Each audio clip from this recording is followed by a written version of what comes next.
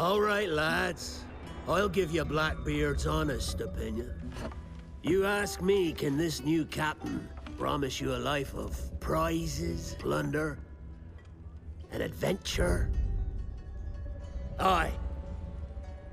For amongst all the gentlemen of fortune sailing these West Indies, he ranks amongst the most clever. There was a time when I thought myself the deadliest scourge of these seas. But this man is a fearsome dog that feeds off trouble and turmoil. I seen him clear the deck of a Spanish galleon like it were nothing. Fighting like a devil, dressed as a man. And he's a canny one. Knows his way round every crag and crevice of these islands. So if his fortune and adventure you seek, then Captain Edward Kenway's your man. Only, don't meddle in his private affairs. For there's more mystery to that man than even I dare ask.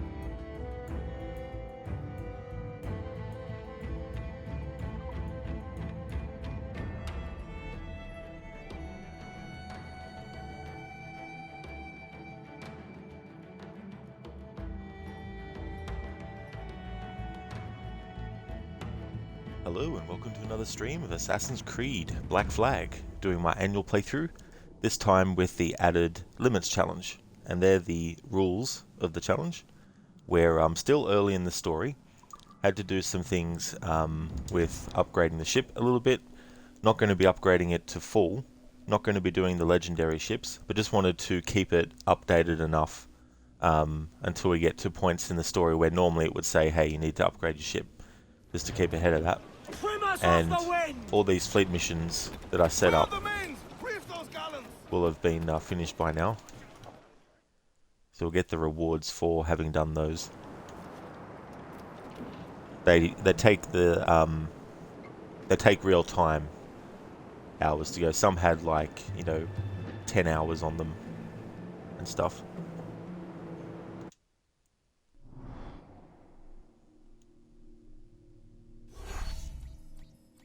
So we got 1,300 for that one, 1,400 for that one, 1,700 for that one, 1,600 for that one, 1,700 for that one, 1,700 for that one, 2,200 for that one. There we go. I'm going to put some more of these ships on missions. May as well.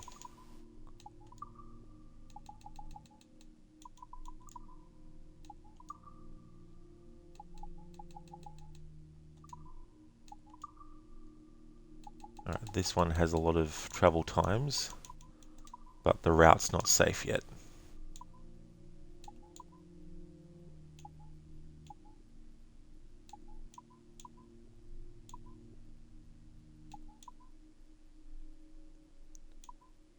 Alright, so how many diamonds do we have? I reckon we should survive it. Can always drop a fire barrel if I need to.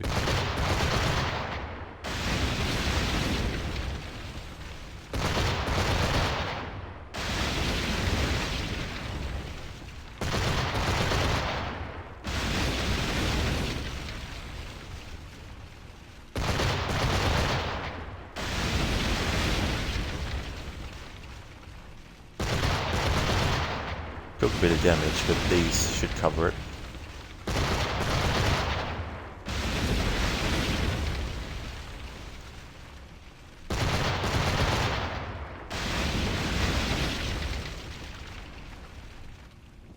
There we go, that'll be that finished off. What do you call a can opener that doesn't work? A can't opener. That is a good name for it, Mr. Gote. That really is fitting. How's it going, dude? Welcome. Hey, Absolution. How's things going? Hey, Matthew. Welcome to you as well. How's things? Absolution, this system was fun to play with. Yeah, I'm not really a big fan of turn-based games and stuff, but I don't mind this mini game having that aspect because it's very, you know, simple kind of stuff.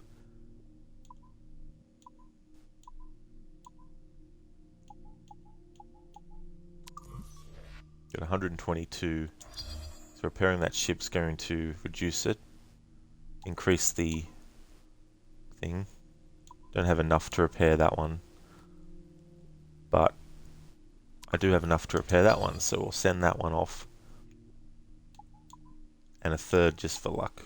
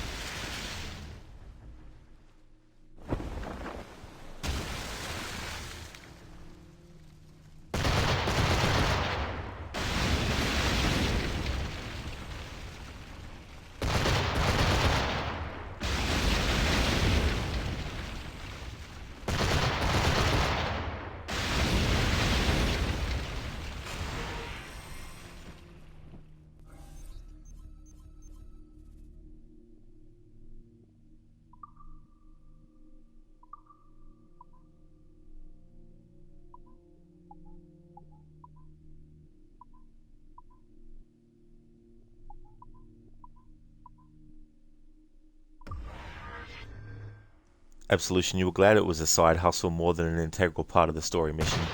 Same here as well, and once you've put your missions in place, you can just go and not even really worry about it too much. Because it's more like a long-term thing, more than a short-term thing if you want to build up some money in this game.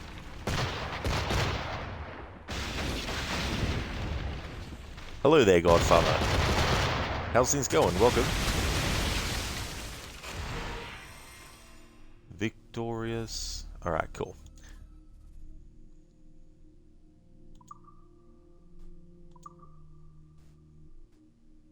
Alright, this one is 12 hours and 2,400 reward.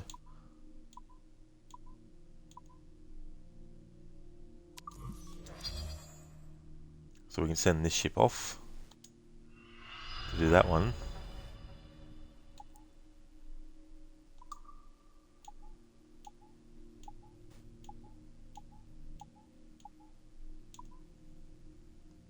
And there's this one. Send this one off.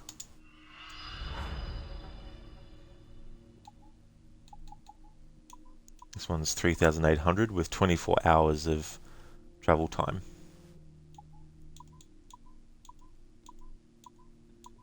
In real time, that is as well.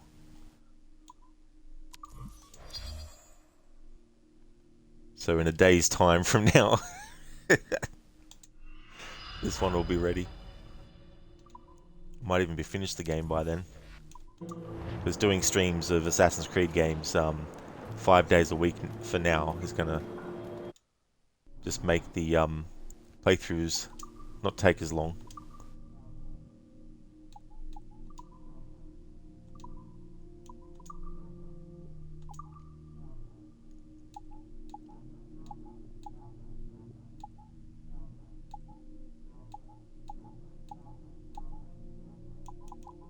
Alright, so let's increase the round shot strength.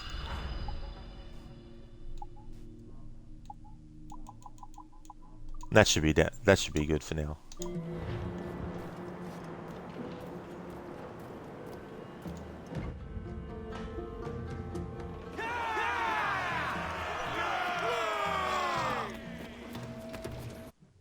Alrighty then, so let's have a look-see where we're going to go next.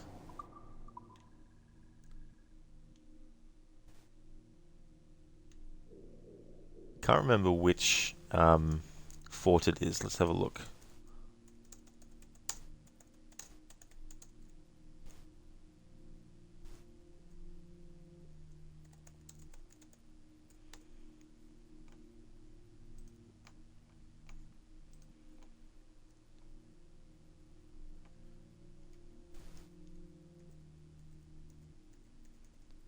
Okay, so sequence 5 is what we're up to next, I'm pretty sure.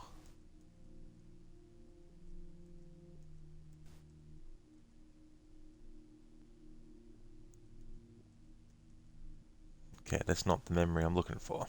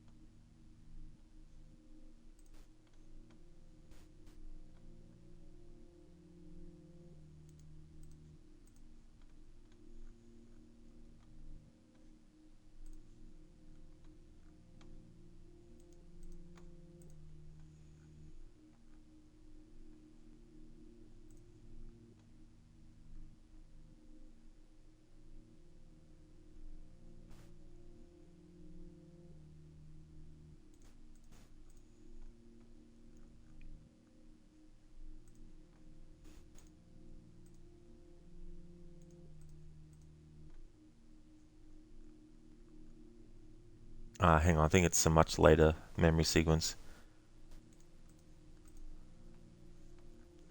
that I'm looking for. Here we go, Vainglorious Bastards, that's the name. Okay, so conquer the Cabo de Cruz fort. And we already have, cool. Alright, so there's a memory sequence later where there's an optional objective to use the fort's defenses to sink a ship. The easiest and best way to make sure that you can get that optional objective is to make sure that you already have overtaken that particular fort. Because what will happen is the game will automatically give you that optional objective because you own the fort. So the fort is of course going to attack the ships that are trying to attack you. So that way you get that optional objective. So I just wanted to double check which actual one it was.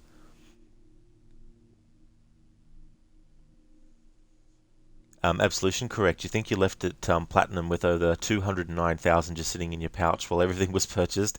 Oh, did you? That's a lot of money to have still in the game after that. That's cool that you had that much, though. Hey there, Ronnie. Welcome on in. So I'm confused. Are you a pirate or an assassin? Well, it's pretty simple. We're a pirate assassin. Yeah. Why not both? Absolution. Am I frozen, or are you? Not too. Pardon me. Not too sure. I was just looking up something and wasn't pressing anything on the controller. So, but on my end, the broadcast, I'm moving and it's moving. So, Rod is moving near the speed of light, so he is time dilated in relation to us. It's the second time I've exited out of the map. Rod, what are you doing? Alright, this is where we need to go. Nassau.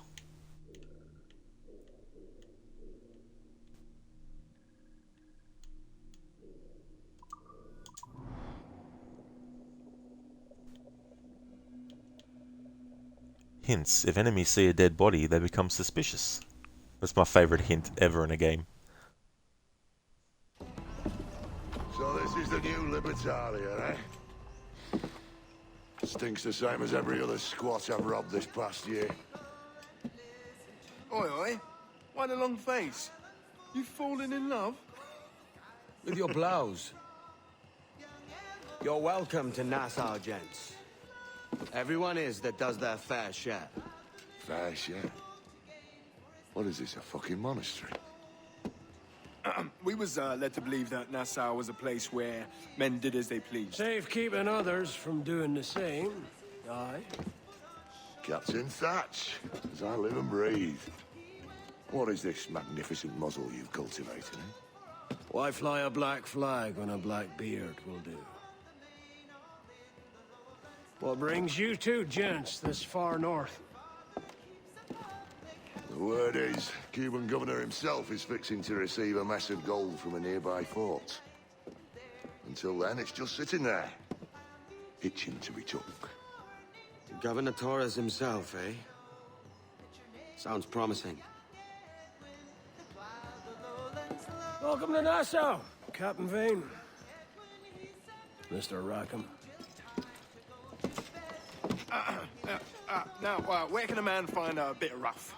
Do you know what I mean? Do you know what I mean?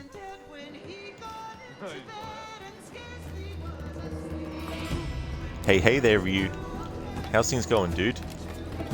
And how was the Mario movie?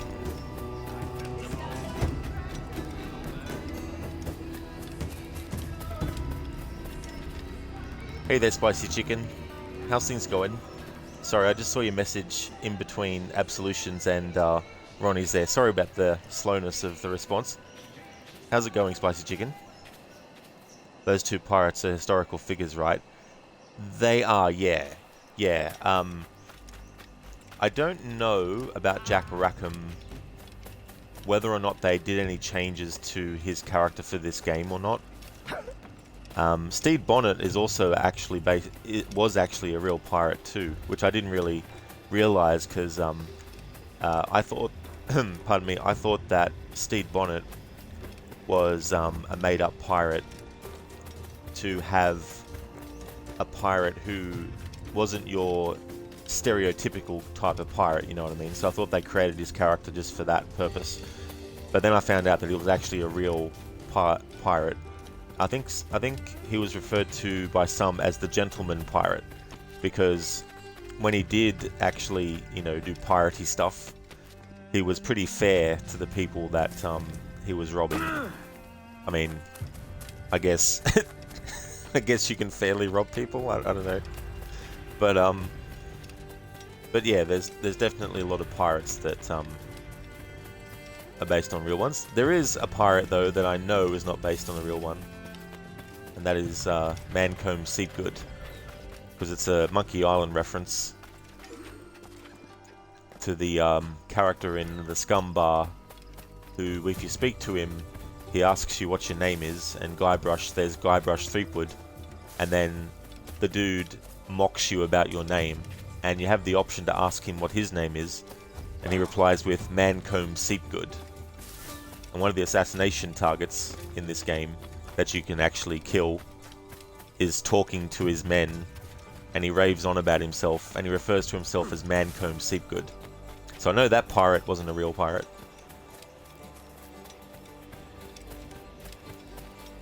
Ronnie, you would like to take a tour of the Caribbean? You have been to Miami and Dry Tortuga. That's cool.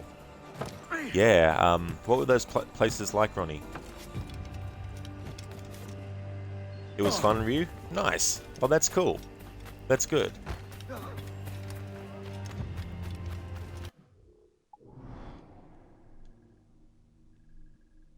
Right, so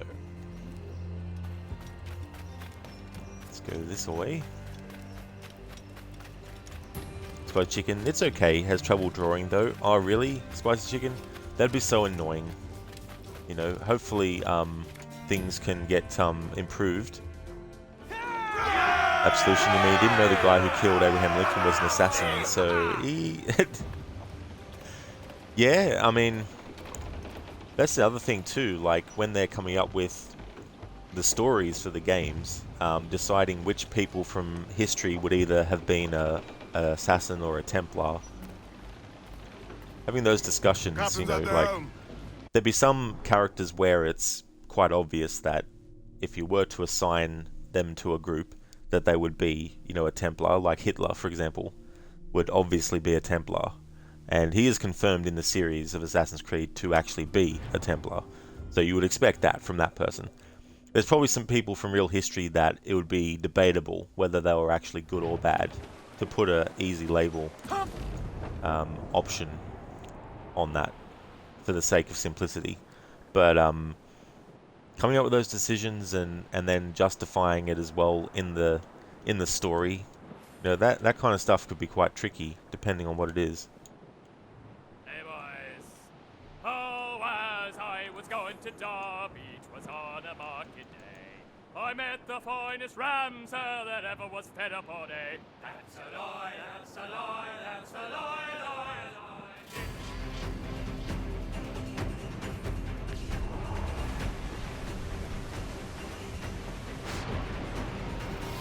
Get that gun out, my pig.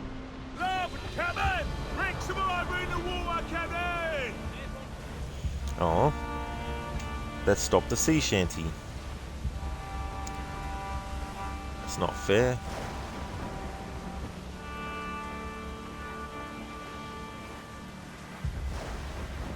Suppose, Chicken, you think you would have been a Templar? I mean, there's certainly Templar characters, I feel, that are justified in what they're doing. And one of those, for me, is Elise from Assassin's Creed Unity. Because, you know, she wants to get vengeance on her father's killer. And the fact that it was a Templar as well who did that creates that division, that dividing line where you can go, right, this is a Templar I can get behind. And it's like in games that have a character who is clearly a criminal and should be treated as such if they were a real person. But the story makes you sympathize with the character, and they have other characters to compare to who are also criminals who may not be as vindictive of a criminal as that criminal. You know, so it's all about creating characters that you can identify with. And obviously there's people in the real life who can identify with someone who's stolen something because they've stolen something, you know, but I mean, there's other aspects of a character's personality who is a thief in a movie or a game who people who aren't thieves can identify with, especially if there's something as part of that character. Like if the character is stealing because their family is starving, then there's people in the world who understand what it's like to have a starving family, so they could sympathize with the character who's stealing. You know? So when I look at Elise as a character, as a Templar, she's a Templar that I would actually trust as a character. Because I can sympathize with her plight where she's lost her father and she wants to get revenge on it. Revenge on Germain, who actually was the one who orchestrated it. Loose tops and royals! Ryu, you posted your full thoughts on the Discord? Nice. Well, thanks for doing that, Ryu. I'll definitely check that out. Ronnie, Miami is a tourist town with really amazing sandwiches. Dry Tortuga was fascinating. It was hours away from anywhere by sea and really interesting. Stopping sea shanties and not stealing hats are the worst.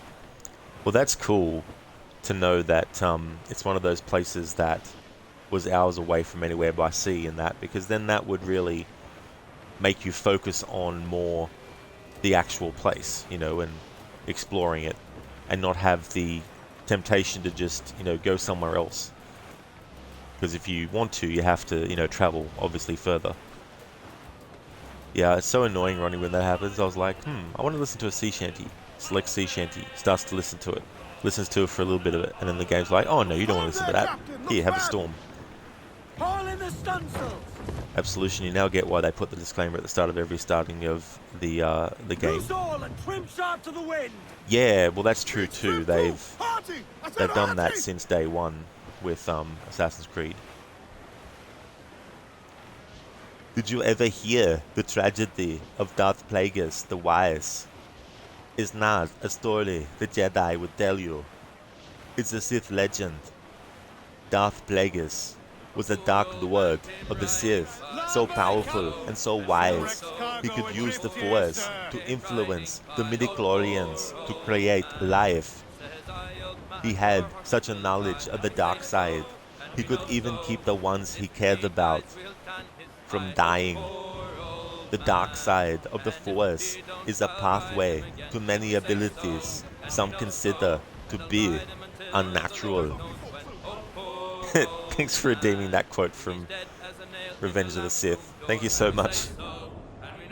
Good one too.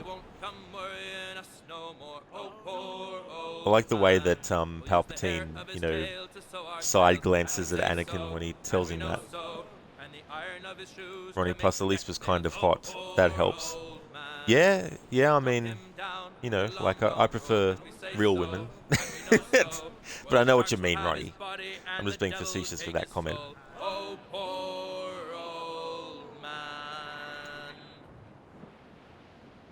Ronnie, can I learn this?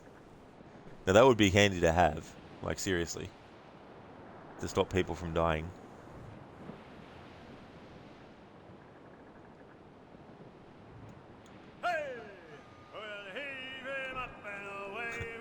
Not from a Jedi. And then Anakin's like, but I've also heard that if you join the dark side, you get cookies. Do the Jedi have cookies?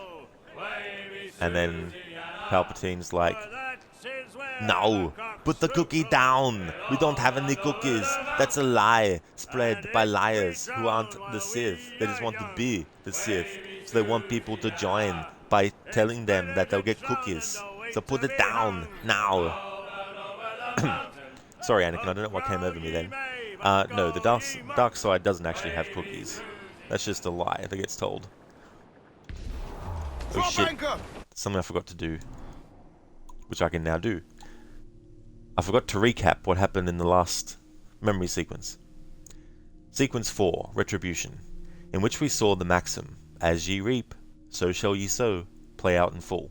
For it was here that Edward Kenway learned the consequences of his actions in Havana, and here he discovered the allegiance of his friend James Kidd to the assassins, and here he learned that maps he sold to the Templars in Havana named assassin encampments throughout the West Indies, and here he found the assassins were none too pleased with this betrayal.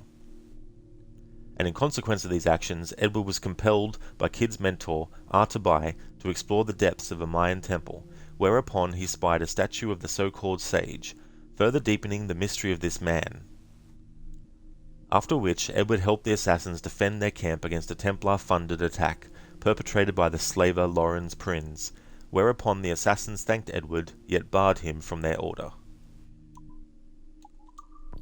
And the last memory in that, of course, was overrun and outnumbered.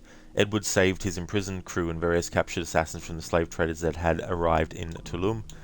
And now, Sequence 5, Memory 1, the forts. Hearing that the Templar Torres plans to pick up a large shipment of gold from a nearby fort, Edward and Adewale decide to attack. Godfather, damn too slow. Like, no. Absolution, precisely. Yeah, you know, and I think that also set the game apart as well from the other ones. Like, from other games, I mean, not from the other Assassin's Creed games. Ronnie, actually really loved the character Black Cat from the Marvel Spider-Man. She was a little bad, but still cool. Yeah, I've said this before, but when they did that third Spider-Man movie, because they had Gwen Stacy in it, and even though she wasn't motivated or that wasn't her intention, she was put in there as kind of like a wedge between Peter and Mary, right? Mary Jane. And I feel that because Gwen in that version of Spider-Man didn't exist, I think it would have been better to not bring Gwen Stacy into that movie, but rather have Felicia Hardy, is it Hardy or Harding? Hardy, actually be the character in that, because she's in love with Spider-Man and not Peter Parker. By the very nature of her being in love with Spider-Man and Mary Jane knowing that Peter Parker is Spider-Man and she loves Peter Parker, that would create a wedge that could come between Peter and Mary Jane. You know what I mean? And it could explore that side of the character where Mary Jane has to accept that there are going to be women out there, and men, who would be attracted to Spider-Man, and, you know, all that kind of stuff. So there's so much stuff that they could have done, and I feel if they did have her in there as well, they could have teased her as the quote-unquote villain in Spider-Man 4. Ronnie, you're so happy that you finished AC Chronicles Russia today. You honestly thought about quitting 15 minutes in because you felt totally stuck. Dude, I'm so glad that you stuck with it. Because even though it was, multiple, having to keep trying and trying and trying, the fact that you pushed through and still did it, like, hats off to you, Ronnie. Especially off dead enemies in games, the hats. But yeah, that was definitely great that you got through that game. Ronnie, Mary Jane loves Peter and Black Cat loves Spider-Man. It is a great story. Yeah, it creates so many different, conflicts as well that I feel Spider-Man 3 could have, used. But it is what it is, and we got what we got.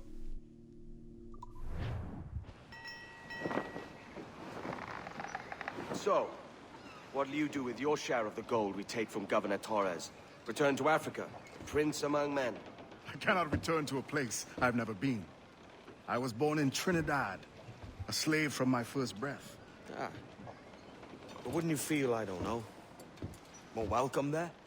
As you might feel more welcome in Paris. Fair point. With this skin and this voice, where can I go in the world and feel at ease? This country here is my best chance. This country called Jackdaw, where I know the names of all citizens and they know mine, and we work together. Not always out of love, but to keep our country afloat. I understand, Eve. Let's take her then. For the citizens of Jackdaw! Citizen? Unfurl mains, let's move!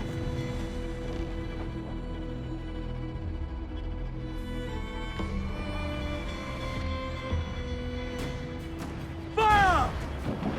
She's vulnerable there, Ah! Mortar incoming! Ready to fire! Keep moving! We're ready, sir! Come! Are you mad, Captain? Douse the gallants and royals! Aim for the towers, Captain! Press ready! Fire! Won't waste shot there! Bring them in for a steely kiss!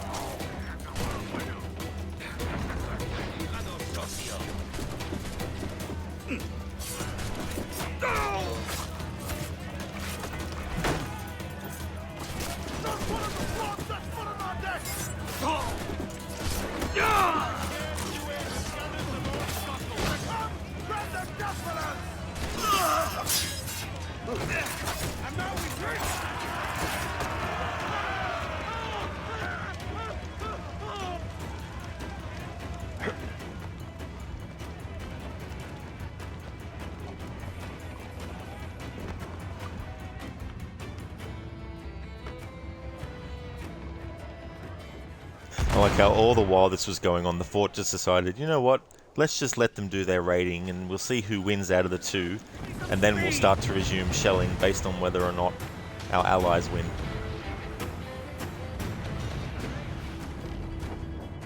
Instead of being like, fire all your mortars now while they're preoccupied. But we'll lose our own ships. I don't care. We want the enemy ship dead.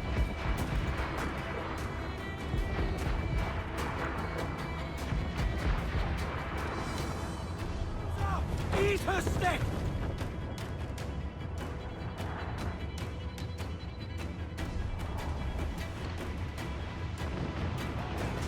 Fire! Fire! Fire! Take a shot! Right there, sir! Fire! Aim for the towers, Captain! Rip the yards off the whip! Oh, but mains! Let up! The topsails and gallants!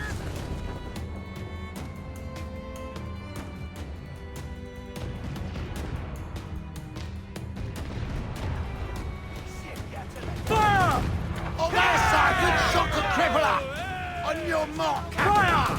Look, Captain, what? We should get closer, Captain. Finish this off. Hold her in! Proud on every inch of sail! Full for all your work. Ronnie, this is a really cool conversation. In the morning, your wife and you are headed to Las Vegas. You'll put pictures in the Discord. Oh, nice, dude. I hope you have a great time, and I hope that, you know, if you do try and win some moolah, I hope that you do well, because Dutch will be very happy, because he needs money. But seriously, dude, I really hope you both have a great time. Thanks for the GGs. Ease off the wind! Fire! I thought I held down the button enough to dock. Obviously not. Hey, ship, where are you going? Captain's gone over! Captain's gone over.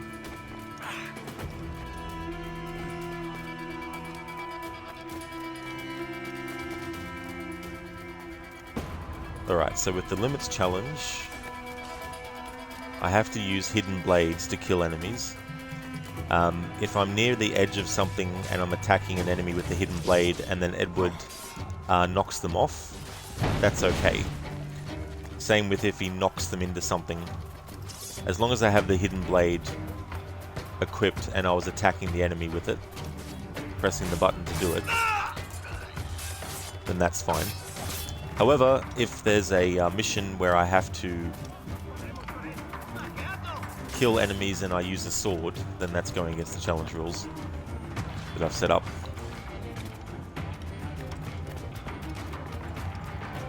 So it's only if the main objective or the optional objective requires me to do something that's listed as a limit, I'm allowed to do it for that only.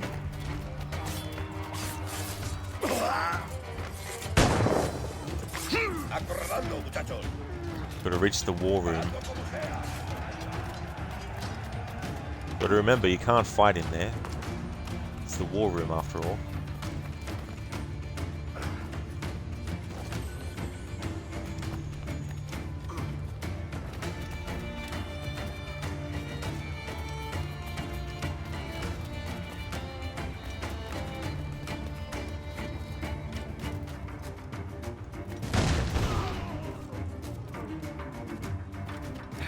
Don't know what gunpowder went off.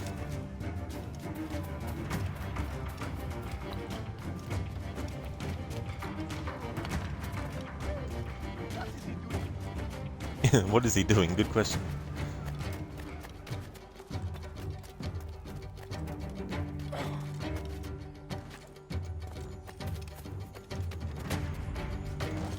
He's looting. There we go. May as well grab those while I'm here. Hey there, Afro. It's definitely Cat Jam music. Ronnie, sleep time for Ronnie. I'll see you later. You absolutely will, dude. Thank you so much for dropping in. And GG's again on completing Chronicles Russia. That's definitely a tough game. So good that you finally got it done and that you kept on going with it. I want to highly recommend people check out Dr. Ronnie's channel. He's playing through Marvel's Spider-Man Miles Morales. He finished his playthrough of Assassin's Creed Chronicles Russia, which is the toughest game in that trilogy. Finished it, got that done. He's also a fan of the Red Dead Redemption games. He's also a fan of games that give you the opportunity to steal the enemy's hats and have the character wear them, something that more games should actually do. He actually wears a hat himself when he's streaming, and he changes what hat he's wearing depending on the game. And he's also a doctor and a scientist in real life. He's working on cures for things like Parkinson's and MS. Great guy, great streamer. You'll definitely have a great time, a lot of fun, and a lot of chill time there too. And he's also open to discussions about science-related topics and everything like that. So if you have any science questions you want to ask Ronnie, definitely feel free to ask him and discuss them. That's okay, Ronnie. Absolutely no trouble at all for the shout-out, dude. I hope you have a really good rest. Thanks for stopping in.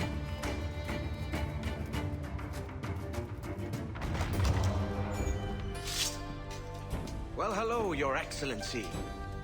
I'd got word you might be here. I know your face, pirate, but your name was borrowed the last time we spoke. Ah, yes, I recall. Mr. Duncan Walpole. I missed that one. So, what's a Templar Grand Master doing so far from his Castillo? I'd rather not say. And I'd rather not cut your lips off and feed him to you. 2 years ago, we offered a reward for the sage's recapture. Today, someone claims to have found him. This gold is his ransom. Who found him?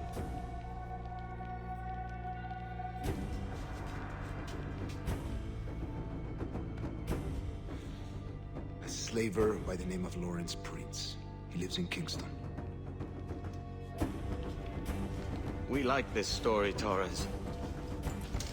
And we want to help you finish it. But we're going to do it our way. Using you and your gold. And I'd rather not cut your lips off and feed them to you. I love that. Love that quote.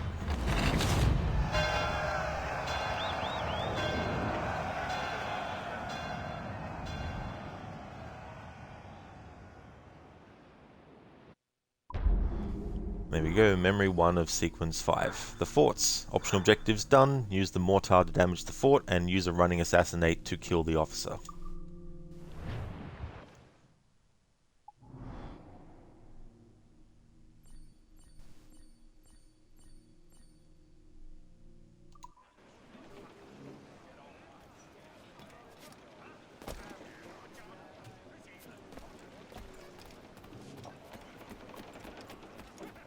Captain!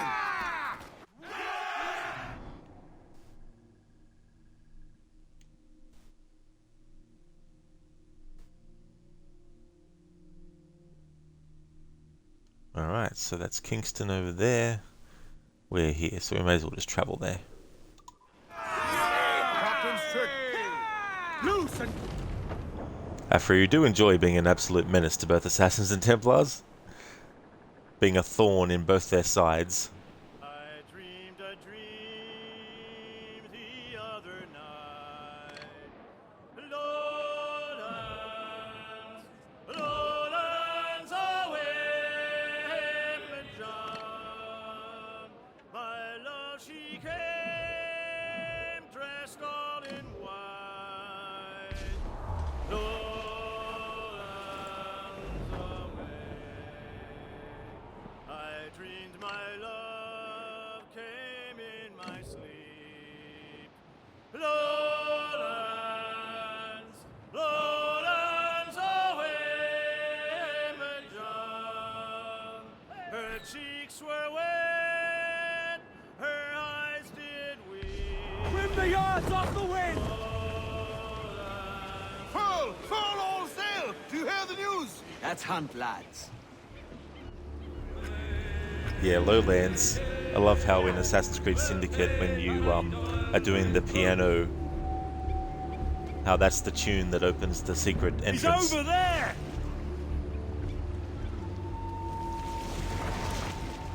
The rope is holding!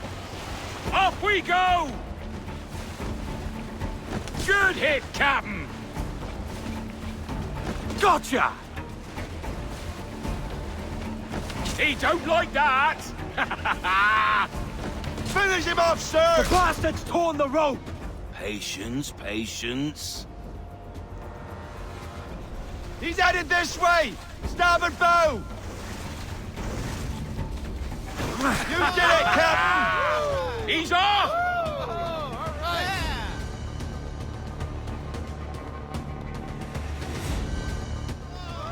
He's a monster! Agreed cards, Captain.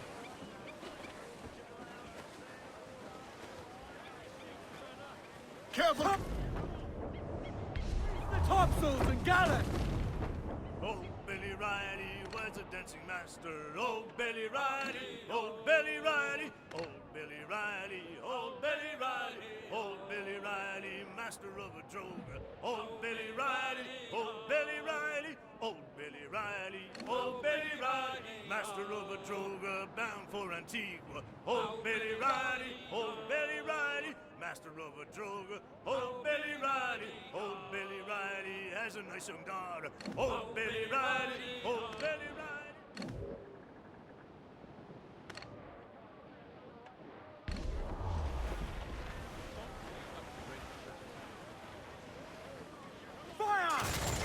working on it. We're ready, sir. Fire! Ready to fire, sir. We're awfully close, sir. Fire! We've lost the gun, sir. Fire! Ready to bomb. Fire! It's vulnerable there, Captain. Fire! Take some damage here. Mine's in the fire! Fire! Enemy's firing! We can board and take her! We'll need time and send patrons to repair that damage! Stunsail! Wheels down! Catch some wind! Stunsail's out! Go! Heave-ho! Heave! Heave! Bueno!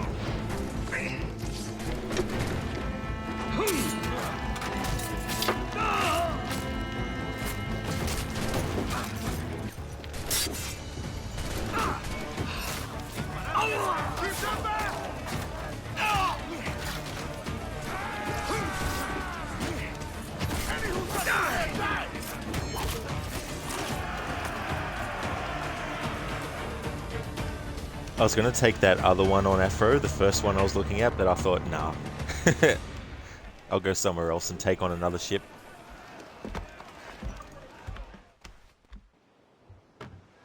Yeah, that is a great animation with the swords. It's great that you can do it with the swords as well. Into the wind! Come on, you slugs! Man those sheets!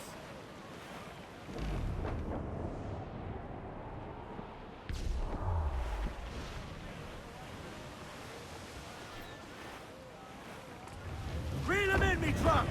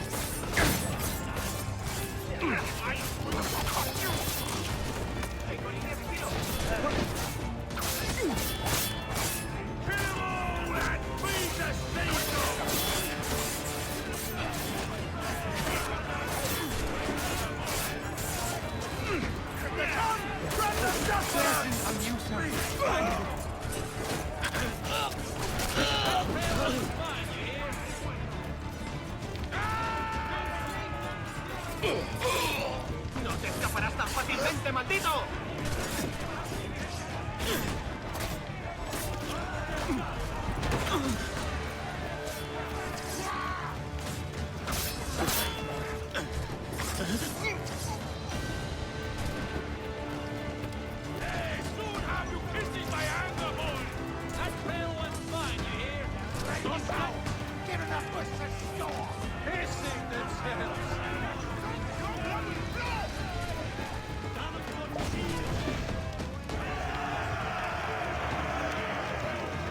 Yeah, Matthew, that is cool as well.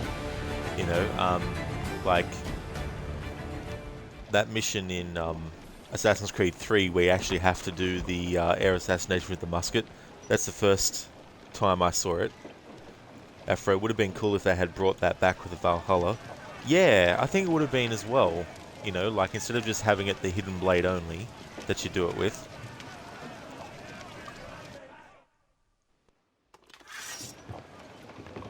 Will you sign on, lads?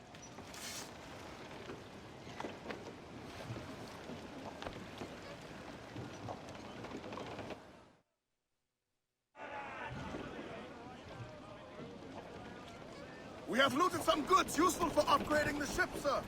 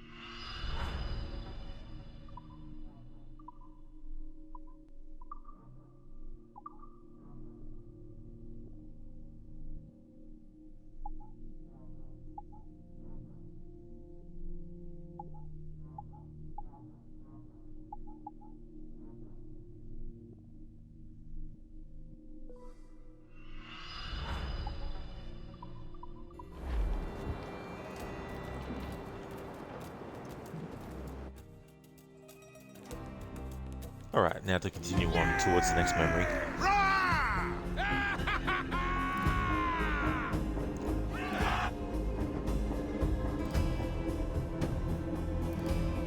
There's so many basics that are in this game. And it just makes me wonder with Skull and Bones, why is it so hard? Why is it so hard, Ubisoft? Why is it so difficult to do a pirate game?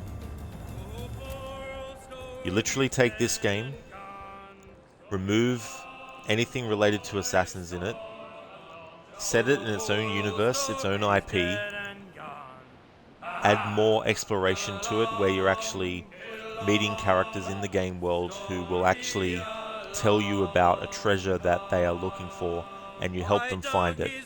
And you go on an adventure, you go on an island, and you get captured, and then you have to escape capture. And then you meet up with the person that was looking for the treasure in the first place, and you finally find it. You know, add stories and stuff to the actual exploration and all that kind of thing. Like, how hard is it to do that kind of stuff in a game? It's like, I know they're too busy trying to work out ways to put microtransactions to every single aspect. I mean, you might as well put microtransactions in the menu screen to allow you to actually access certain options in the option menu if you're going to go microtransaction happy. You know what I mean?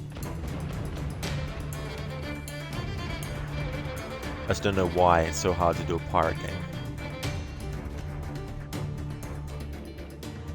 Back when this game came out, I was sort of like, you know, Ubisoft could actually do like a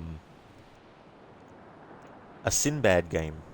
You know, take the exploration of like an RPG, and then have like the ship stuff, because Sinbad was obviously a sailor, so you have all the ship stuff.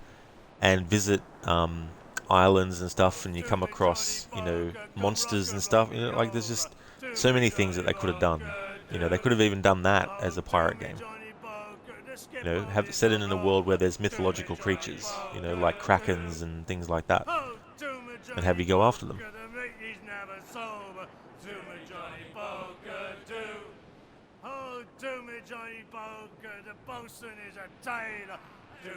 I mean, the thing is too, like, if they want to do a pirate simulator, and it's more about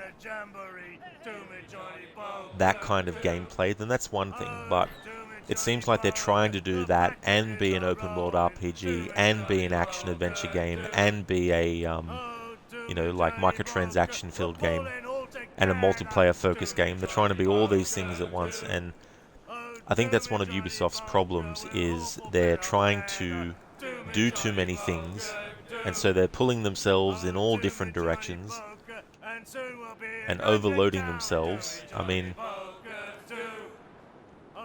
you look at projects that they announce and then they get cancelled, and then you get projects that weren't even announced but were rumored and then get cancelled. And it's like, if you're going to make a game, don't reveal the game unless you know for certain that you're at a point in the process where you're happy with what you have and what you're doing, and therefore you're ready to actually announce it. Because there's no point in announcing a game years before it comes out when you just start in the process of making it.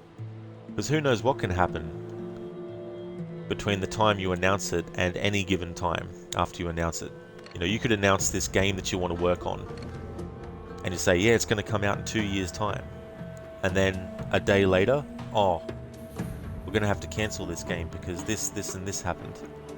You know, and then you got people out there who get excited about the news, and they're like, oh, cool, this game was announced. I look forward to that. And then it's like, sorry, that game was cancelled. It's like, make sure that the game that you're working on is actually in a state where you're happy with it and you're like, yeah, we can keep going with this, and it's at a point where we're happy with it and we know it's working. So now let's announce it.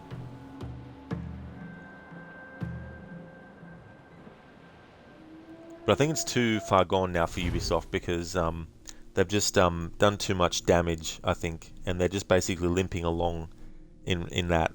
Like, sure, they could release a game and make a lot of money on it, but it'd be interesting to break down the money of what it costs to buy the game to buy the game itself, versus how much money was actually spent on microtransactions, and that would give them a clear indication that the amount of money spent on the game itself is very minuscule compared to the microtransactions.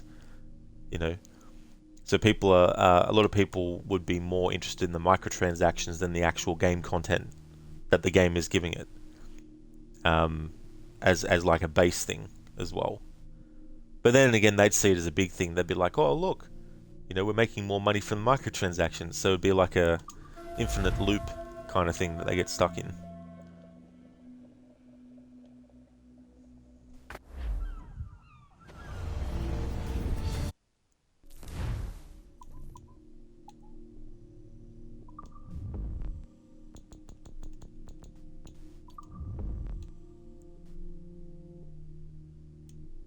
It's funny, you know, sometimes you can read what the memory is about before you get into the memory. Sometimes when you're in the memory, the game won't let you.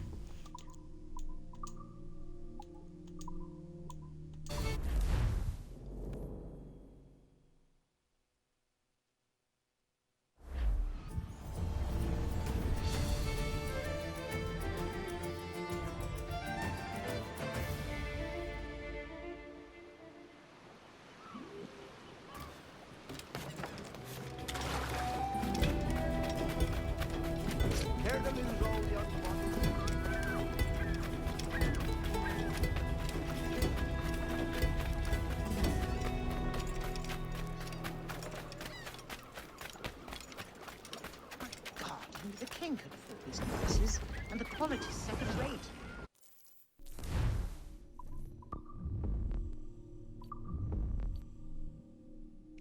Memory 2, Traveling Salesman. Using Torres and his gold as bait, Edward hopes to reveal the location of the sage and rescue him from the slave trader Lorenz Prinz. Spicy Chicken, if the Animus was real, where would you choose to go? Well, I guess it would depend on the ancestor, or it would depend on the person, if it was someone unrelated. Like, it would be interesting to experience the memories of someone who has a mysterious death attributed to them, and actually find out what actually killed them.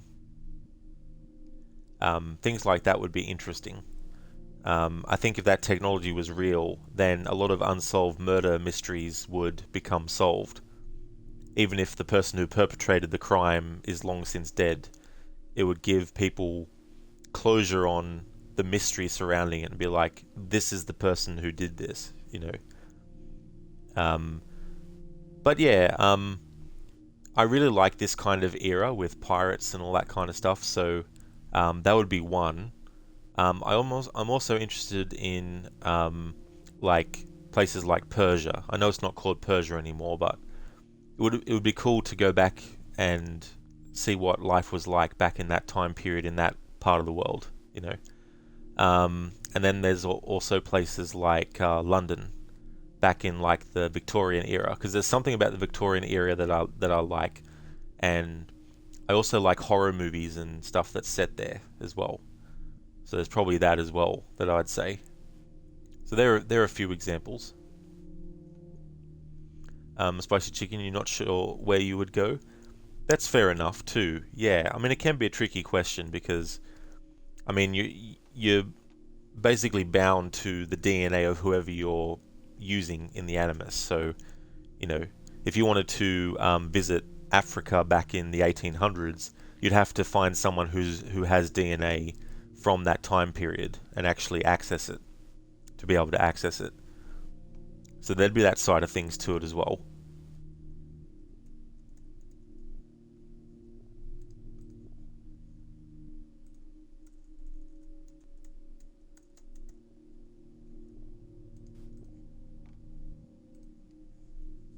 Spicy chicken.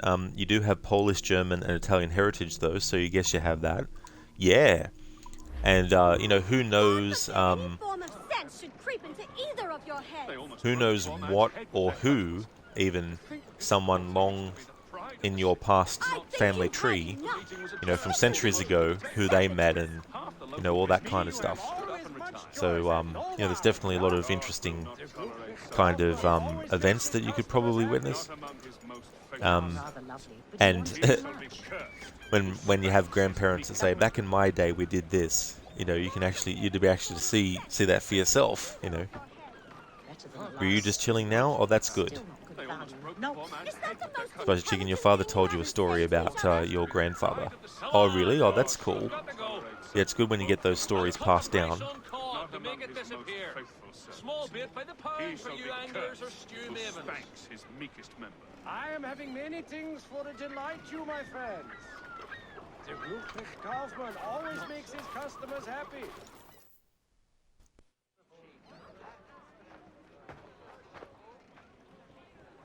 Here's how it goes. Torres meets with Prince, carrying a portion of the ransom, saying the rest is close behind. When we see the Sage, you bring in the rest of the gold, make the swap, and get out. I'll be watching all from close by. No, Kenmure, you run this scheme alone, at the risk of losing the faith of your crew. It makes me ill to think of you bartering with that wretched slaver. Come on, mate. Once we have the Sage, we'll all be rich. Not if young Master Kid gets to him first. Kid? Jesus. That lad's here to kill him. Edward, what the hell are you doing here? I'm tailing these men to the Sage.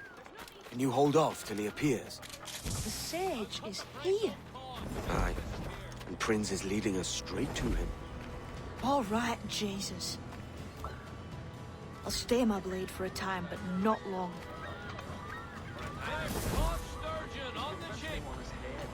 Alright, so one of the optional objectives is to kill enemies stunned by smoke bombs. So I'm allowed to use smoke bombs just for that part, and I can only use I can only do that 5 times. Spicy chicken, some guy that gave him shit disrespected him and he had to hide in this one building from him. Your grandfather then borrowed an armored car from a military base, rammed through the building just to get him. Oh really? Damn. That's quite a story.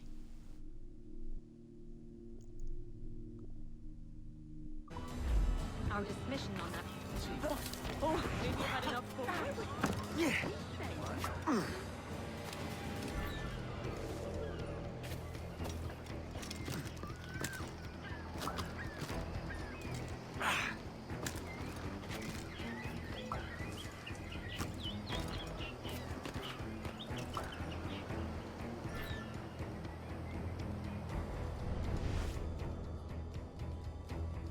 How long has it been since our last meeting, Senior Prince?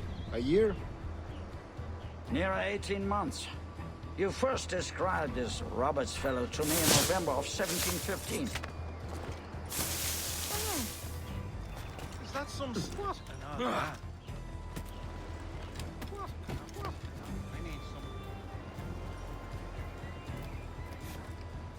Ah, see. Much has changed in that short time, you know. None call me governor, for instance, for I quit that post last year. Ah, I was not aware.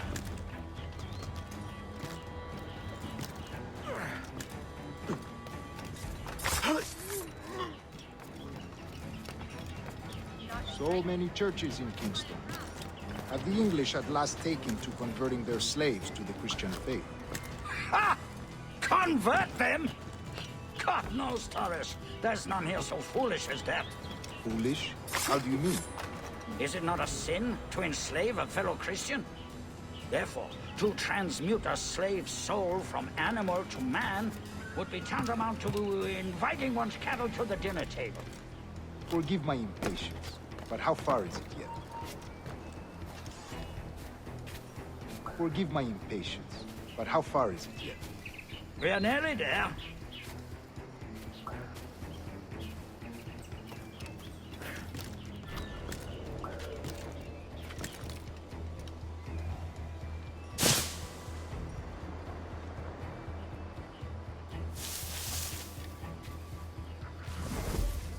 Stand your ground, slave, and face corporal punishment like a man. Why act like a man now, when you have denied me that right for 30 years? I find your bearing appalling, Prince. I believe all thinking, feeling men deserve respect and opportunity. Spaniard! Don't hide to the Moors have diluted your blood and rotten your hearts. This is not to say I believe in the natural equality of all races and sexes. Surely men with talent and intelligence should lead. But there is no true profit to be gained out of the practice of slavery. In the short term, it makes us money, see. But in the long term, it will render us the victims of our own success. Ah, but you and I, sir, old as we are, will not live to see that unfortunate day. So I bother.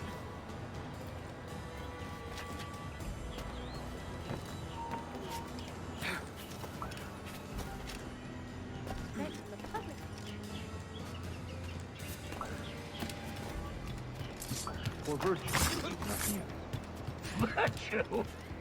Oh, Torres. I have no wish to waste my day chattering about slaves and their pitiable condition. Let us conclude this transaction, then celebrate as friends.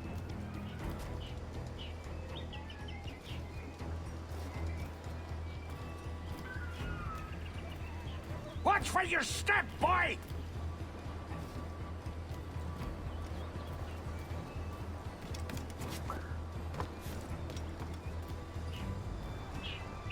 For virtue, if nothing else.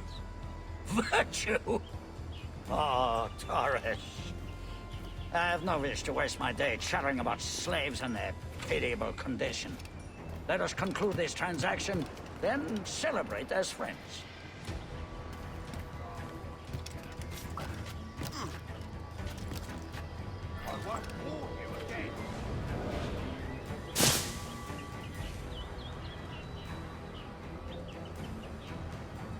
Other stories about you, true, sir.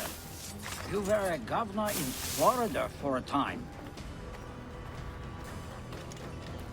See. I am one of a number of civil servants in my family, a long line of politicians. I have always toyed with the idea of entering politics myself.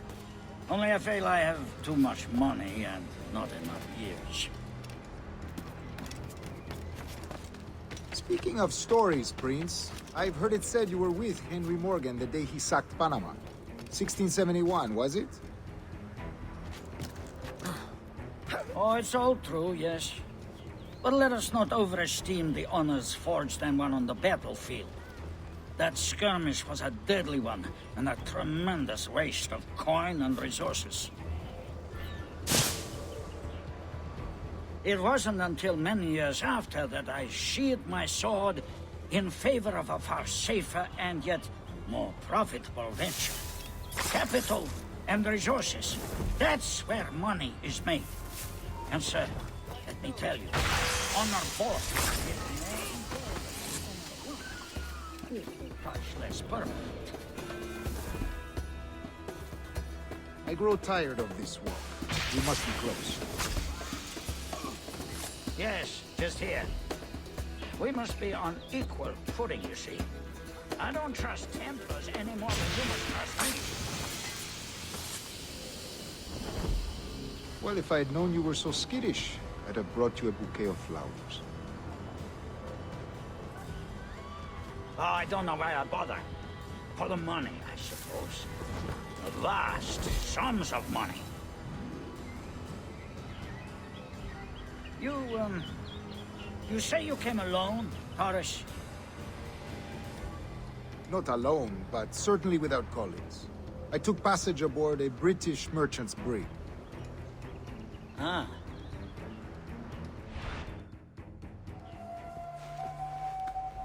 Now's the time. No. Not until we see the sage. Here's a quiet spot. I'll see the money. This is a portion of the ransom. The rest is close at hand. It pains me to traffic someone of my own race for profit, Mr. Torres. Tell me again, what has this Roberts fellow done to upset you? Is this some form of Protestant piety I'm not familiar with? Perhaps another day. What? Next time, see to it that we are not followed. Deal with this!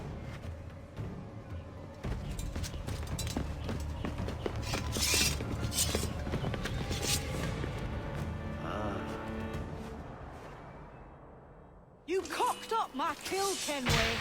For a better cause.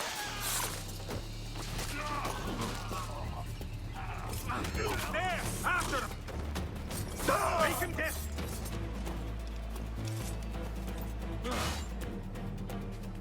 Lobbing grenade!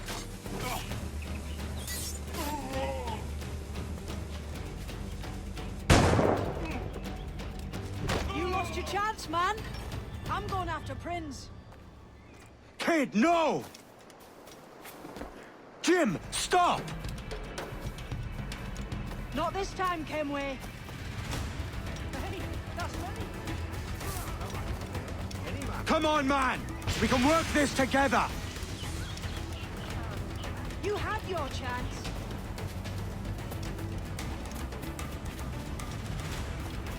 Stay your blade, kid! Wait! Jim, stop! There's a killer here! Damn you, old scratch! Keep your natty hands off me! I can't let you kill those men, kid. Not until I found the sage. I've been stalking that pig for a week now, charting his moves, and here I find not one but two of my targets, and you robbed me of both. Patience, man. You'll have your kills. When I locate the sage, you're helping me take Prince. Got that?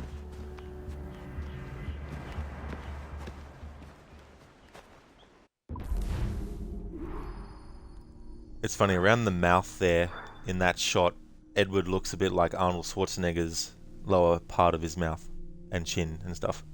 Anyway, that's Travelling Salesman done. We killed the gunners with the hidden blade, and we killed guards stunned by smoke bombs. So because the optional objective asked me to kill guards by using smoke bombs, it means that for that optional objective I was allowed to actually use it. But if there's no optional objective telling me I can use smoke bombs, I'm not allowed to use smoke bombs. But I was able to use it for that objective, so we got that done. Spicy Chicken, so it'd be cool if you could see what your grandfather did. Yeah, that's the other thing too. You know, get that first... Well, it would still be second-hand perspective, but it would be cool to get, like, a second-hand perspective through a first-person POV.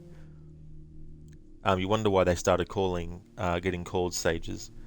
Yeah, I think from memory, like, a sage is someone who's supposed to be, like, wise, is what I think the meaning is. yeah, wisdom, someone who is of sound judgment, a sage, someone wise, mature, venerable, you know, that kind of stuff. And I guess when you think about Aita and the fact that he's centuries and centuries old, his consciousness is getting reborn in everyone, well, not everyone, but getting reborn in multiple bodies throughout time. I guess you could consider him wise, all the knowledge, because the people who are sages, they get the knowledge of all the previous sages as well. It's kind of trippy. Hey there, Shin. How's things going, dude? Alright, Ryu, I don't know if you're still in chat, but I'm going to have a look at your Super Mario movie review. Hey there, Death, welcome. So your new 4090 can do Cyberpunk at 60 to 100 FPS maxed out with RT on 20 without. Nice, that's awesome. That's good.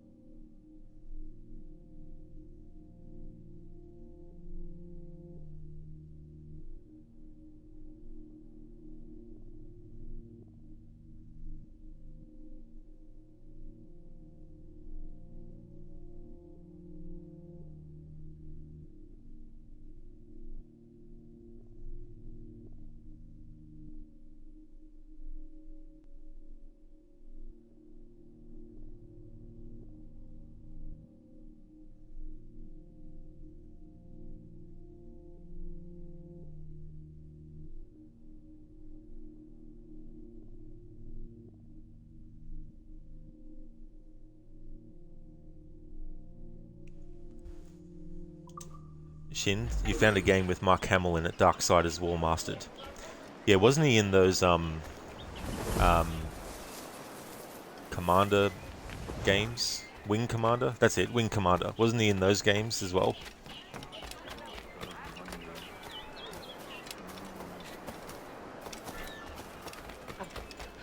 Pirate! Run for your lives!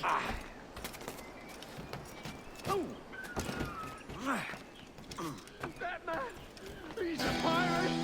He's the pirate!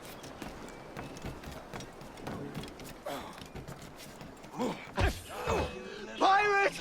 Run for there! Who's in his sights? Handy, me boy, so handy. That's okay, Ryu. Yeah, that was a good review.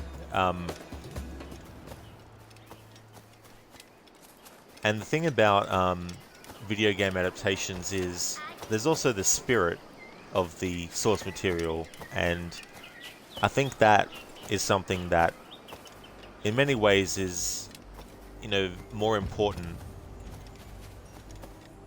to get that right. And there's also paying respect, and there's also putting things in that, you know, as you say, even casual fans will enjoy and pick up on. And for a lot of people too, it'll probably bring back some memories they forgot about. And the thing about characters like Donkey Kong, like, I wish that someone else was playing him, simply because I think Seth Rogen is a talentless hack actor who somehow gets elevated to a level of consideration by certain people that I just do not understand why he's considered to be such a great actor. I would have rather someone else played Donkey Kong, I would have rathered someone like The Rock, ironically enough, who has been in heaps of video game adaptations by now, or at least a lot of movies that are adaptations of something else. I would have rathered someone like him playing Donkey Kong. Hell, even Arnold Schwarzenegger playing Donkey Kong would have been funny, you know, something like that. But they're kind of things that I can overlook.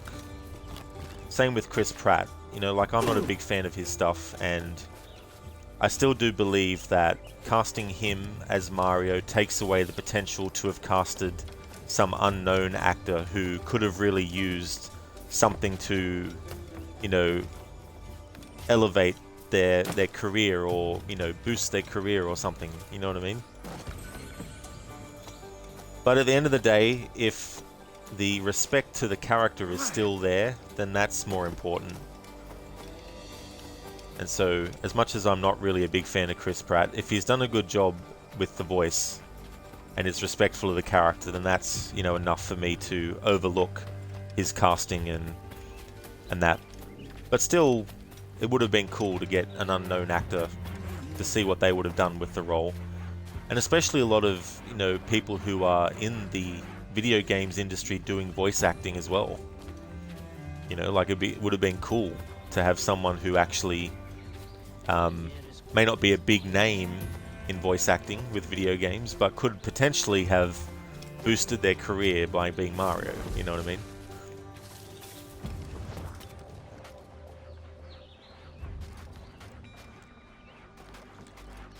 Death, sing a sea shanty for us. No.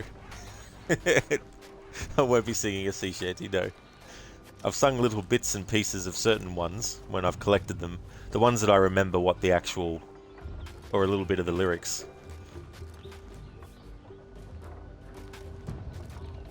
You, of course. Oh, so do you when it comes to Donkey Kong. Yeah. It's like... makes me wonder what bribes he did to get in on that role.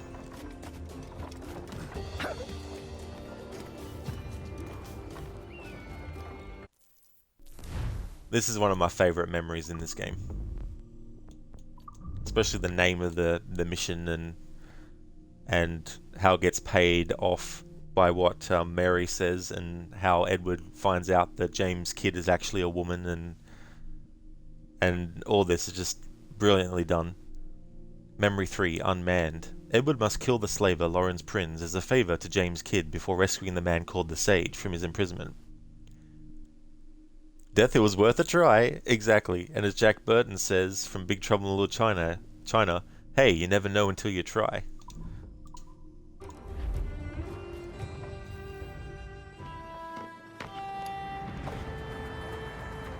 Wouldn't you prefer meeting in a pub? I came to Kingston chasing a target. Getting pissed ain't a priority. We could work together on this, you know. It's Lawrence Prince you're after. I want his prisoner. We're after the Sage as well, Edward. Careful who you cross. May the best man win. There's guards patrolling that property from end to end. Looks to me like they use bells to signal trouble. See there? We'll want to disable those before pushing too far. With so many men about, we can't rely on stealth alone, so... I'll do what I can to distract and draw their attention, giving you a chance to cut them down.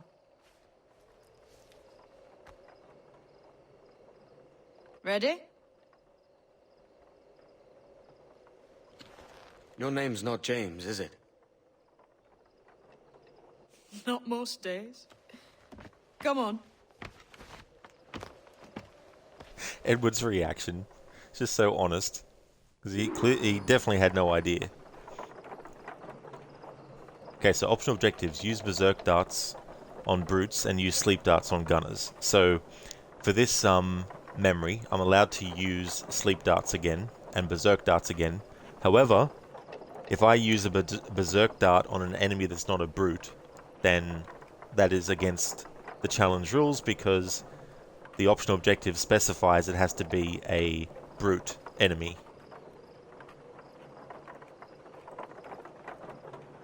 But yes, it is important to get the spirit of the games intact. It's true. Yeah, it's definitely an important part of adapting things. Death like a job you're clearly unqualified for. The worst they can say is no. Exactly. That's the worst that they can say. Yeah, this is how the new movie succeeded, where the old one sort of didn't. Yeah. I mean, a different kind of production as well, you know, and all that kind of stuff is something that goes a long way. And what they had to deal with on the 1993 live-action Super Mario Brothers movie, definitely very different. Just want to do something here for a second.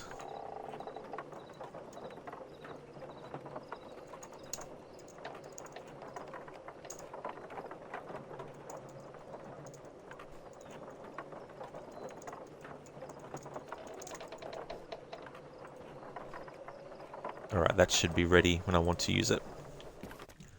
Alright, so just to remind myself, use Berserk darts on brutes and sleep darts on gunners.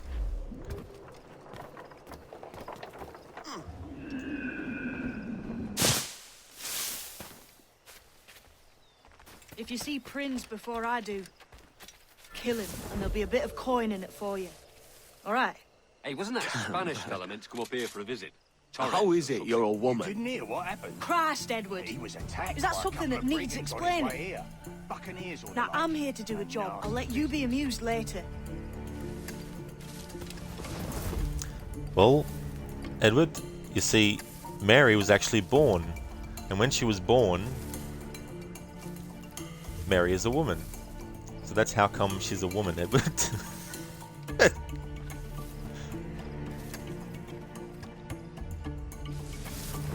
Norfolk ever make it back to Jamaica? Hey, he's off.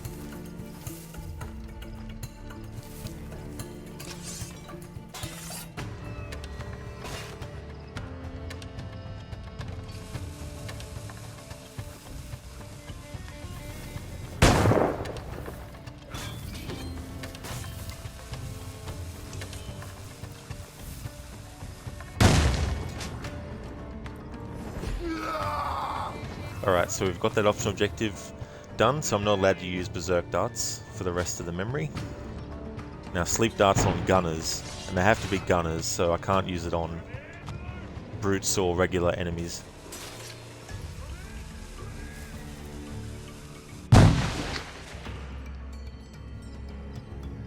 Ryu, you think it helped that Nintendo and Shigeru Miyamoto were very hands-on and careful with this one?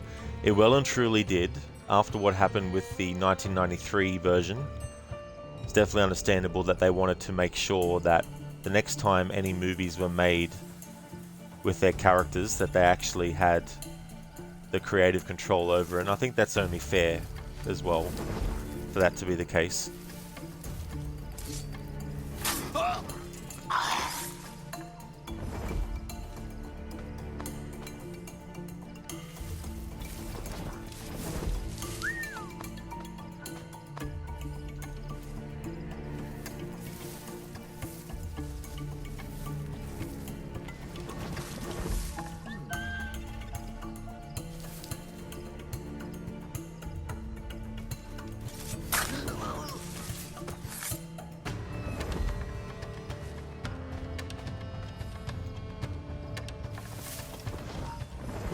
You'll not escape. Come here.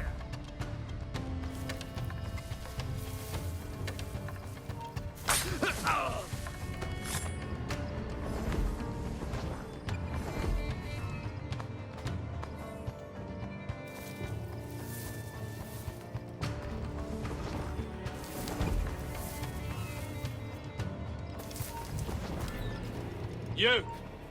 Stop!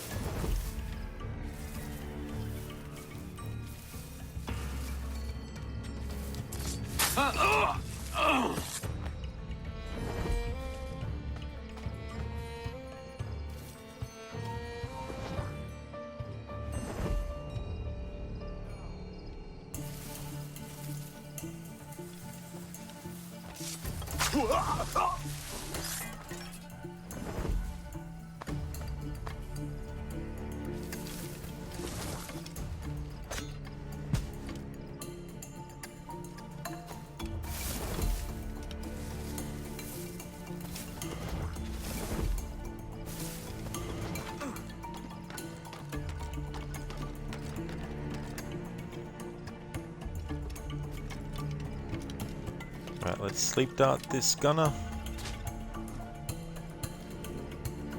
Wait till he drops.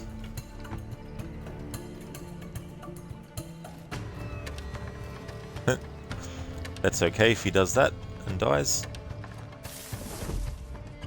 Alright, so that's one gunner sleep darted.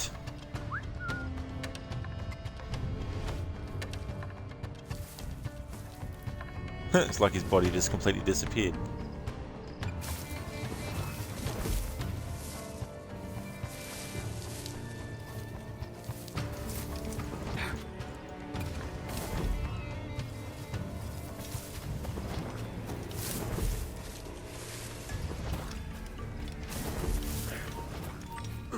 Oi! Stand still!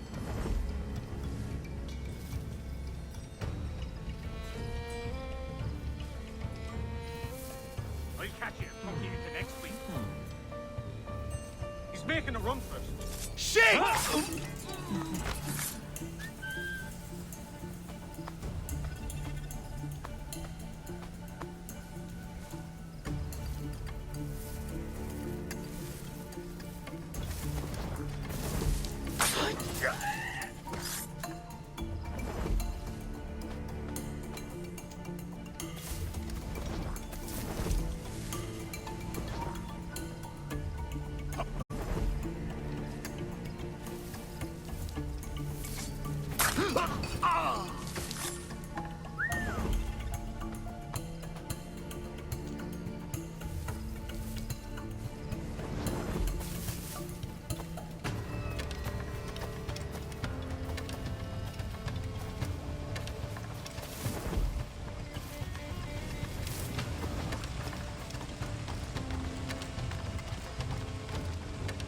Alright, sleep dart this dude. Alright, so now that I've done all those optional objectives, I'm not allowed to use berserk darts or sleep darts.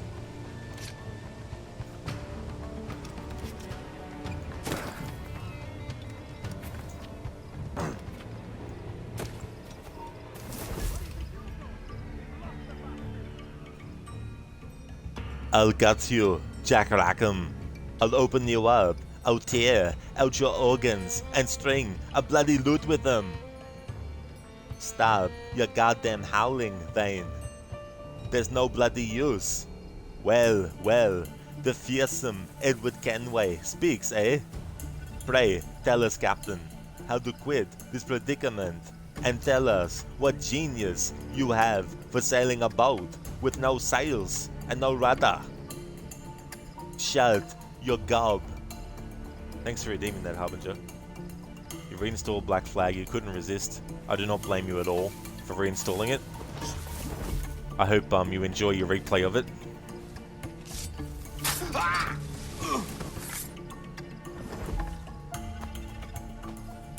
Death, if you managed a Mike Tyson, that would be elite. Yeah, I don't know. Like he's someone I haven't tried to do an impression of. But I think Eddie Murphy does a great impression of him.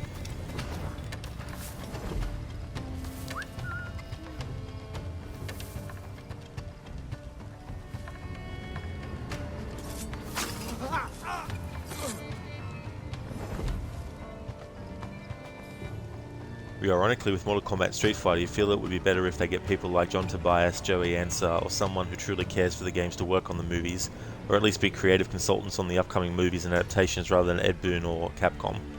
Yeah, I mean, that's understandable too, as well, to want to have those kinds of people involved.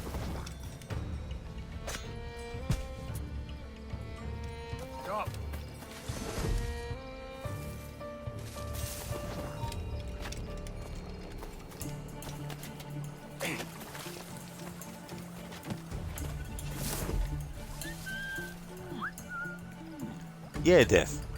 Yeah. Eddie Murphy's a great impressionist. You're not playing it anytime soon. You finished it twice, whereas the Resident Evil games are fresh. That's fair. And how are you going with that, by the way, too? I reckon I could have gone home with her, if I hadn't been so mean. But we had a row, and I said something nasty about the Pope. That's a bit daft, isn't it? You know she's Catholic.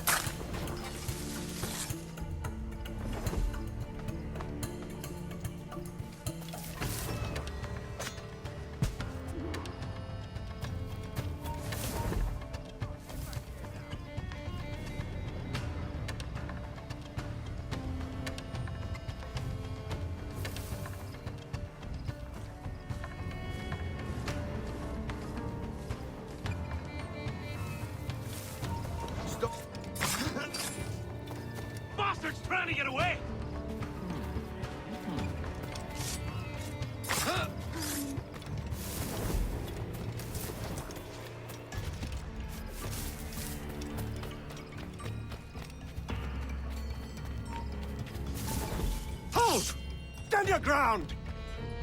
Please, I've been shot. I need aid. Christ, Thompson, look at her. She's hurt. Dreadfully, sir. I'm poorly. All right. I'm faint. Take an arm, lass.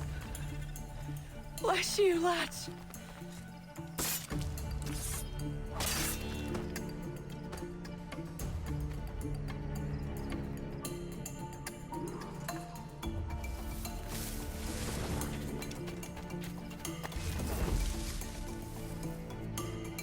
Oi!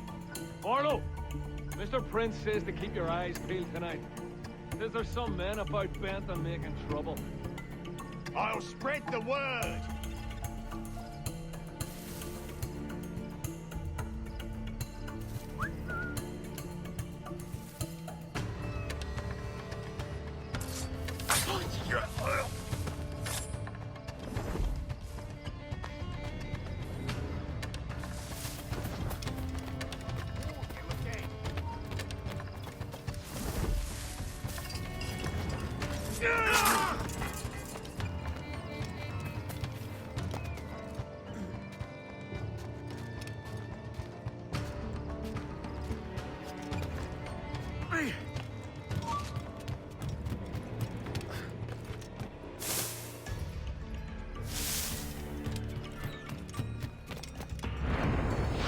Say something, boy. This ain't no time for chatter, you hear? I ain't saying nothing, sir. You got no quarrel with me. You keep those goddamned eyes on the cane, all right? Look up once more and it'll be the last damn thing you ever see. No problem here, sir. I'm working as best I can. Put your back into it, mongrel.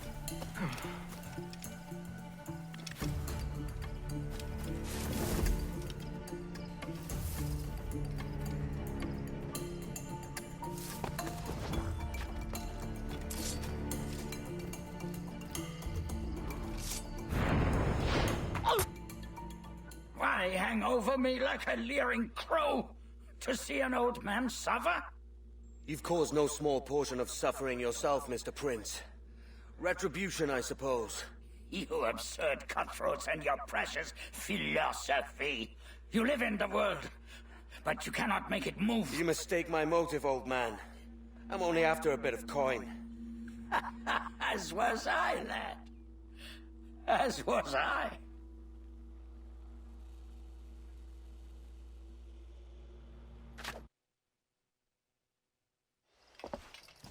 Heads up, Kenway! I found your man! I remember you. The Templar from Havana. I'm no Templar, mate. That was just a ruse. We've come here to save your ass from this slaver. Save me? I work for Mr. Prince. Well, then he's a poor man to call master. He meant to sell you out to the Templars. Oh, you can't trust anyone, it seems.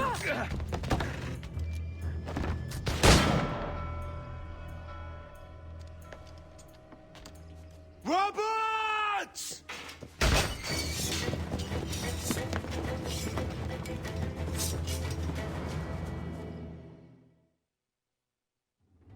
Let's move, Kenway!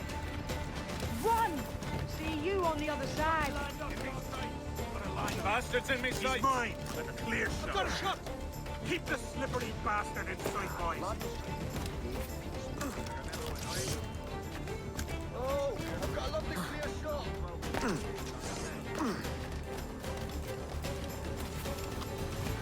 You're in my sight, sweetheart. Can't he get away, God?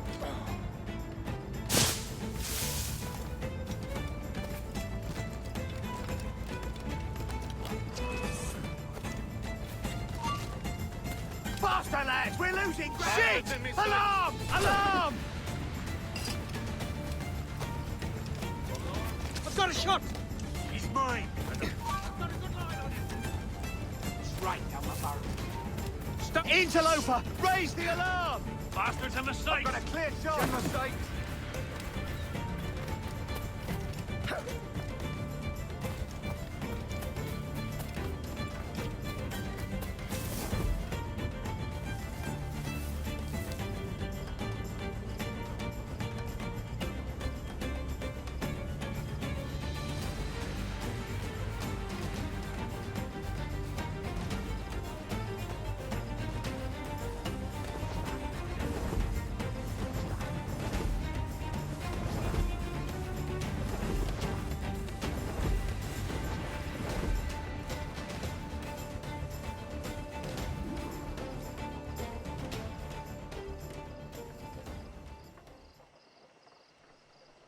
Death,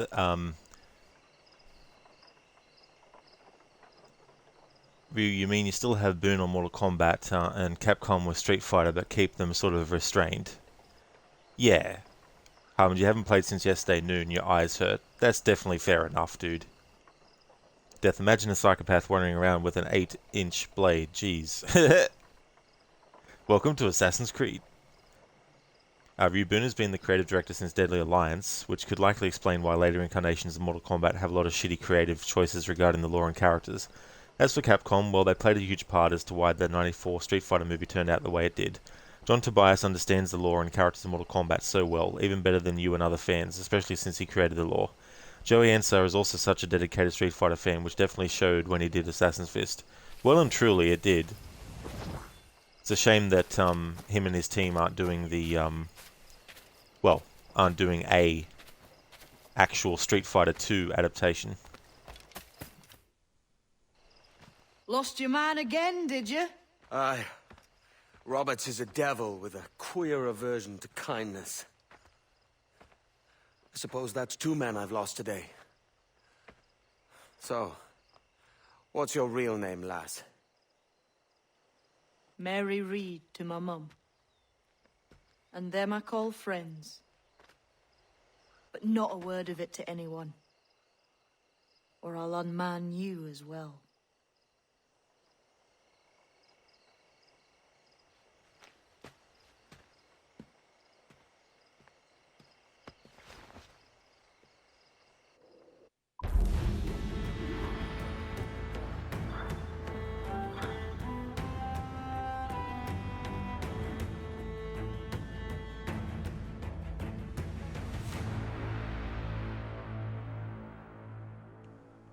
Alright, where I got the quote from online was wrong.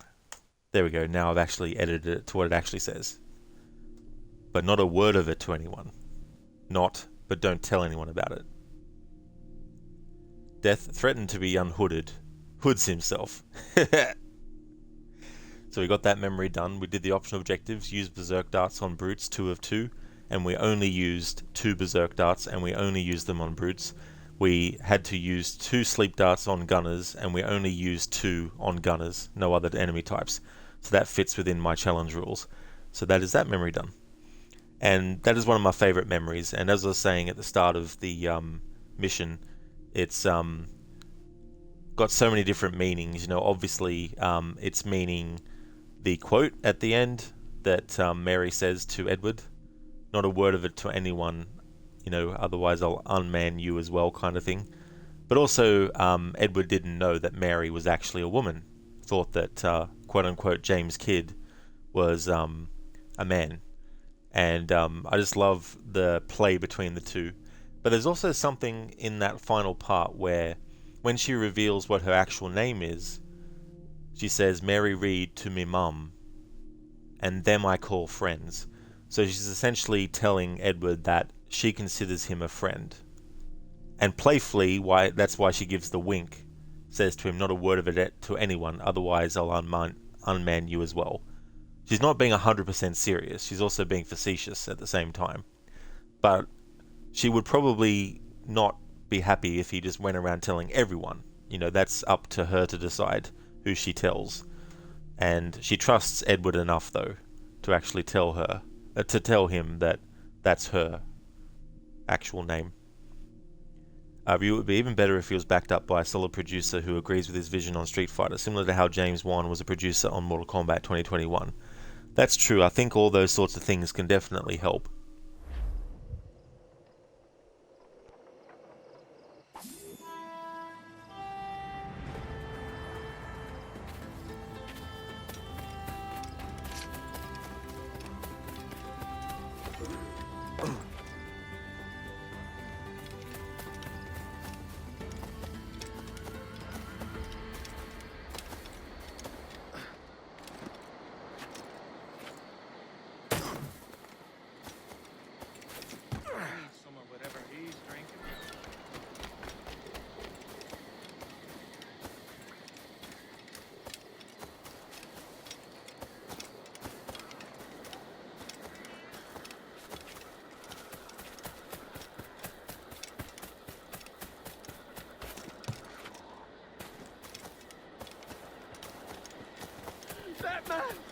He's a pirate! He's the pirate! Damnation! He's getting away! No, don't kill me! That's right.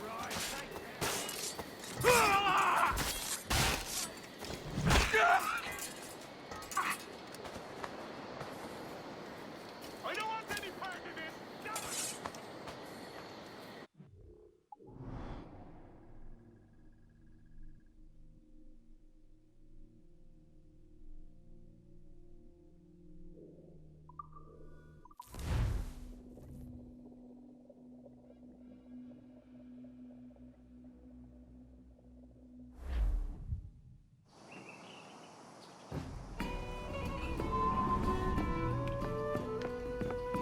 Another? A rum flip this time. And where'd I find fresh eggs in this wretched town? There's little else but piss and insects. Aye, we're working on that. Dear lady, what do they call you? And when they're sober, a jilt when they're sauced, but never lady. Well, good Leanne, oh, Bag of shite! Do you hear me? It's a bag of bloody shite! It's a ruse to keep us soft before they attack Nassau. You'll see, mark me. It's no ruse, Fiend. I heard it straight from the mouth of a greasy Bermudan captain. There's a pardon on offer for any pirate that wants it. Ruse or no, I think it's plain the British may return to Nassau, with arms, no doubt. We'll need a plan. Walk with us, Kenway. There's trouble brewing.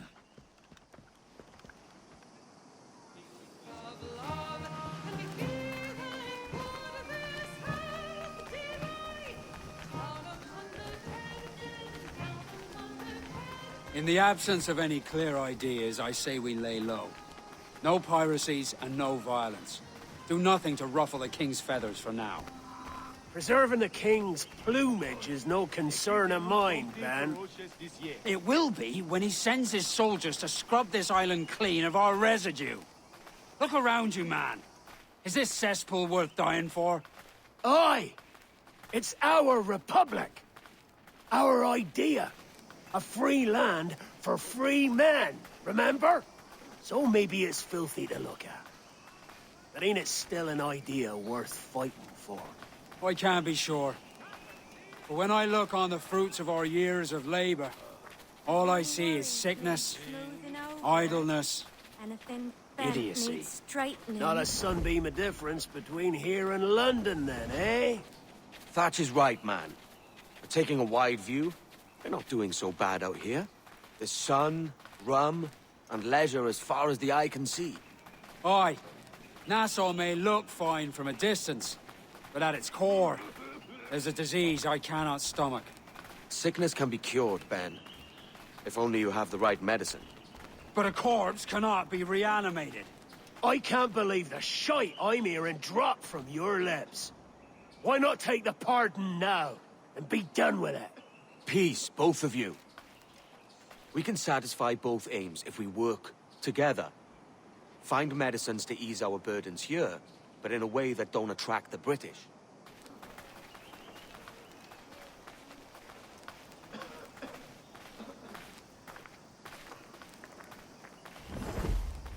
I wager the nearest doctor is sitting pretty in Havana. Not a place I mean to go.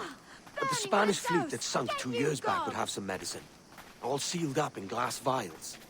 You'd need a diving bell to reach those depths. Aye, and with some coin and a few supplies, a diving bell won't be hard to come by. This is a plan I can stand behind. Find medicines without stirring up trouble. Agreed, Thatch? Agreed. Aye. I'll meet you near the wrecks as soon as you're able, Kenway. Alright, so we don't have enough Remember, reals. Thatch! Keep your cannons corked! Piss off, Ben! So we're going to have to fix that.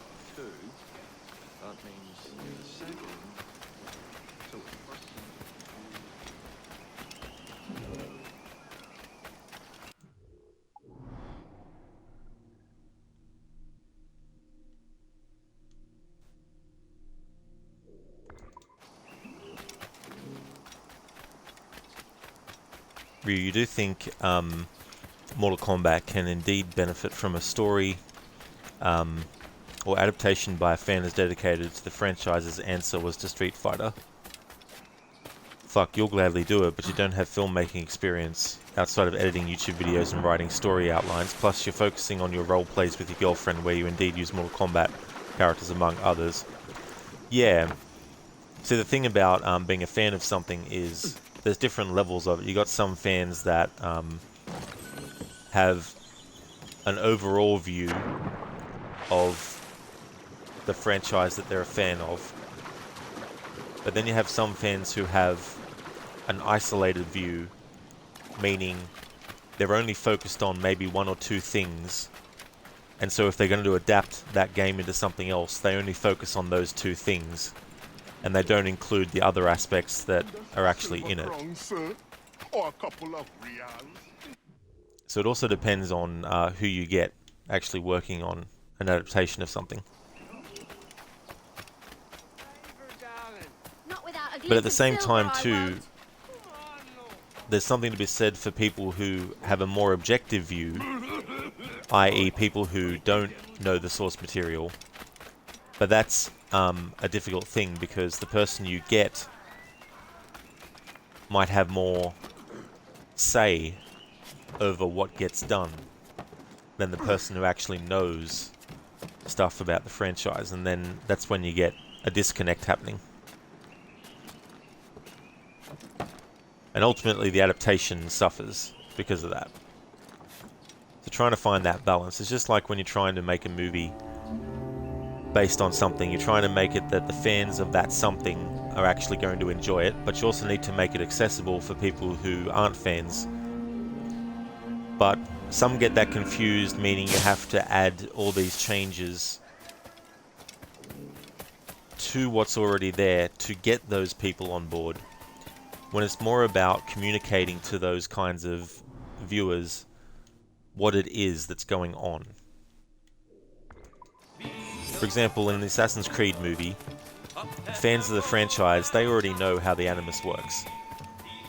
But someone who doesn't, if they're going to watch a movie of Assassin's Creed, they need to know how that works.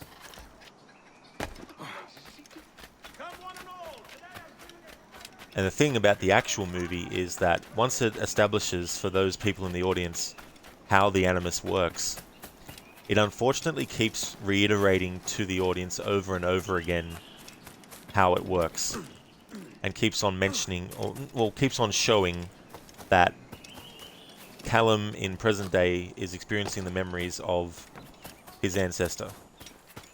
Literally within the memory that's happening. So you'll see his ancestor fighting, and then it'll switch to showing him in present day fighting in that same scene, in that moment, you know, and or maybe it's the other way around. But it gets a bit old, so that people who already know are like, look, we already know, beyond the simple introduction of it for people who don't know, you know. And that kind of thing can put off fans, because it's like, look, we already know all this stuff about it. You don't need to keep hammering it home. Yeah, maybe once or twice was enough for those who didn't understand, but after that point, you don't need to keep doing it 3, 4, 5, 6, 7 times throughout the whole thing.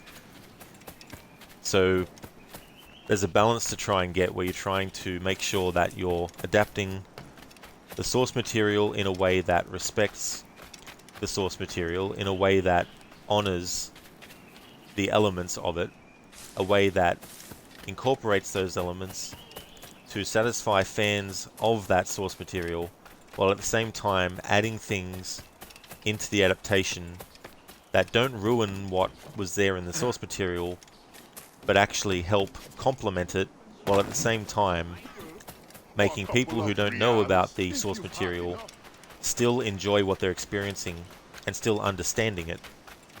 And that's very tricky to pull off, to try and do something like that. So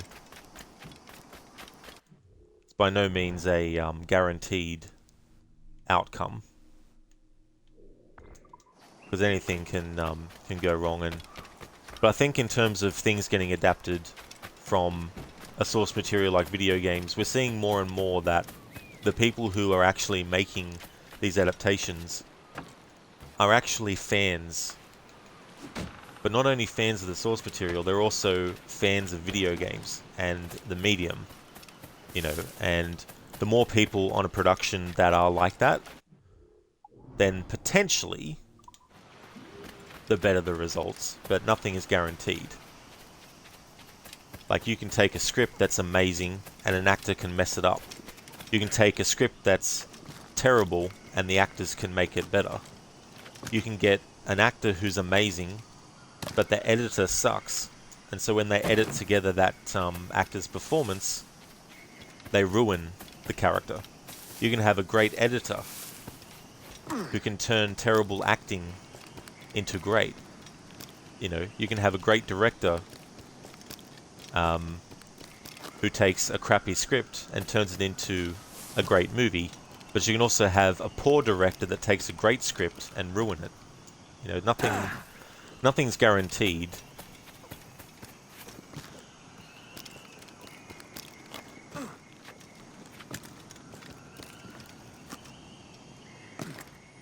But the only thing that I think, well, the very basic thing that someone should do if they're adapting something from a source material, whether it's a book or a game or whatever, is do your research, not just on whatever the latest thing is, but have an overall look at everything in the franchise and see where the roots of everything began. At least do that research. It's like if you were hired to write a new episode on a series, you wouldn't just not watch the other episodes and just come up with whatever you wanted. Because undoubtedly you'd come up with something that doesn't actually fit what happened in the previous episode.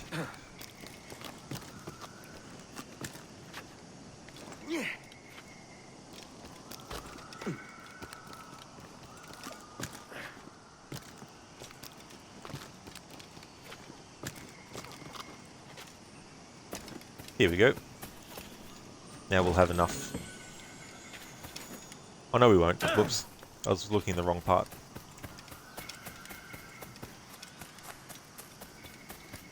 Here's another chest. Ryu, you do have a great point. Boone is a creative consultant on the Mortal Kombat movie sequel. As you can imagine, you're already concerned. Yeah, that's fair enough to be concerned as well. But you never know. By the same token, maybe something will come out of it that's really good.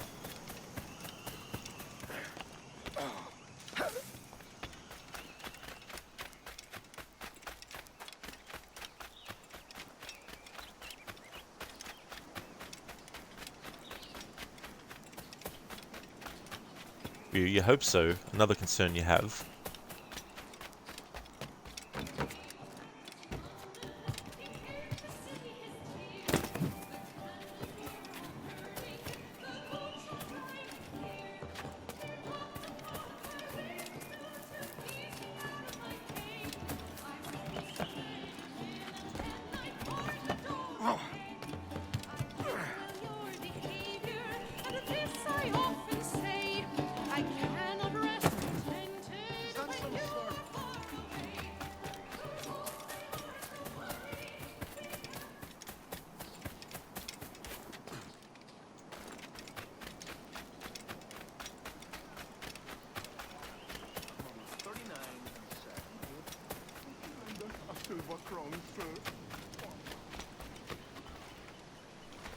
Might I be of assistance?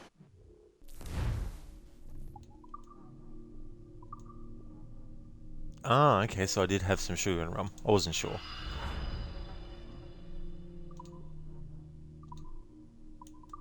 Alright, diving bell time. The game won't let you get it until you get to this point, so you can't get it early in the game.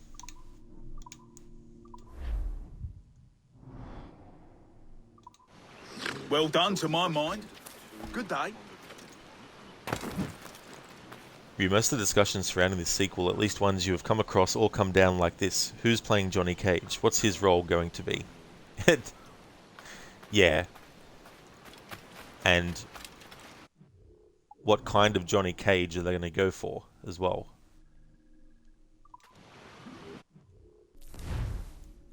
Okay, so recap on last sequence.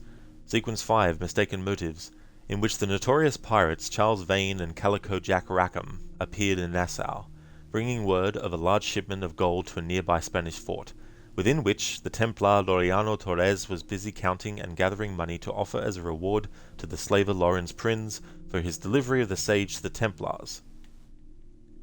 A scheme our hero Edward Kenway discovered and adopted as his own. Thus, taking this Templar as a prisoner, Edward set about liberating the sage for himself, using Torres and his gold as bait. Yet complications arose when the assassin James Kidd arrived to murder both Prinz and Torres, confounding Edward's own plans. After heated discussion, Edward agreed to help Kidd kill Prinz in exchange for finding the sage, somewhere upon the slaver's property.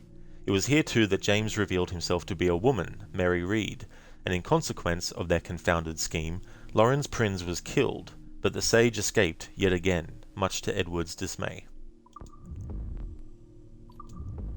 And of course, the last memory we did was Unmanned.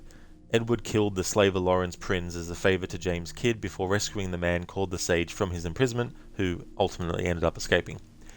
Sequence 6, Memory 1, Diving for Medicines. Edward explores the wrecked Spanish fleet with his diving bell.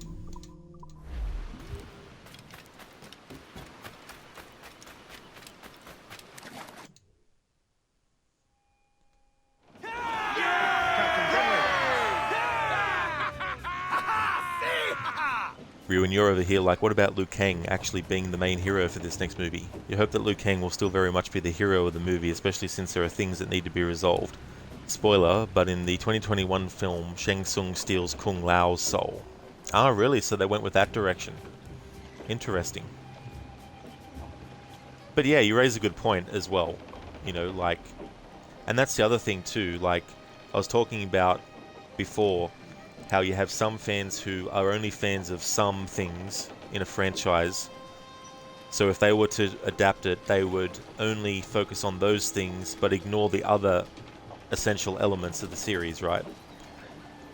So in the context of Liu Kang, to use an example, it's like you have a main character that obviously not every single Mortal Kombat fan likes Liu Kang as a character.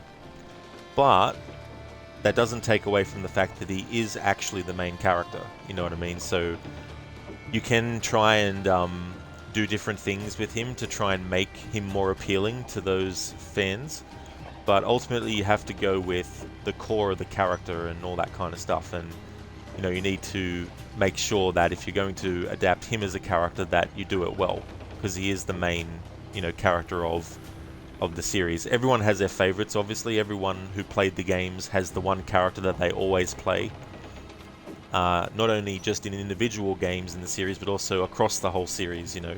Like, there's probably fans who only choose Sub-Zero in every game. They never choose all the other characters. They just strictly choose that character, which is fine. You know, nothing wrong with that. But if they're going to do another Mortal Kombat movie, if Liu Kang hasn't been the main focus yet, then they really should change that for the next one. Captain's trick.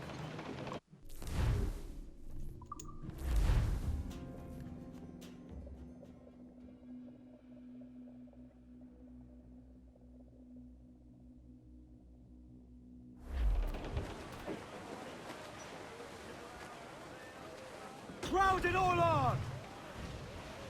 Stunzels, let's ride this squall!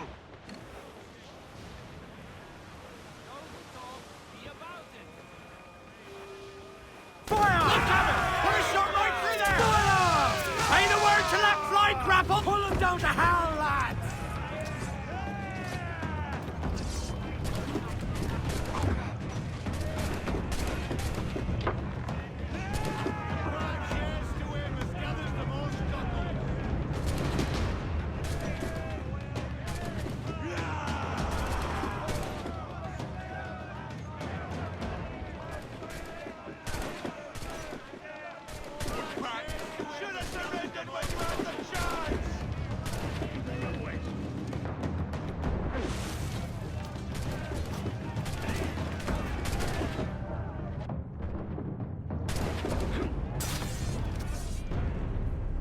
You fucking piece of shit. Jesus Christ.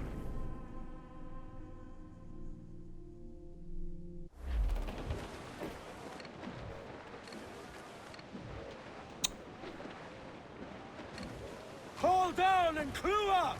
Give me some speed! Loose tops and royals! Reef in all tops! Loose all, let's move! So handy, me boy, so handy! Why can't she be so handy? Oh, Do you hear the news? Hissing themselves! Pull! Reel the lovers in! Cut you!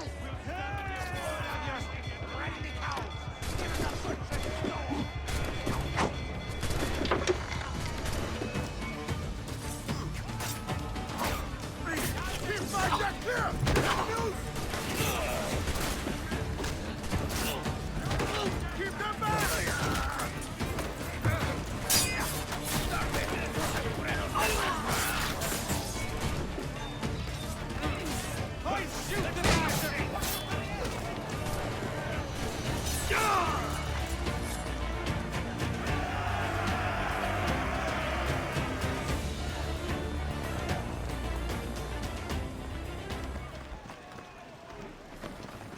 Ryu, the 2021 movie also made some changes to Liu Kang's backstory. He got his dragon marking from killing a human trafficker. You're not sure if that was needed, but to be fair, it can create a good arc for the sequel where, because he wasn't born a chosen one, it makes him sort of an underdog. Yeah, and I mean, that's the underlying problem with making it that only certain people are quote-unquote born to be something as well. You know what I mean? You don't have to have them have a tattoo to do that kind of stuff.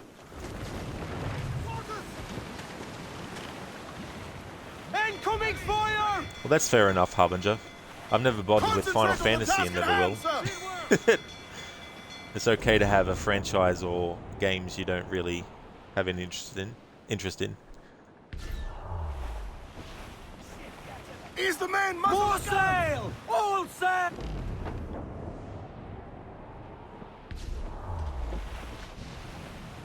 Douse the topsails! Every last...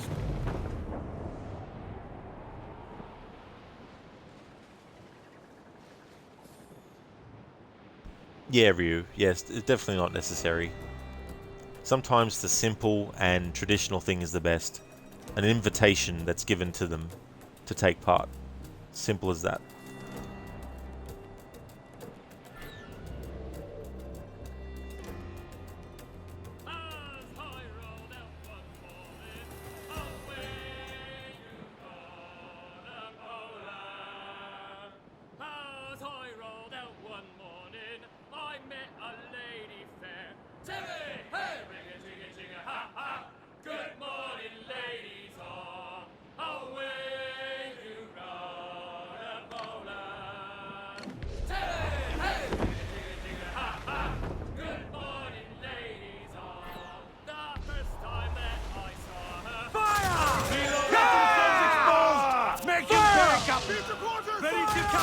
We're ready, sir! Grappling hooks away! Let's to the prize!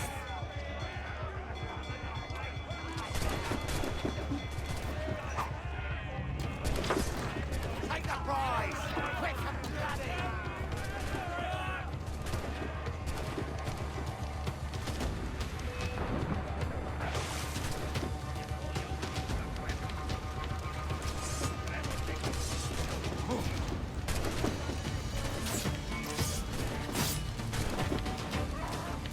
Not one of the squads that's put on our deck! Bring them back! We'll bathe in your blood!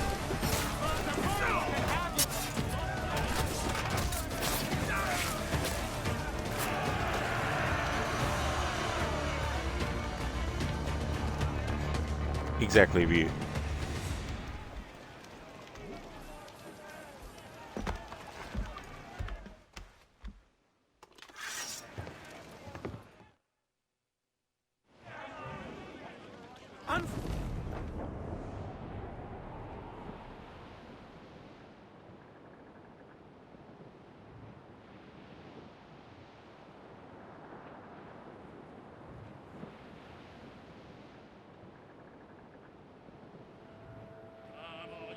sail and listen to me. I'll sing you a song of the fish in the sea, and it's windy weather, boys, stormy weather, boys, when the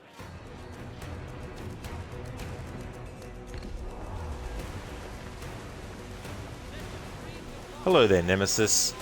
I hope things are going good. Welcome. If you are, well, at least you have your fanfic and your roleplay stuff exactly you. It's good to have things like that you're passionate about.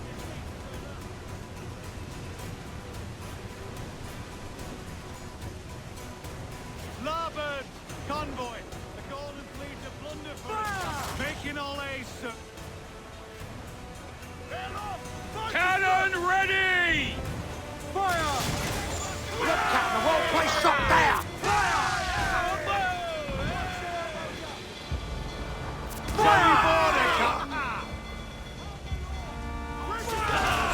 They're on the ball line to hell! Working on it! This way go! Fire! A cannon! Get on the range! Fire! All exposed! Take the shots, sir! Fire! Ready to box, sir! Trim the yards off the wind! Fire! Look, Captain, the whole place shot down! Fire! We let fire across! Loose and catch the wind! Ancestors, then! Hey, Come on, soon have you kitching my anger, boy! Pull them in with a will!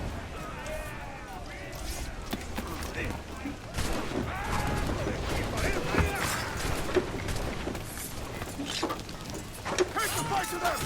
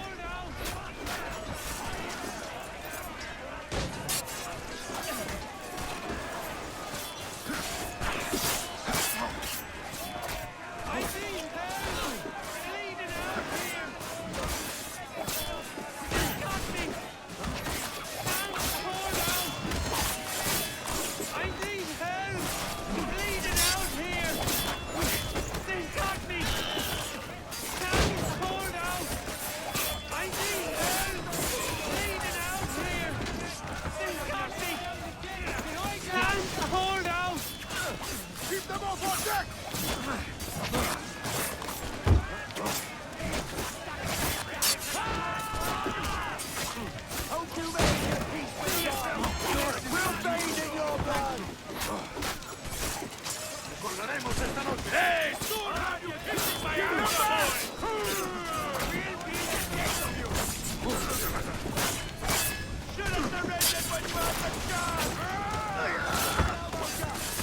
Hope you made your peace with God.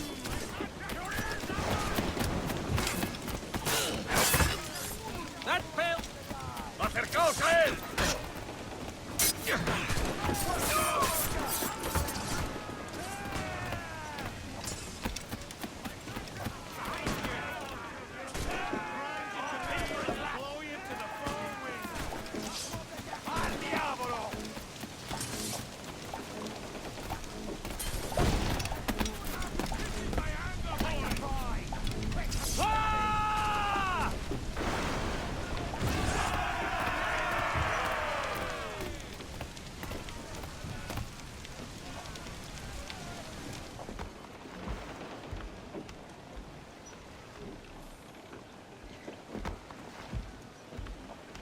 Nemesis, again, voice acting on Black Flag is superb. It well and truly is. Nemesis, your neighbor lady friend came over and made great shrimp pasta Caesar salad. Fresh shrimp, uncooked and not frozen. Well, that's very kind of them, Nemesis, to do that for you. I hope you enjoyed the meal. Hey there, Doug.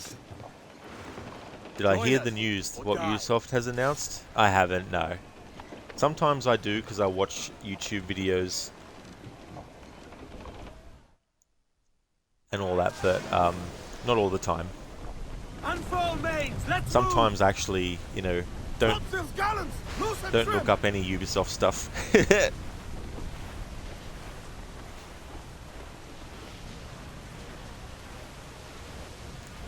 Doug, so the AC1 remaster is official, is it? Yeah, let's see how they fuck it up.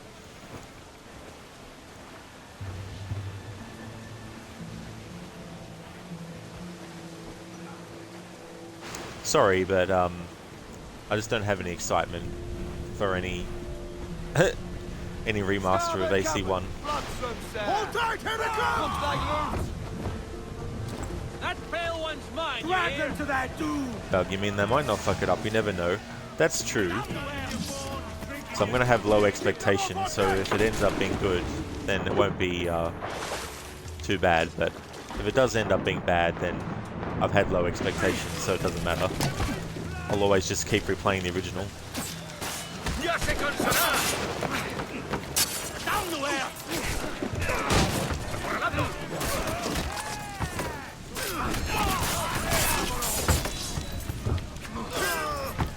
Given how many glitches were added in the remaster of 3, and that game was actually newer than AC1, I don't know if I trust them to remaster a game that's older than AC3 was.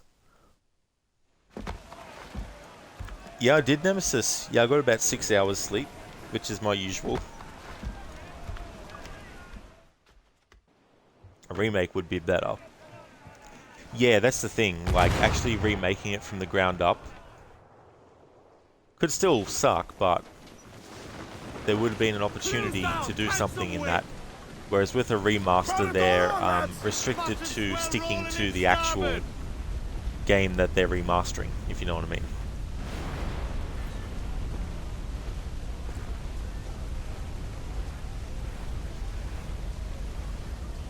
But yeah, I just don't get excited anymore for Ubisoft stuff because I'm at the point where I'm just like, doesn't matter anymore. Like, if it ends up being good, good. If it ends up being bad, oh well, life goes on. I'll just keep playing the games and series I do like, you know.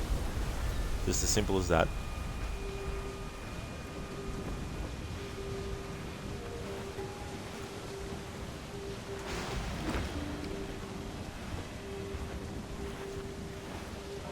Doug, they remastered AC2 Brotherhood and Revelations. That's true, they did, yeah, the Ezio collection. Larboard! Sir!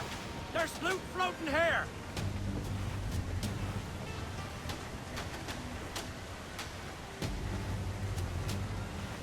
Nemesis, Mafia 1 remake looks and plays great.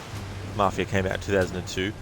Yeah, so that's the thing with a remake versus a remaster. A remaster, you're just basically giving it a new coat of paint, whereas a remake, you're able to actually rebuild it from the ground up. Still alive, Captain. I think a remake of AC1 would be better conceptually, because then you can also do a remake of Assassin's Creed Bloodlines, which I feel is a story that gets overlooked and is quite important because it sets up so many things that AC2 carries on with.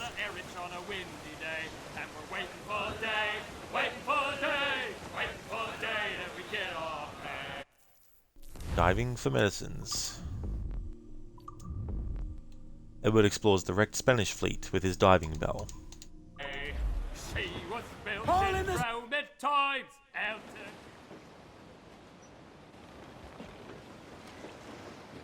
Devil in his hole, Thatch. This is a darling galley. 32 guns, is it? I lost count at 40. You've stepped up a rung. So, any luck finding medicines here? Nothing round this spot, sadly. But there's a few wrecks yonder that ain't been scoured by nothing but crabs and coral. I'll have a look. Edward? Edward, is that you? My goodness, the West Indies is a compact place. Hello, Bonnet. A surprise seeing you out here. I met Mr. Thatcher a month or so ago, and he offered to take me under his yardarms, so to speak. Says I must wash the hayseed from my hair before I'm a true pirate. Well, good luck to you then. Worst men have become better under Blackbeard's watch.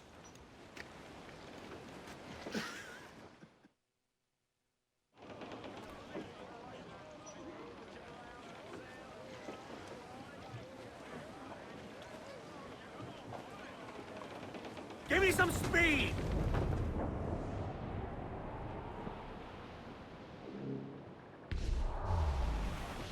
We must be getting close, Captain. Shorten sail! Get us!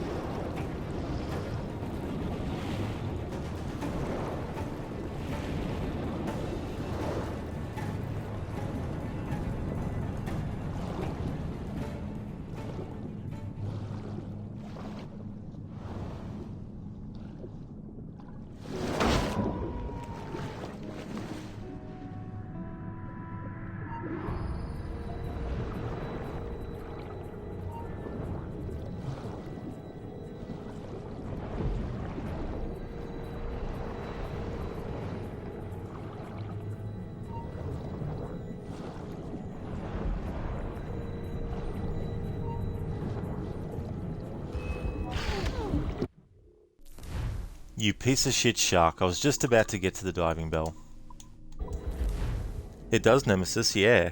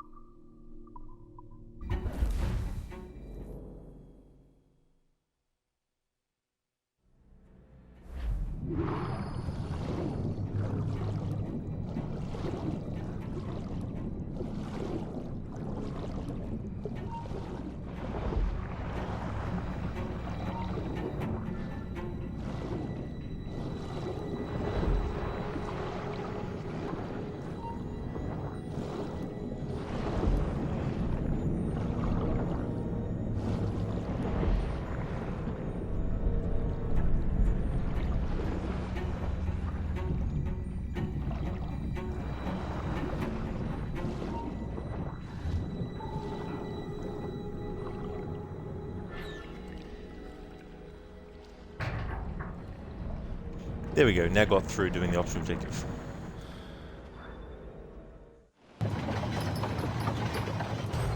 Ahoy! Any luck? I found one crate hidden beneath a school of sharks. Sadly, the elixir inside is quite spoilt.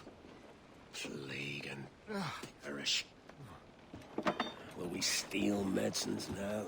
Remember the pardon, Thatch. We're to be subtle. Says Ornagold, a pirate, now too proud to call himself one. He prefers caution to cannons. Caution's nothing without charisma. For if a man plays the fool, then it's only fools he'll persuade, but appear to be the devil. And all men will submit. And would you be the devil?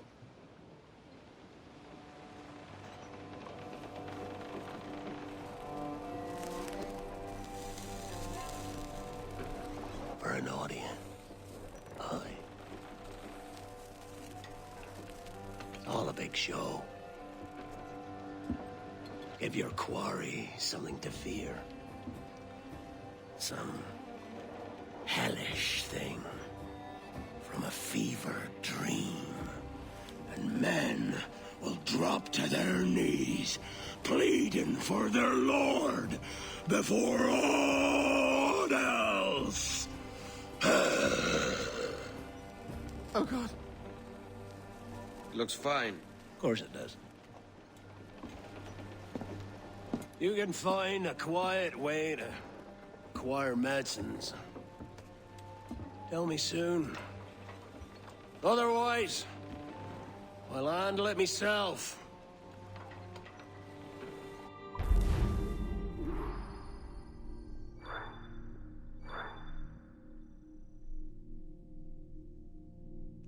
Alright, so we got diving for medicines done, the optional objectives completed.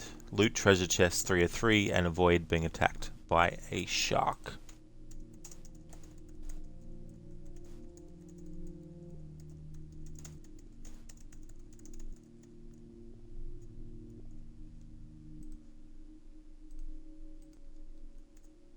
Just make sure the command I created works. Excellent.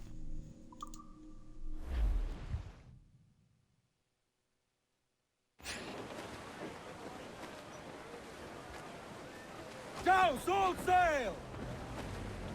Hold Get on the mate! Way up she rises, way up she rises, way up she rises, early in the morning. What will we do with the drunken sailor? What will we do with the drunken sailor? What will we do with the drunken sailor? Early in the morning. Way up she rises, way up she rises, way up she rises, early in the morning. Put him in the scuppers with the hose pipe on him. Put him in the scuppers with the hose pipe on him. Put him in the scuppers with the hose pipe on him, early in the morning. Way up she rises, way up she rises, way up she rises, early in the morning.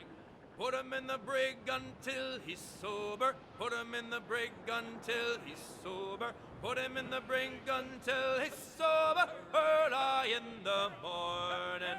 Way up she rises, way up she rises, way up she rises, early in the morning.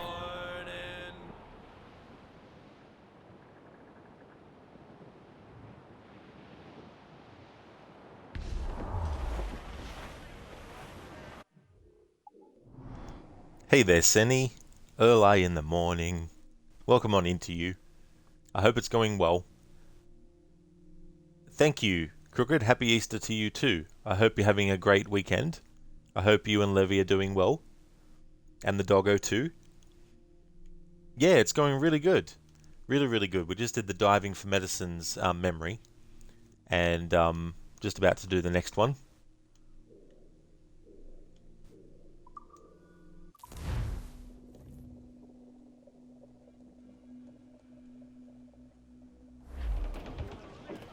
Loose! And the challenge is going well also. Haven't actually had any challenge fails yet, so going well.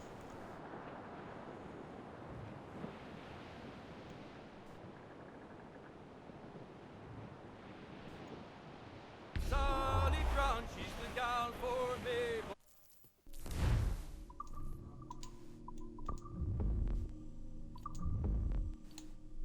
Devil's Advocate. Edward and Adewale must find and protect Blackbeard from attacking British warships. Boys, row, Reef the row, boys, row. What the hell's happened here? Were you attacked? Other way round. It were Blackbeard who struck first. Opened fire on a British man-o'-war, the pillock. What in God's name for? Still searching for medicines, but he's gone barmy if you ask me. I'll bring him home. Leave him, man. He's heaped this trouble on himself.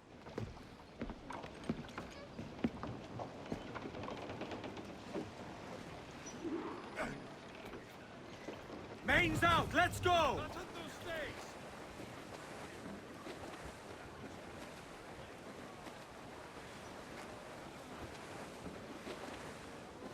Run those splinters off the forecastle.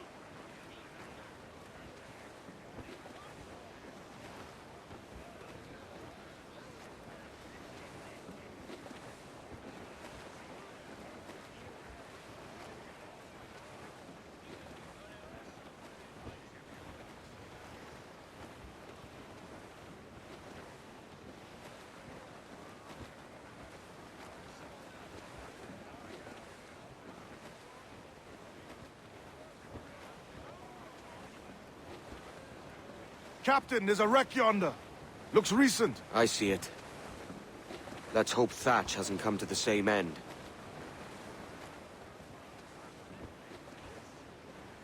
Another bit of wreckage, Captain. This is looking grim. Aye. Keep your eyes peeled. Blast. This is getting well out of hand. A dozen crates of medicine should not be so hard to come by. That ain't my meaning. It's Thatch and Hornigold and this pointless feud of theirs. Can't you feel it? I do, aye. But both men have their hearts in a good place. Both want the best for the people of Nassau. But is that the best course for us? Saving a city that ain't worth much. We're not men made to govern. We take and spend and live heartily wherever we go. What solution would you propose? The answer's in wealth and power, not politics. If we found the observatory, we'd see enough money to buy the whole of England. Or it might be we'd lord over these kings and emperors like they was peasants themselves. A lot of large talk, Captain. But is it your crew you sail for, or yourself? I mean the best for these men, Ade, I do. But this don't sit right. I feel like I'm running errands, not living my life. Full for all you're worth! Crooked, nice one, dude. And thanks, having a good weekend so far? About to hide some Easter eggs and sweets for the kids. Oh, that's awesome, Crooked. I'm glad that you're having a great time. And I hope that their Easter hunt goes really, really well also. Hopefully you can find some really cool spots. I don't suppose there's any haystacks lying around that you could put one into.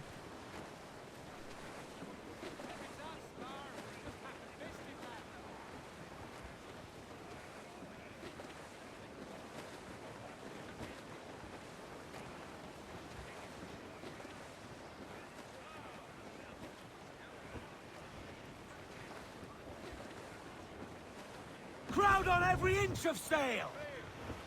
Loose topsails, gallants and... Storm, Captain, looks bad! Flout clues up! Eat her sticks! Tops! Gallants! Royals! Studs!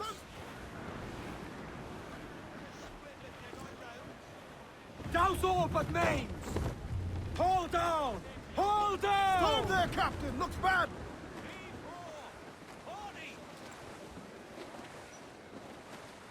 Get them aloft! Douse all sail! Mains out, let's go! Main's loose, do you hear the Crooked, news? well technically you do have hay, so you suppose you could fill a cart with it, blow or hide it in the chicken coop, since you don't have pigeons. Also, greetings from Levy. Hey there, Levy. Happy Easter to you as well. All sail! She'll take it! But that's a great idea, actually. Could do something like that, set it up. Oh, I just had a thought of something, like have the assassin hood, but with bunny ears on it. Shipwreck Jack ahoy! Still alive, Captain?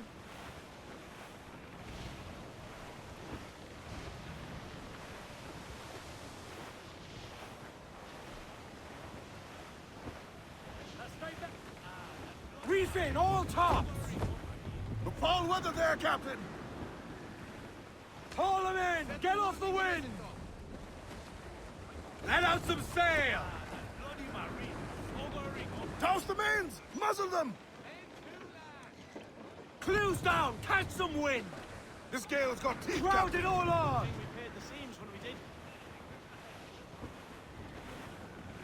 Ship coming after us! Douse all but mains! Muzzle your top! Dark skies and rough seas there! Gallants!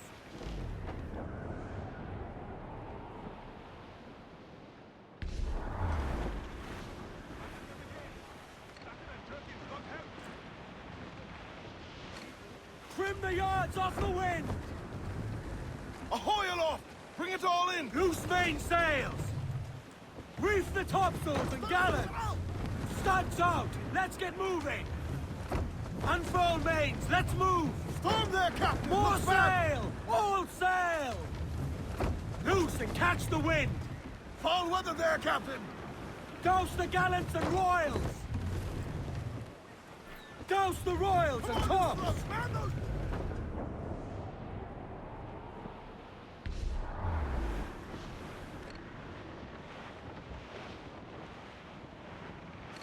Ease off the wind! Get them in!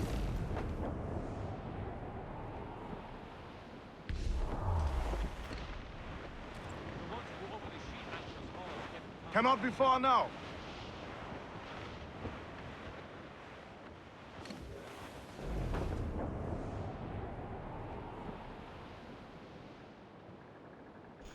Crook, good idea. Remember when you could customize emotes with bunny ears, lol? Not this year, it seems. Oh, that's a little bit of a shame that they took that away. But just as something as a novelty kind of thing to do.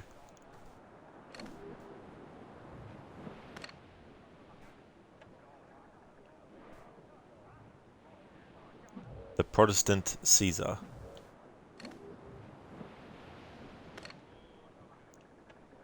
Wouldn't want to be on a ship called the Caesar, especially if it's the Ides of March.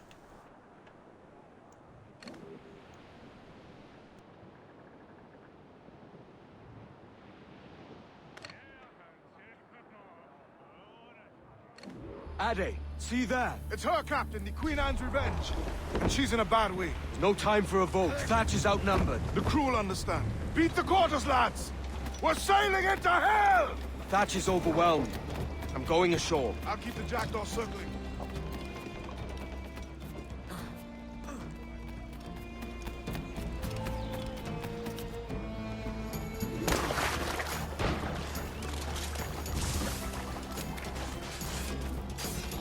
And all your book learning, prepare you for a scuffle of this sort, Mr. Bonnet! Not in the least, no. For certain, there's more to be learned by doing than reading. Remember that. You stirred up a nest of trouble, Thatch. In service of a noble cause. Medicines, I hope you mean. Aye, a galleon nearby. And if we crack these lobsters quick, we might catch up to her. Oh, God! Some aid here! Edward, please! Hang in there, Bonnet. Keep your arms up and your back to the sea.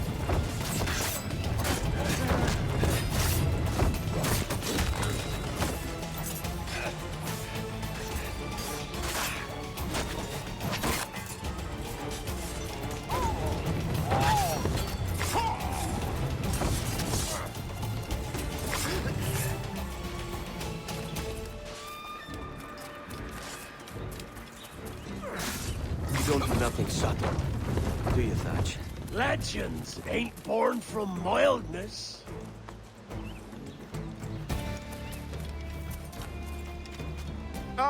Gentlemen, our galleon has reappeared. Heads up! Back to my ship, quick as you please. She'll not slip away now. Oh, this is too much! I'll see you back to your jackdaw when the smoke is cleared. But for now, I need a helmsman. Call it out. Loose the mains! And head straight for that bloody ship. We'll have our medicines in little time at all.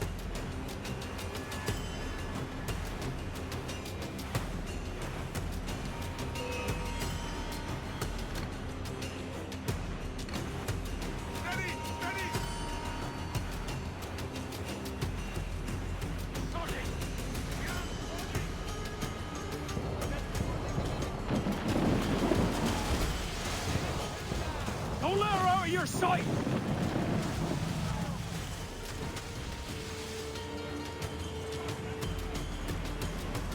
Weakest right there, Kevin!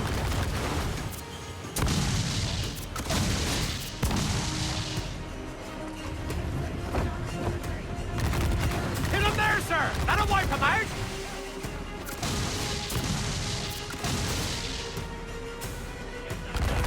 Good, Kevin! Put a shot right through there!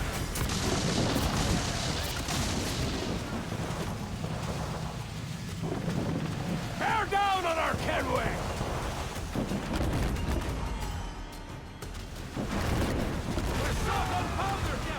Blast! The galleon's all but sunk! I'm seeing the devil you promised, Thatch. I'd have shown them my angel if they'd taken quarter! But there's no going back now!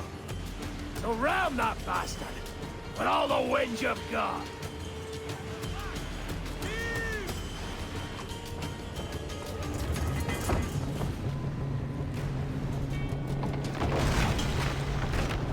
She's cracked, lads! Send them to hell! Find the captain and end this. Send them to hell!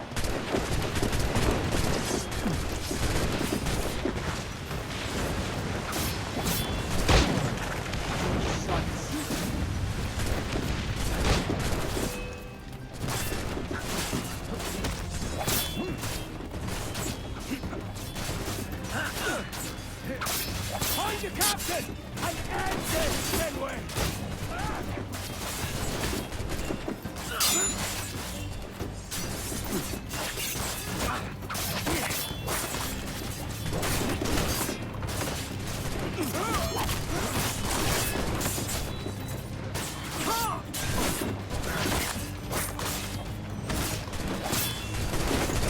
Damnation seize my soul if I give you quarter!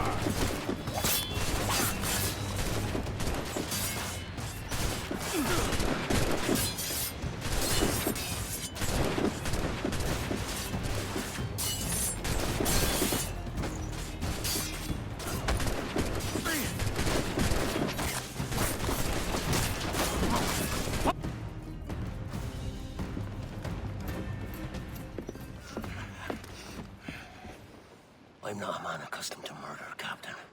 And if you'd taken quarter, you'd not be seeping now. Sack a muzzle, gobshite. You'll be hanged and sun-dried just as them there were in Boston. The King's called for a pardon.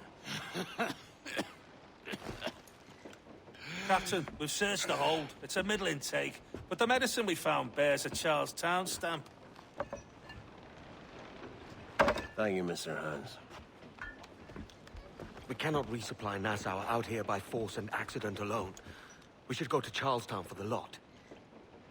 Hello? Are we victorious? I fear I am not built for the fatigue and care required to live as a man of fortune. Meet me in Charlestown. 1 month from today.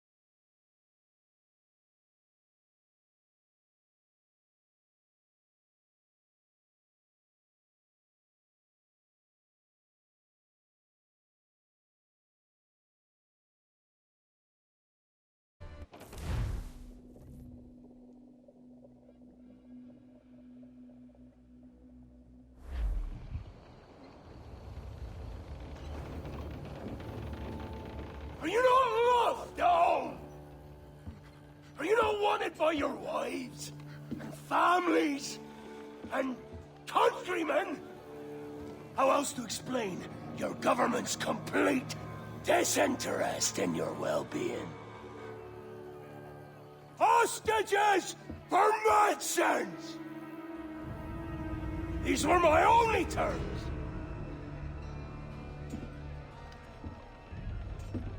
And yet,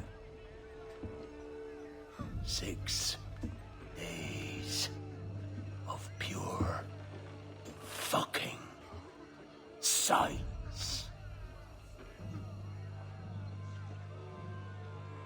So I must conclude that you men are the pariahs of Charlestown, and I would profit better by using your organs for chum and your bones for char. By Christ! This is my predicament. To kill you, or to press you into my service. It's a decision I'll make hardly, but not with remorse. Ahoy, Edward. What the hell are you doing, man? All of Charleston can see this mess. It's the idea. Out of range, but well in sight. So where's the medicine? We sent a party ashore to partner with the governor. That were a week ago. No noise since. I'll handle it. Give me a day.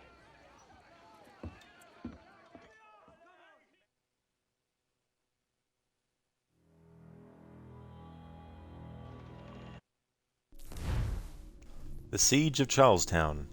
Edward offers to help Blackbeard acquire medicines from the stubborn residents of Charlestown.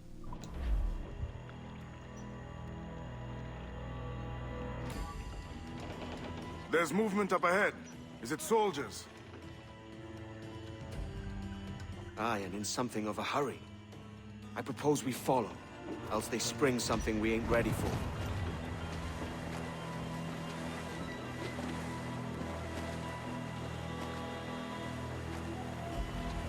Trim 2, catch the wind. What's your thinking? Blackbeard's been at this 8 days already. So it's a good bet someone out there has prepared the medicines, just in case. Ah, but they're stalling. Thinking up ways to avoid paying it out. Aye, so let's find where they've gathered, and hope for the best. Loose the stunsails. Careful, Captain. We're drifting close to a watchtower. Jackdaw's got business sailing such shallow waters. Furl all sails.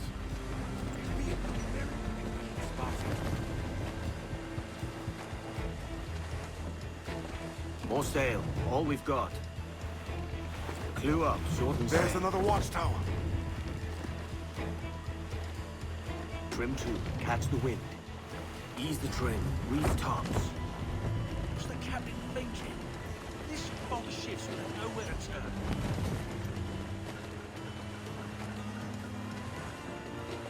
Keep her at half sail, Captain. Speed'll do us no favors here.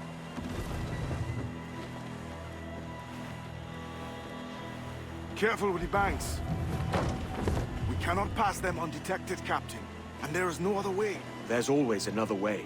All stop! Haul down. Reef the mains.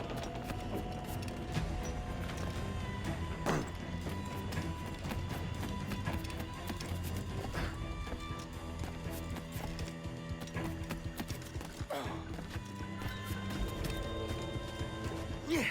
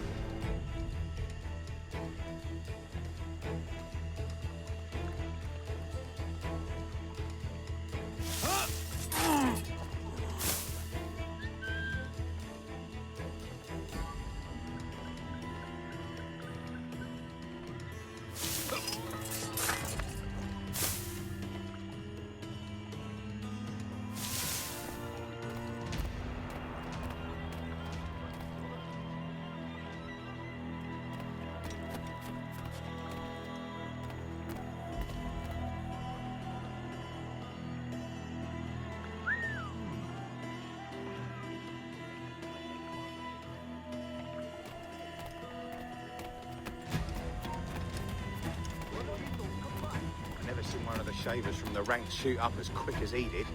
Get that blackguard!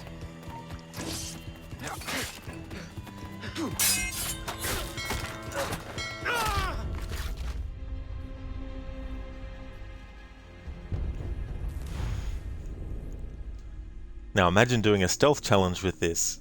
With this moment. Hey there, Temperstones. Happy Easter to you too.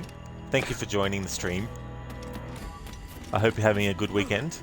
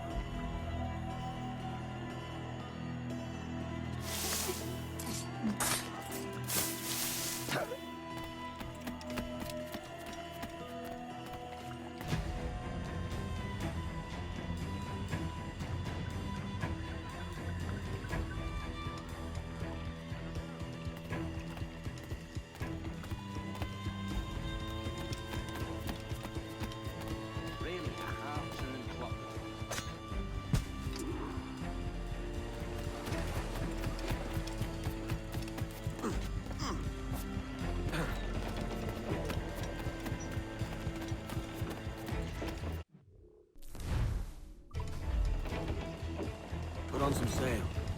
More sail. All we've got. I see them. Over there. Let us hope the river remains this wide.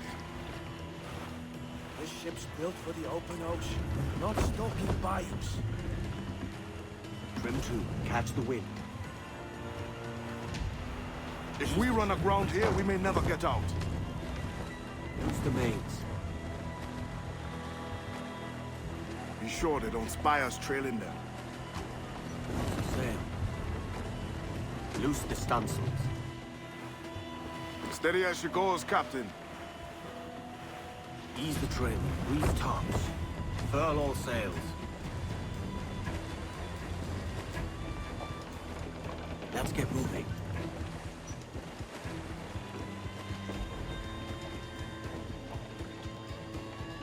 They're getting away, Captain. Then I'll have to go on without her.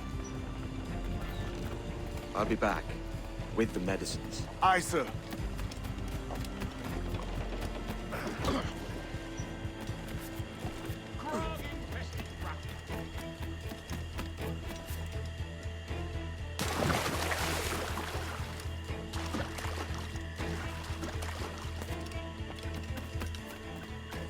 Your turn at the oars, you devil is. I don't last time. Aye, and wager your next turn on a 4-hand of cards, as I recall. Blah. So what do you... Come on then. The captain's waiting. Alright, so until I do the optional objective of using sleep darts on crocodiles, I'm allowed to use sleep darts. Aye. The mosquitoes will suck every last ounce of vitality from us. You think it's true what they say about Blackbeard? That fire strikes out from his head, as if from some volcano? If he's not the devil himself, then surely he's made some pact with hell. Only be thankful his ship remains anchored and hasn't torn apart into the heart of Charlestown. Bloody pirates. Someone ought to do something. They'll be hunted down eventually. Every last one of them.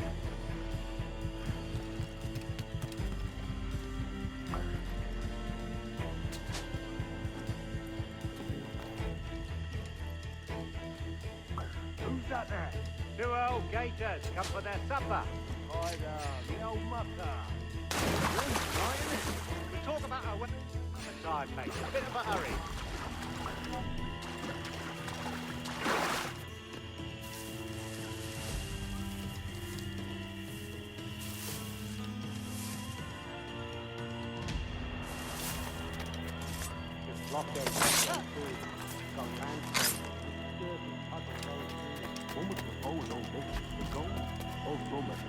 Nothing but medicine to cure whatever ailment fester aboard their vessels.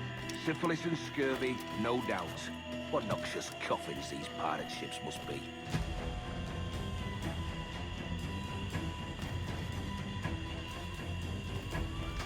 What was that? It was a crocodile, wasn't it? It's coming straight for us. I can feel it.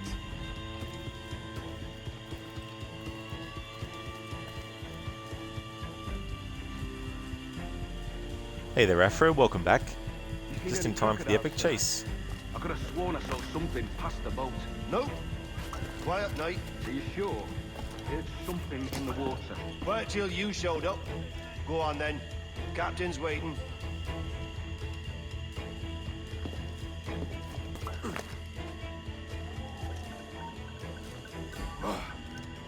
Stop! Stop! Almost there. Good. Captain Wyatt is not a patient man.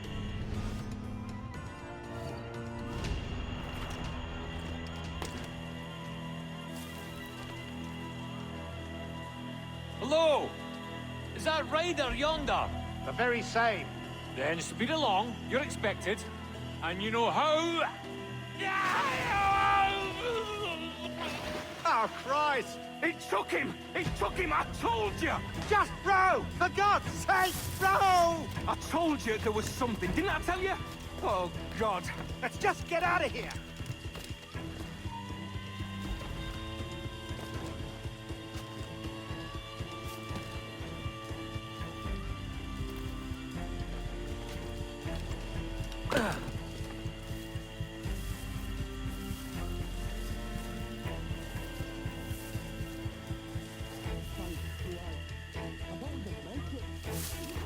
I apologize, sir.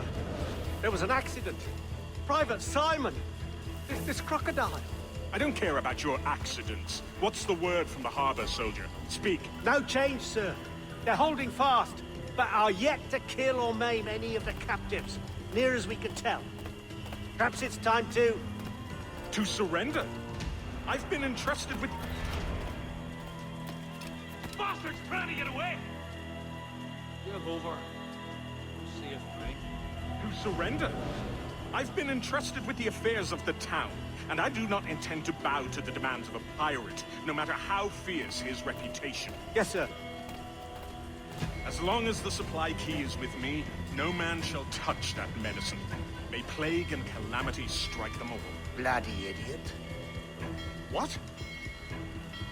Pirates! The ship's here! Pirates! Fall back! To the mansion! You're not going anywhere! Interloper! Raise the alarm! Do something, you fools! What's going on? Hit the slippery bastard in straight line. Stop him! Do something! Turn round! Careful with an intruder, Barrow! Get him, Doc! Intruder! The cow! Steady loose beam for the captain! Somebody shoot him! Hey, stop! You! Kill him! Kill him!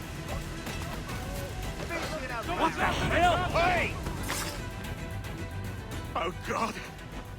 Oh, God, save me! And flay all you devils! Ah! Blackbeard made you as good an offer as ever a man got from any pirate. You might curse his methods, but medicine was all he wanted. And now he'll get it. You should have bartered, mate.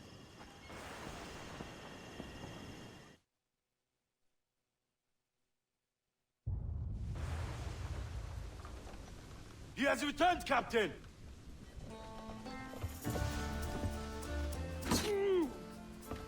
What's the take? 2 crates. And the means for mixing additional doses. That's right thinking. Precious little of that these days. You hear that, Mr. Rags? My young friend returns with offerings and so saves your scrawny neck. Will you not thank him? We should quit these waters, Thatch. The governor, he's bound to muster more soldiers. You go on ahead. I got some business in the north. You're done, aren't you? Giving up on us? On Nassau? Look, I'm late into my 4th decade on this earth. And if I don't find some means to make the 5th a quiet and cozy voyage, I'd rather sink to the devil's doorstep than call myself captain another year. We'll meet again, lad. In this world. Or the one below.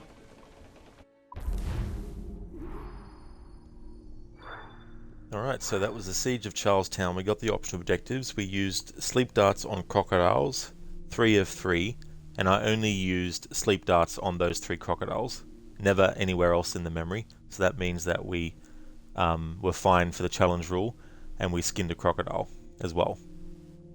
Yeah, Afro, that's a great chase, that one. I wasn't sure how I was going to go with it because sometimes that guy gets away quickly from me, and I normally use like a pistol to shoot him or like a blow dart to take care of him. So because I can't use blow darts and guns in this playthrough unless the optional objective requires me to, then I was like, hopefully I can get him with the air assassination. So I was happy that worked out. Hey there, Gamer Loop. I'm going really, really good, thank you. Things are going well. Having a good weekend. How's yours going? I hope you're going well. Afro, you love these scripted chases. I do too.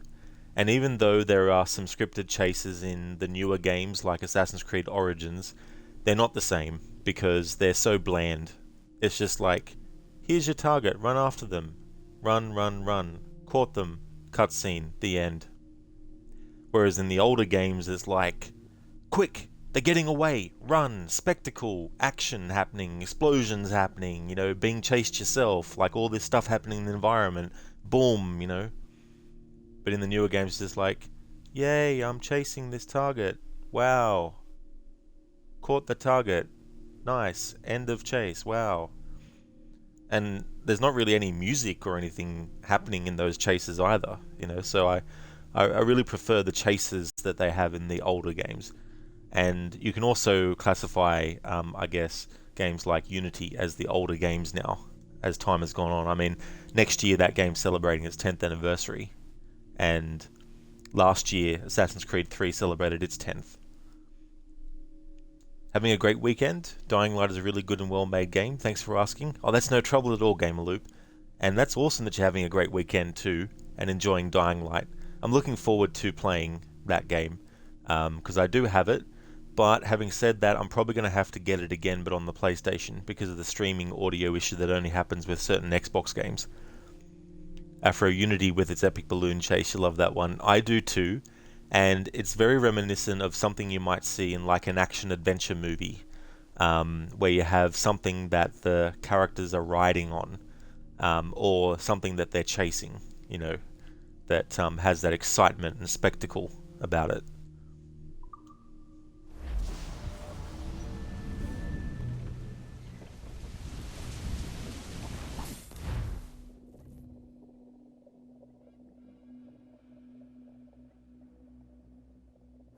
Do you have a minute? I'm on my way upstairs. IDV wanted to talk with us about putting together a trailer using some of the footage you've been recording this past month. Take your time.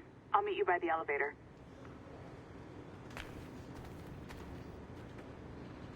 Well, Olivia's going to have to wait, because I'm going to go and take a break. I'll take the break now, so that when I come back from the break, we can do this present day stuff, and then we can get back to Edward. But I'll be back. I'll put a message so I can pin it up to the top, so those who come into the stream when I'm on the break will know that I'm on a break. There we go. So I'll be back soon to continue the playthrough.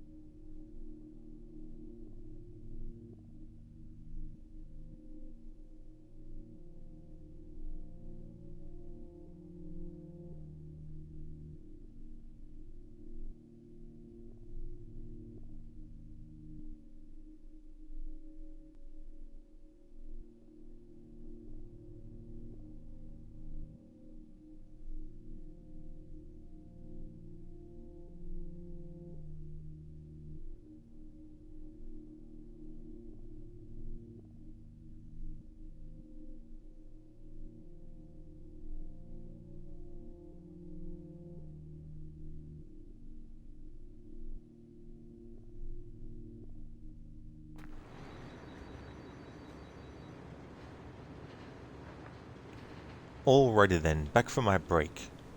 So we're in this other present day segment now. Clearance from 17 different countries. Abstergo. Over here. Are you ready? He's waiting for us.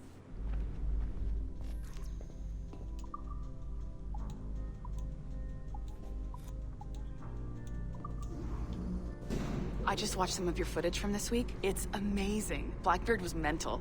And we all got so excited that we started talking about this idea for a trailer about him. Maybe start with him drinking, talking to some pirates, telling a story.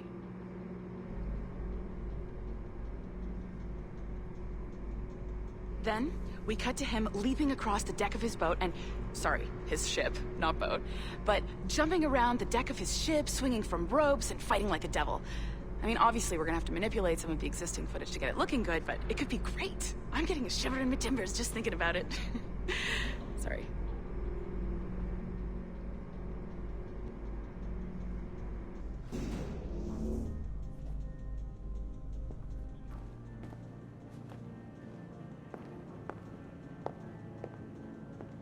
Bonjour, ça va? I hope we're not late. No, you can go right... Hi, Melanie. I saw you just walked in. I need a few minutes with you alone. Laetitia is on the phone and we're discussing the Kenway project. Oh, yes, of course. Sorry about this. I'll call you when we're ready. Shouldn't be long. Hello? Hello? Do you have a second? Of course you do.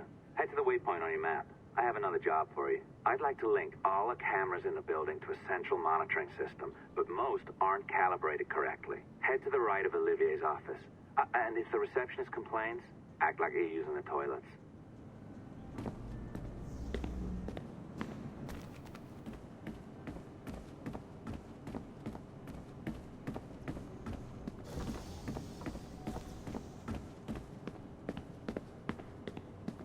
Another locked door. Not a problem. Voila. You now have level 2 security clearance. Not bad for your first few weeks. Find the camera control station first. I'll update your communicator.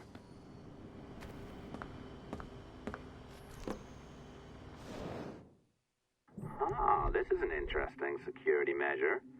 It looks like you need to find the right combination of numbers to adjust the wave. Easy enough, right? Pick a number selector, then change its value. Once you find the right combination of numbers, you should get access.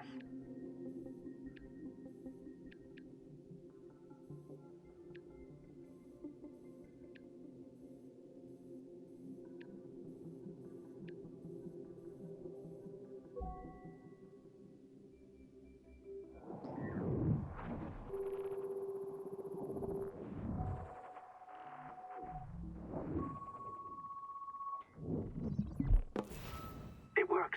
And if we want information on assassins or Templars or the Observatory or whatever the fuck else interests us, Olivier, you will deliver it. Full stop. Uh-huh. I understand that, Laetitia. I'm sorry if that came out wrong. We are not trying to be a bottleneck here, but we just don't have the resources right now to do 2 times the research. Finding that balance is your priority. Your entertainment products are simply a means to pay the bills for larger and more important work. That's the way the world works. Dirty money buys clean hospitals. You get it? We're on board, Letitia. Rest assured. We have our best employee working on this, but it will take time. That means you. Good. And thank you. The both of you. I look forward to seeing what you deliver. Until then, I'll see you at the shareholders meeting, Olivier. Looking forward to it. Bye-bye. Tabarnak! It's a little too early for that kind of abuse, huh? Come on. So, what's next? We do as the lady says. Focus on the observatory. Assassins, Templars, crazy talk. I'm curious about this shareholders meeting, though. How about you break into Olivier's office and see if you can find his schedule? Oh, what? You don't like that idea? Well, how about I blow the fucking whistle on you, hacker? I own you. What I mean is, I don't want to ruin your life, so do as I say? Now, step over to the window.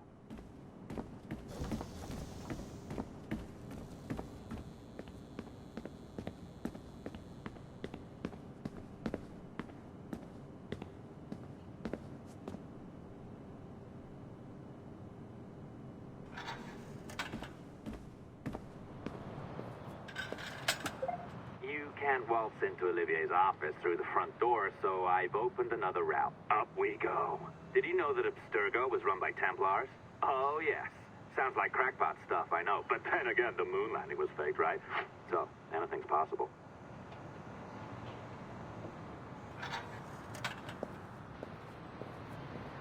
All right. Either you walk through that door, or throw yourself off the terrace. Those are your options. Oh, well done, kiddo. Find his computer. Make it snappy. We're looking for the shareholders' meeting schedule. It's worth a lot of money to us. Be careful now. As the data moves, there are security programs constantly monitoring the data flow. You need to sneak past them, or they will destroy your data and send it back home. Hey, Rosie. You can't, no. No, you can't choose to, unfortunately. That'd be funny if you could. Have like a little cutscene where your character does that and then they just die.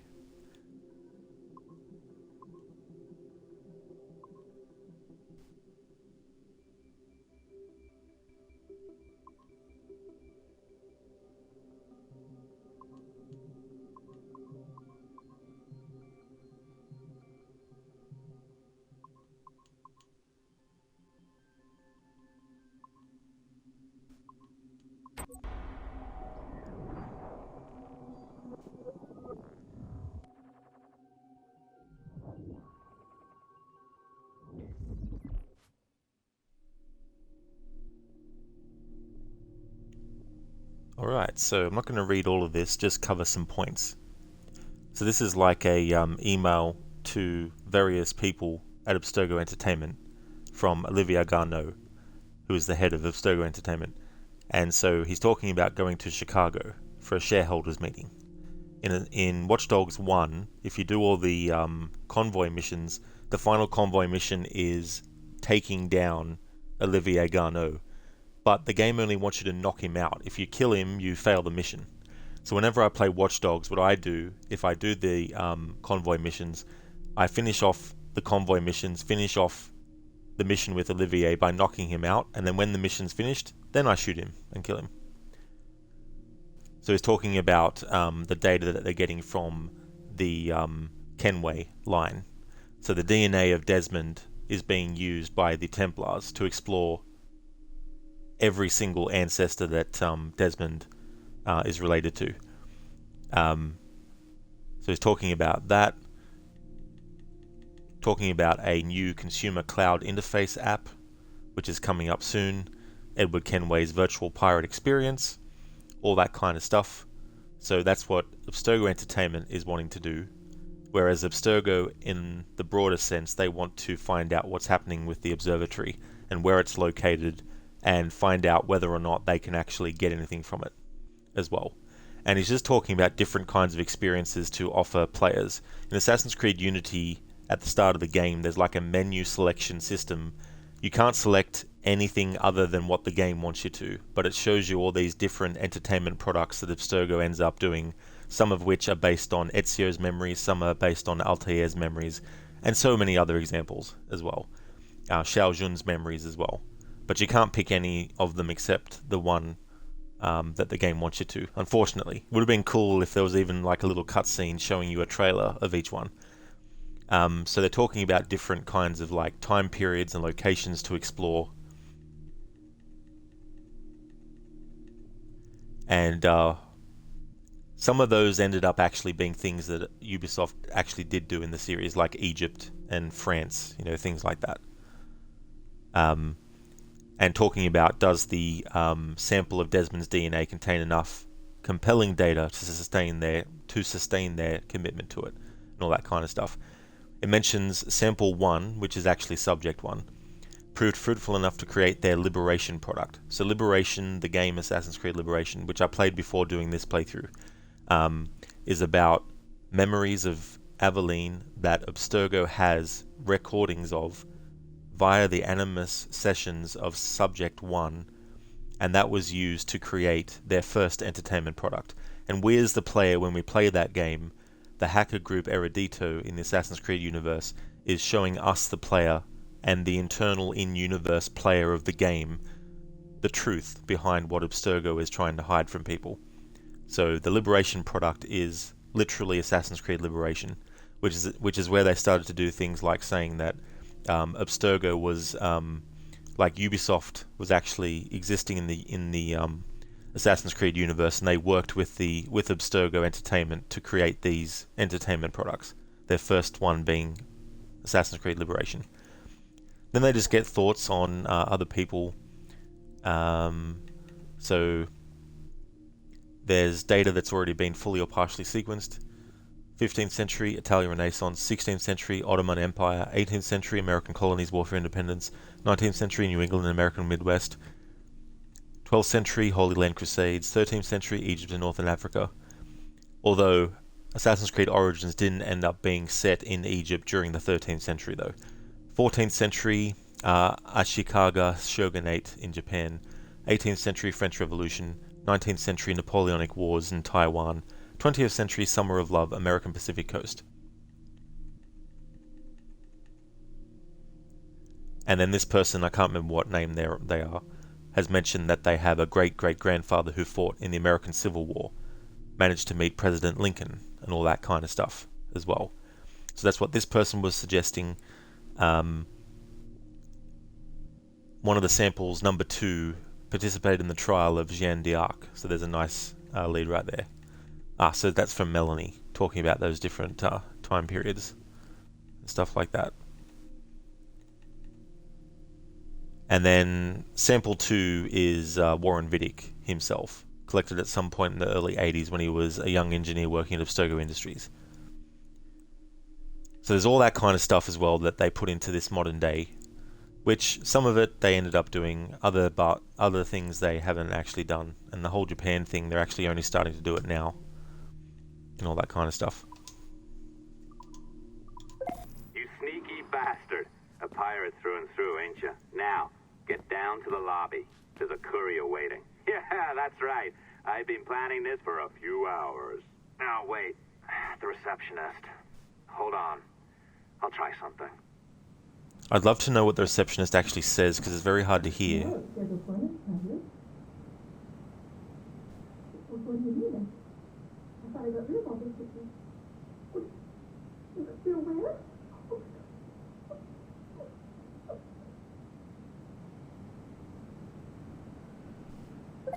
As gullible as ever. Now, hurry down to the lobby before I remotely detonate your earpiece. Although it does seem... Don't even think about ratting me out. My tracks are covered. Yours ain't. She might have been saying something in French to start with. But yeah, I still don't know what that character was saying. Like, obviously we can't hear anything of what the person on the other end of the call is actually saying to her, but I still don't actually know what she's saying. Rosie, plot twist, there's a pile of hay below. Yeah, that'd be so funny too, actually. Make it a fake out thing where the game lets you jump off there if you want to, and if you do, you think, oh yeah, the character's going to die, but then they land in a haystack, and then it just puts you back up to the thing again.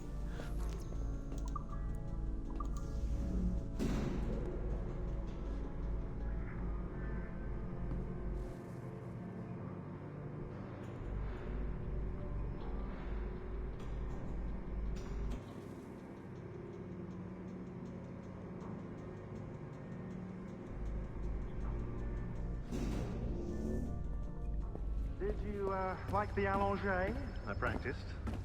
I think you pulled it a little too long. Oh, come on.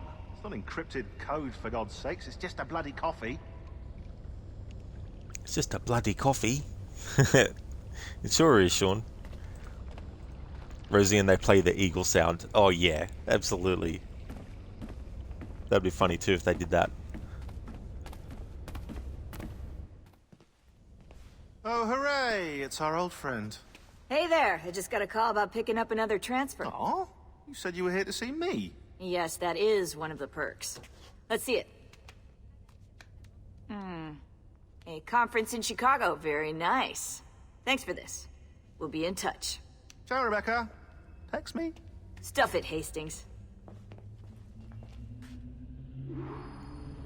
Coffee is delicious. Well done, friend. Very well done. Apologies for my temper tantrum there. You are with the good guys, I promise. We'll keep you safe. Trust me. Go on back to work. We'll be in touch. Under review. So the only thing that Sean has actually done to make himself different is dye his hair. Yet he's still using his actual name, and Rebecca's still using her name, and they're still using their name to each other. Just goes to show how lax the security at Abstergo Entertainment is, that two key assassin targets are hiding in plain sight under their noses, and they don't realize. Hey there, hit pigs, welcome on in. Hope you're having a good weekend. Maybe she thinks it's her partner that is why she's surprised they're here. Maybe, although she does go in the direction where the bathrooms were. So, not actually sure. Maybe there was something that had happened in the bathrooms there before that was bad, and so she's scared of whether or not... I don't know. Yeah, it's just weird.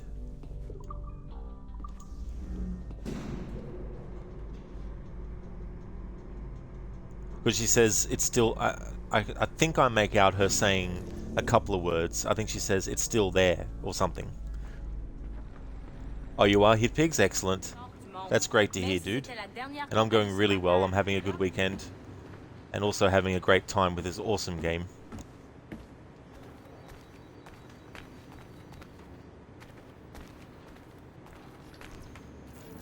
Now back to Edward Kenway. I've an awful feeling about this. You'll be hurt out there. I couldn't handle that. I'll be careful, I promise. And when I'm flush with coin and set up, I'll send for you. I will. Caroline, come away! Don't exert yourself! I can't promise I'll come, Edward. If you leave on this fool's errand, I cannot promise anything. Don't give up on me, Caroline. Not when I need your faith the most.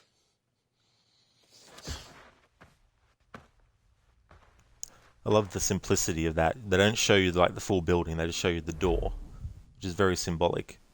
It's like a door closing on a chapter of Edward's life, separating him from his wife. Putting some shape to your sentiments? Just a short letter home.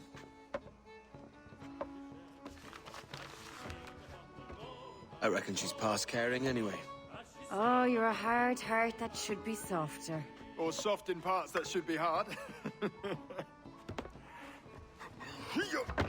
And how is it you're so keen for his hard parts, Mr. Rackham? You'd like to know my secrets, would you? Oh, aye. Give me a small hint, like. Or a large one, if you're an upright gentleman. Open your hand. Oh! Who's shooting? Might be them ships sliding into port. Jesus.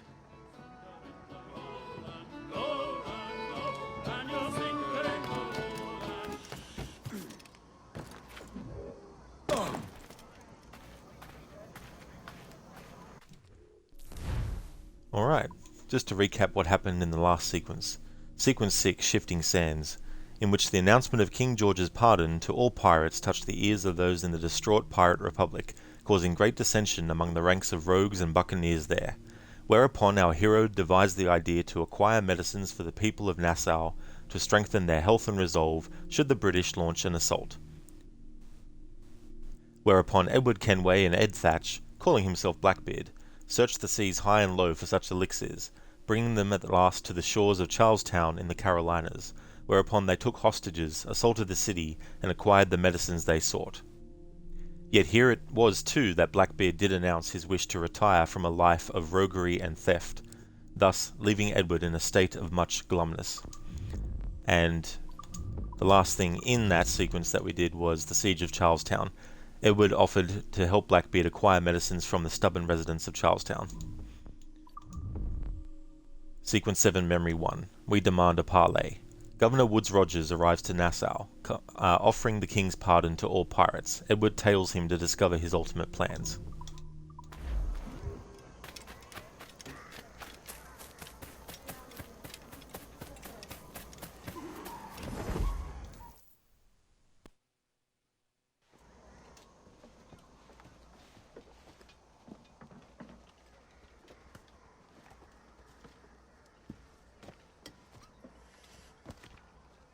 Well, I'll be hanged.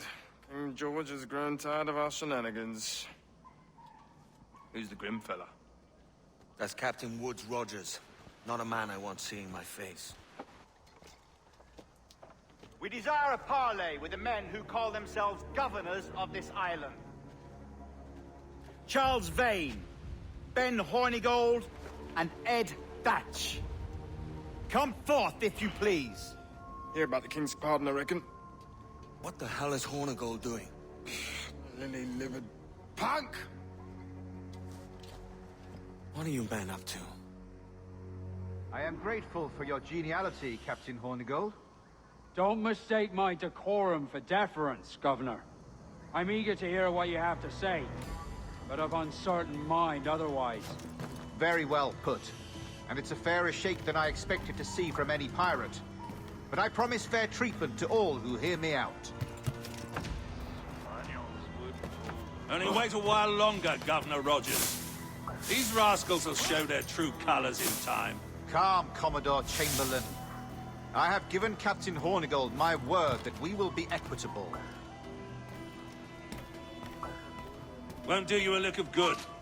Men like him are a blight on His Majesty's reputation and a peculiar cancer afflicting the New World.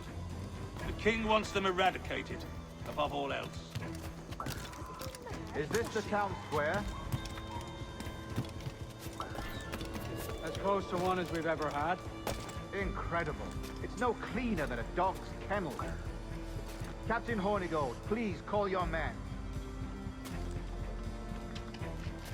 Rackham, Vane, the governor's come calling. Bring Burgess and Cockram as well.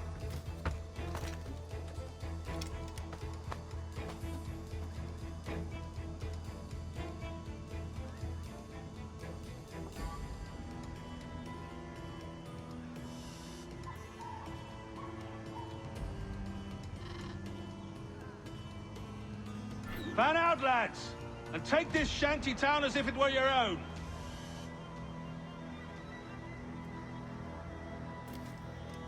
Aye, but the king has been particularly ineffective in bringing about this change, hasn't he? And has failed at all attempts until now. Careful how you talk about His Majesty, Governor. You're here at his pleasure. I have my methods, Commodore, and I expect you to honor them to the letter.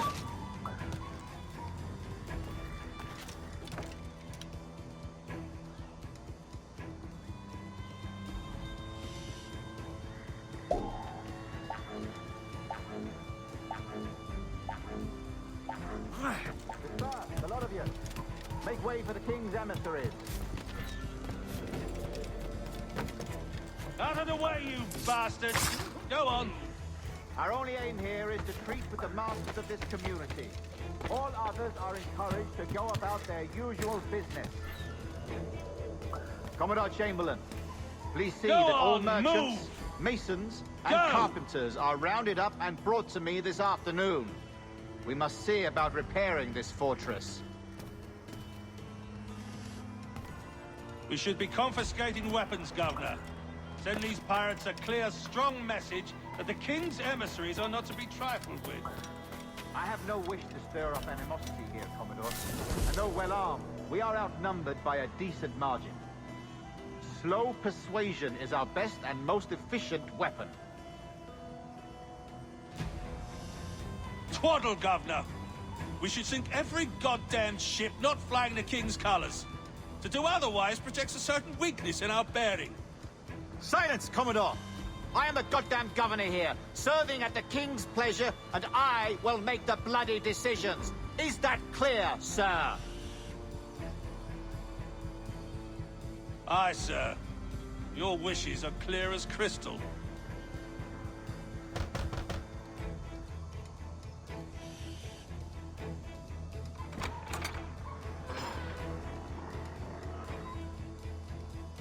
These are the charts, Commodore. We're in position.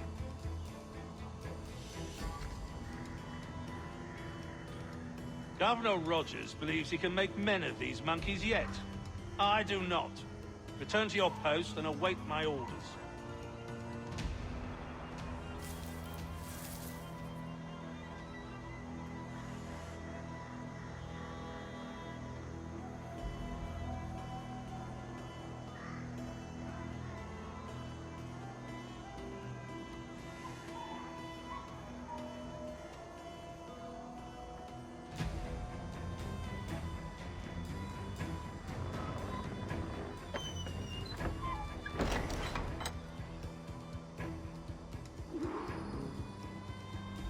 Alright, so optional objective, kill guards while hanging from a ledge.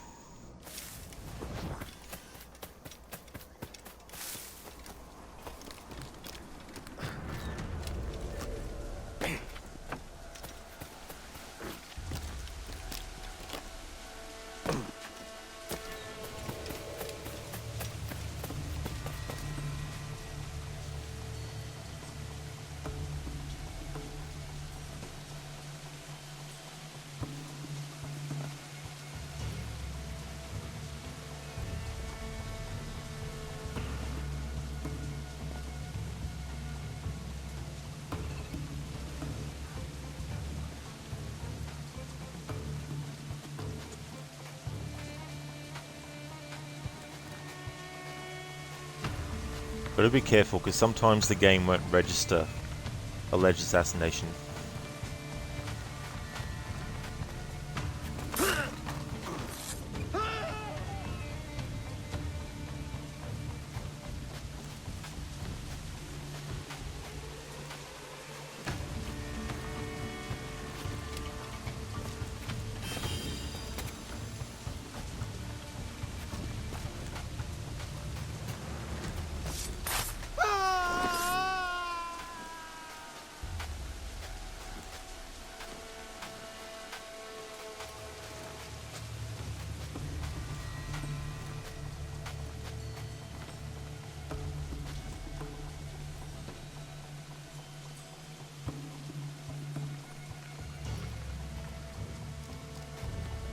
We do hereby promise and declare that in case any of the said pirates shall on or before the 5th of September, in the year of our Lord 1718, surrender him or themselves to any one of the principal secretaries of state in Great Britain or Ireland, or to any governor or deputy governor of any of our plantations beyond the seas, every such pirate and pirate so surrendering him or themselves as aforesaid shall have our gracious pardon of and for such his or their piracy or piracies by him or them committed before the 5th of January next ensuing.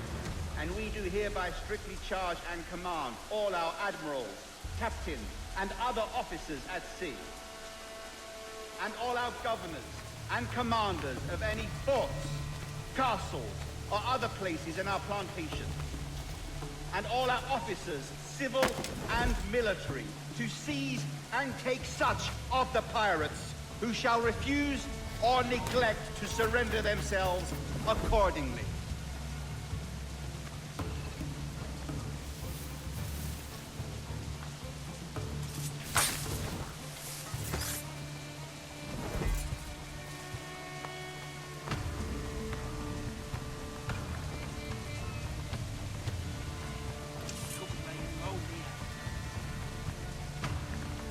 Virginia, mostly guarding the college and such at Williamsburg under governors.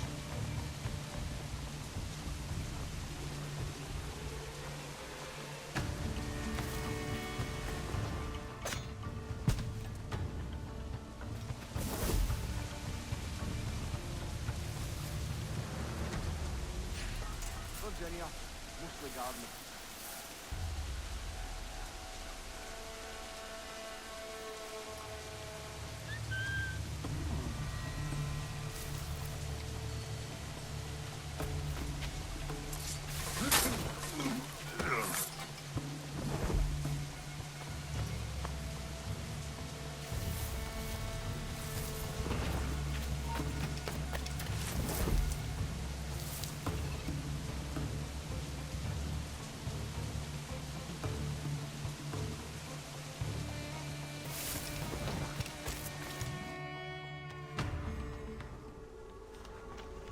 I pray you take the prudent course, gentlemen, and accept the king's pardon as soon as your hearts allow.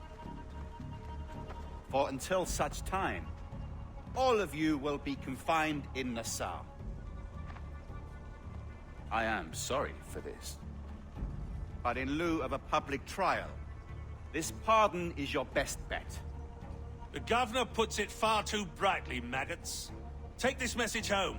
Accept the king's protection forthwith, or we will raise this town to its foundation and stretch your bloody necks. Peace! Commodore Chamberlain, we are messengers, not executioners. Not yet. Oh, thank you, sir. God save you.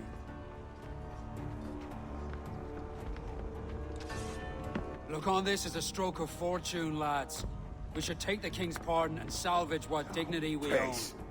I'll be hanged before I surrender to that bobbin. Check your head, Vane. We had here a rare opportunity, a chance to take something base and shape it into a government made and maintained by men of vision. But in 2 years, we pissed it away. I won't make that mistake again. It's truth he's telling, and you whelps can't handle it. Adieu, you forecastle-headed fuddlers. See you at the gallows. You'll all be dead men!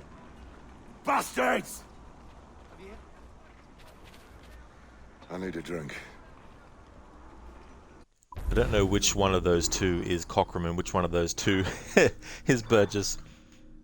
But they're the actors who play those characters individually.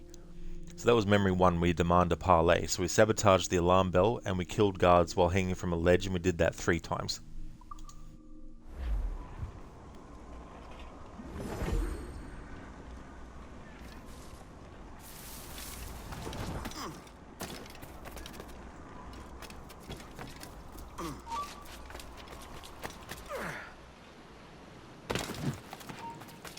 You there, stop!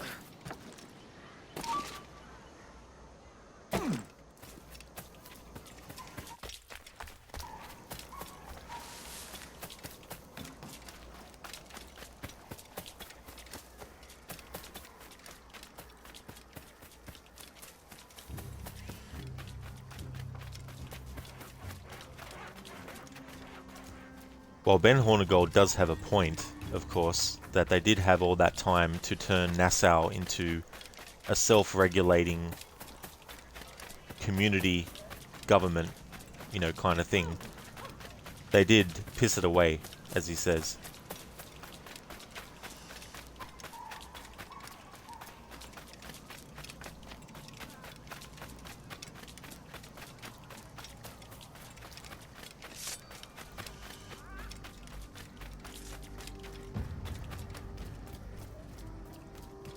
Be that, Captain.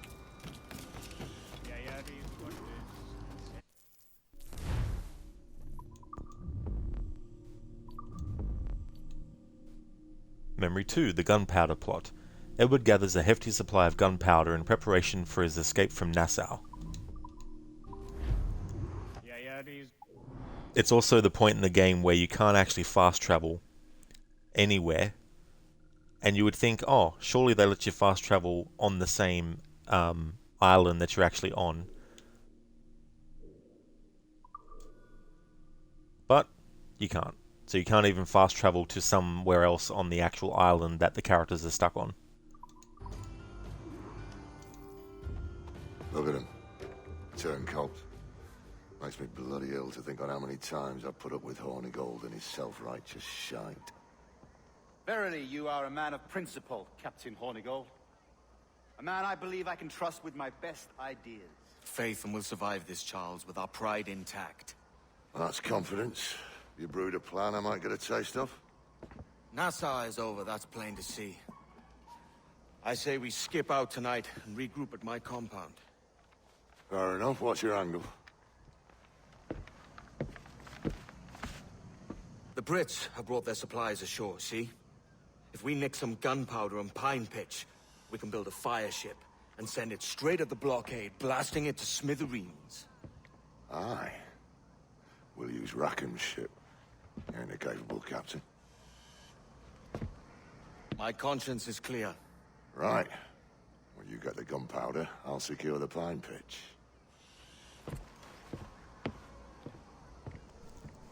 Have you brewed a plan? I might get a taste of. I love the dialogue in this game. Alright, so we have 10 enemies that we need to use blow darts on to kill. And I currently only have 2. I'm still not allowed to craft any upgrades. But obviously, I can still craft more actual ammo. So let's see if I've got what I need for that.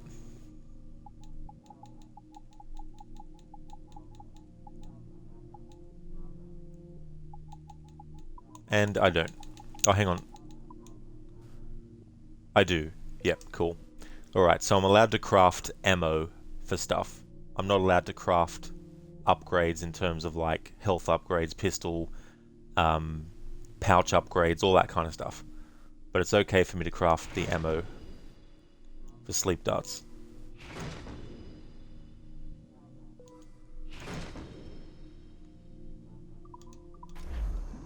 Alright, so we've carried 5. It's as much as we can carry. So we need to use blowpipe darts on guards. 10 of them.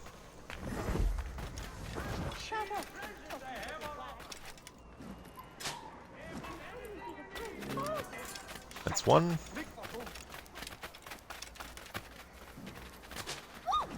Oh, bloody hell!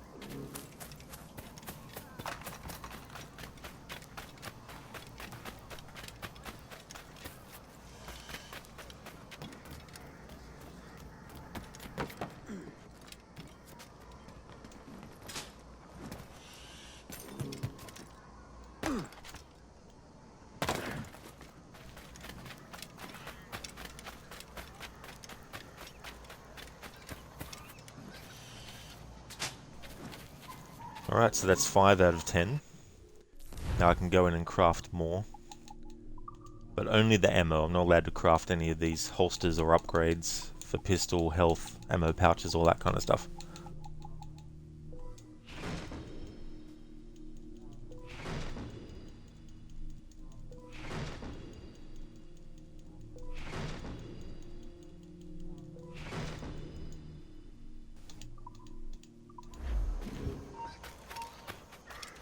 Aye.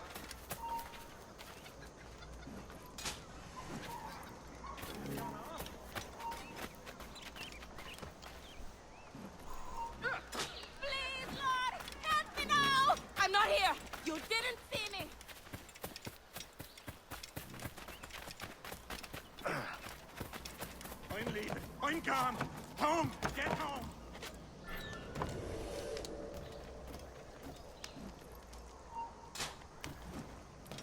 You there, Hope!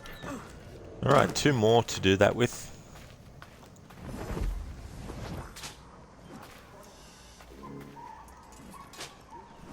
Alright, so that's blowpipe darts used on all 10 required enemies, so I can't use them anymore. If I do, I have to restart the memory from the start.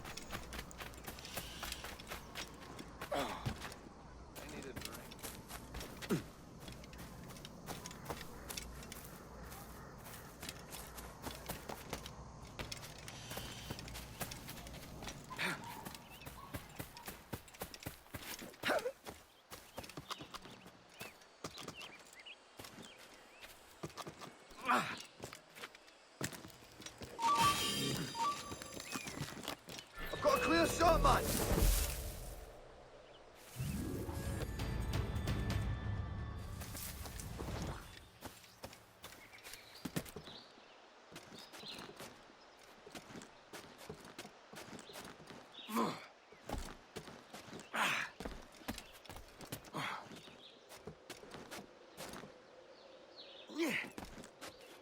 I'll have your life.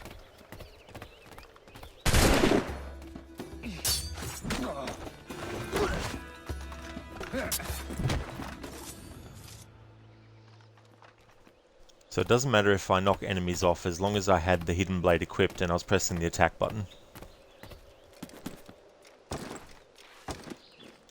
They're taken care of.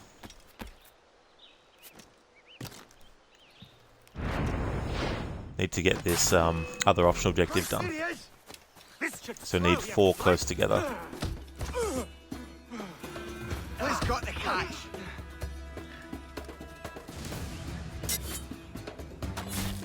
Give him a good beat.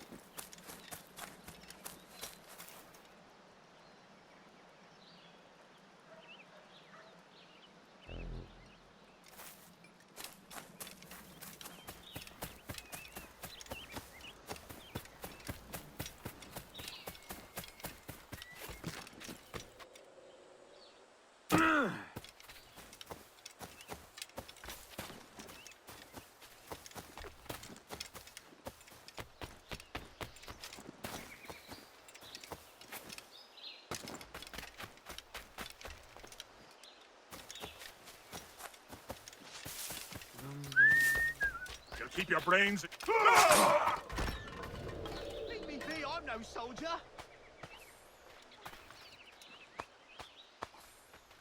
This is not what Intruder! I need some help here! I can get it from here!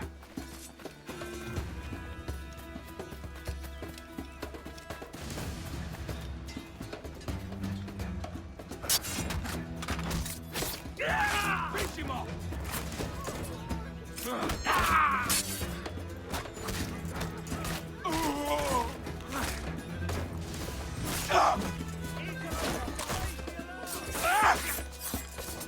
This is not what I came to the New World for.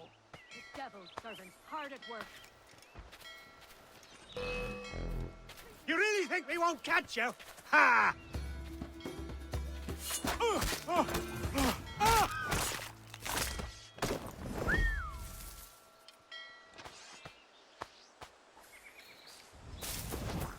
Look, you pay much more by damning your soul.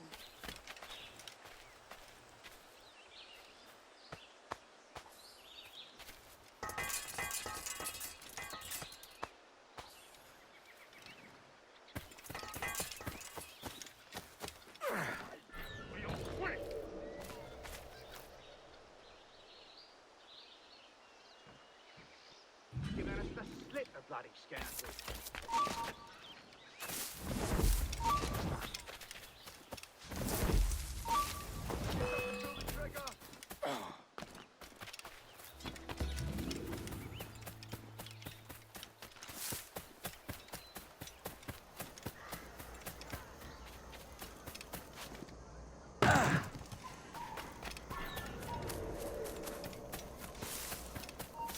Stop, you!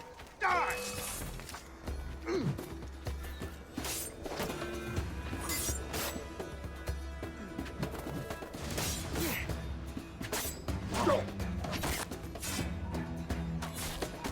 Corner it!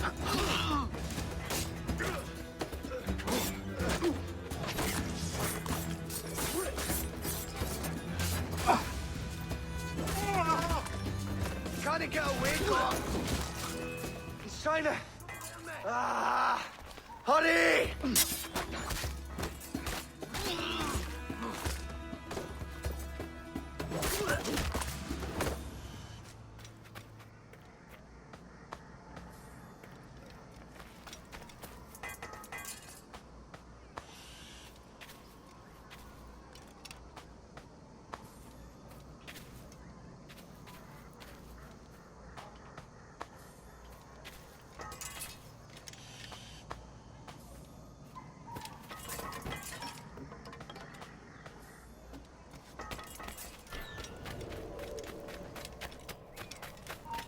Stuns.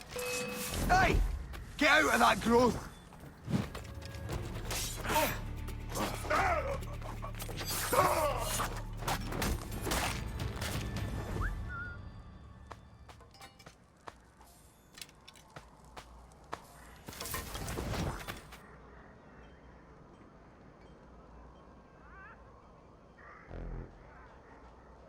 Harbinger, you fucked up big time in Resident Evil 0. You used all 3 tablets and Billy got separated from Rebecca. The latest save is before the water key area that has 2 leech zombies.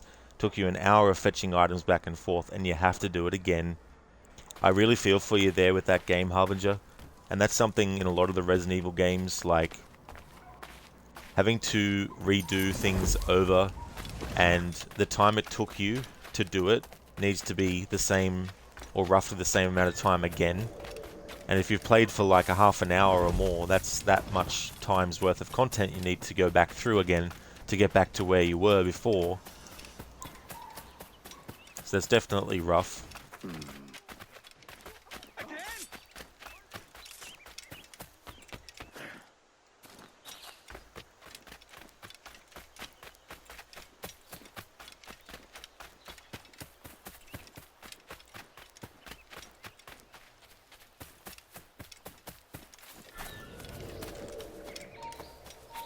You!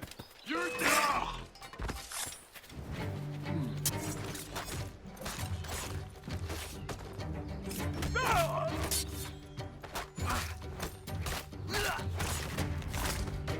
in my sight! Corner retard! Not allowed to use human shield.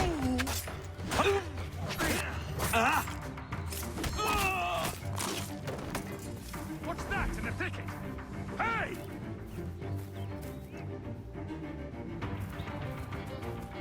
I've got a deadline on him!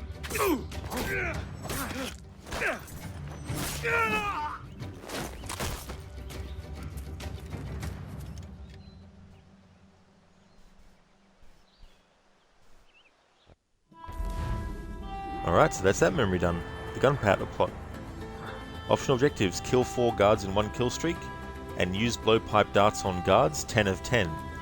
I had to use 10 blowpipe darts. I only used 10 to get that optional objective done. I was allowed to craft ammo for the blowpipe. I just wasn't allowed to craft pouch upgrades for the blowpipe. So that's that memory done.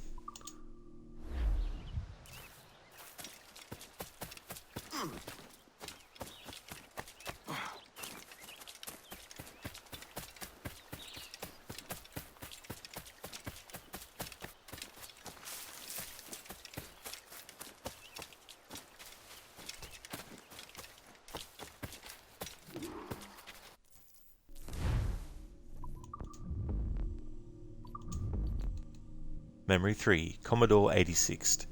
Edward decides to assassinate Peter Chamberlain before the Commodore can issue his orders to sink the pirate ships.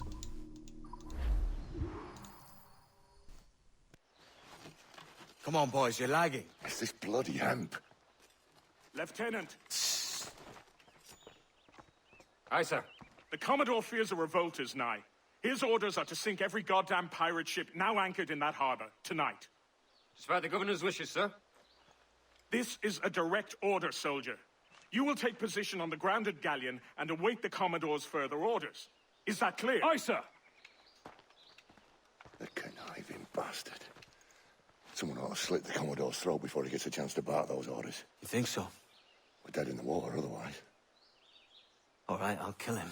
Your brains are baked. I won't take no part in killing the Commodore. Not one of the King's men.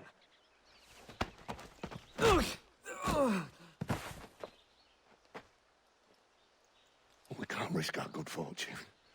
I'll be waiting for you.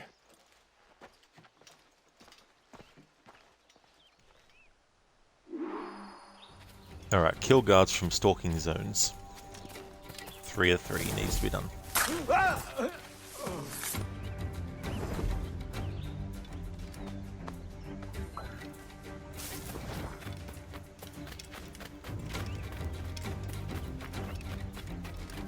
When you Sir, ask, sir. we have information for the Commodore, an urgent matter. Carry on. Lots of sour blood between them two, Rogers and Chamberlain. What's the issue? Commodore don't think much of civilians, Ira. And there's a rumor going around that Rogers is some kind of Jacobite, or worse, that he's a Catholic. Oh, I could think of worse. Gather those 2 men there. Send it away back in his hole.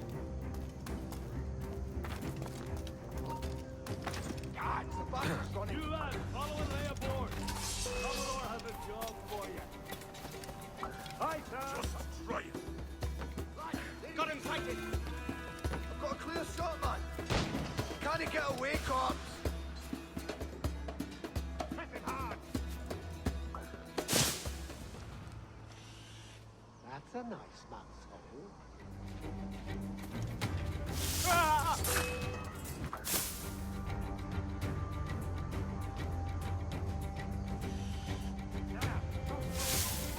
I heard the Commodore ranting and raving about Woods Rogers, calling him a heathen and whatnot. What's happened to set them two up?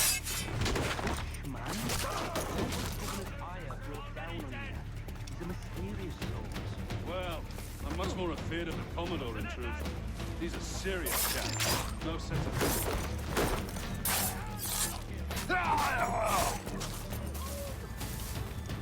I'm leaving. I'm gone.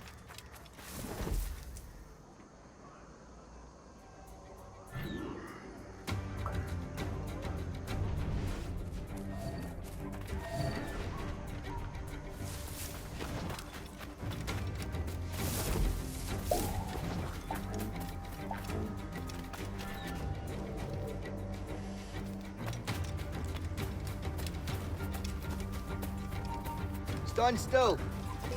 You're not losing us. Faster.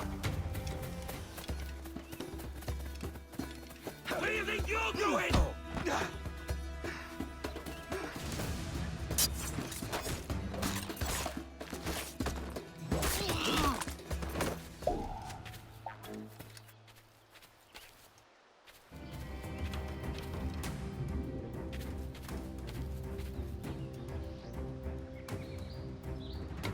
Take positions and prepare to decamp on the Commodore's orders.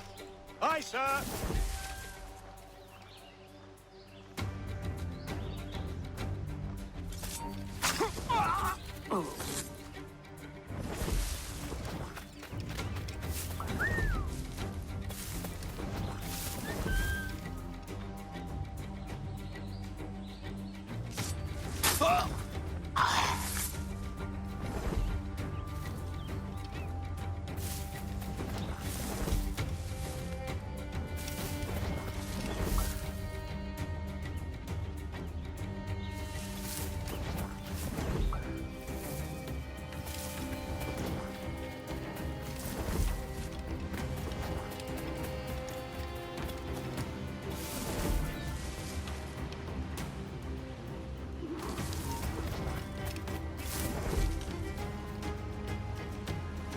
Alright, new optional objective, need to air assassinate the Commodore.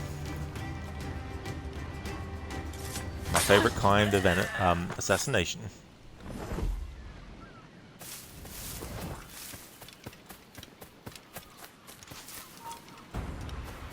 Hold my...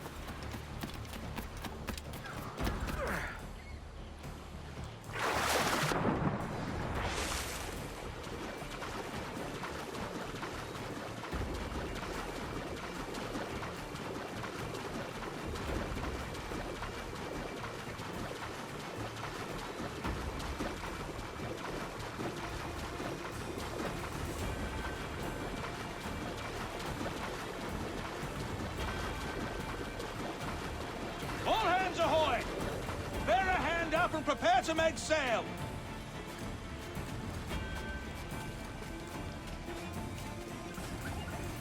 If you doubt the honor of our cause here, and if my disavowal of our coward governor's wishes causes you anxiety, then you are free to debark my vessel and stay ashore. But I will not stand idly by as the rats scurrying about this island plot and scheme to do us direct harm.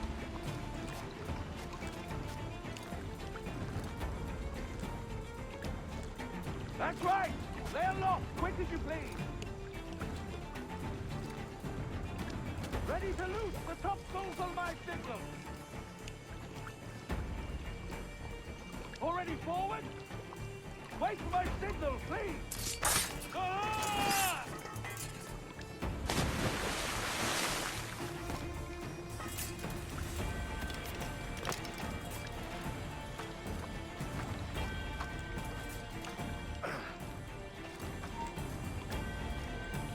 Stop!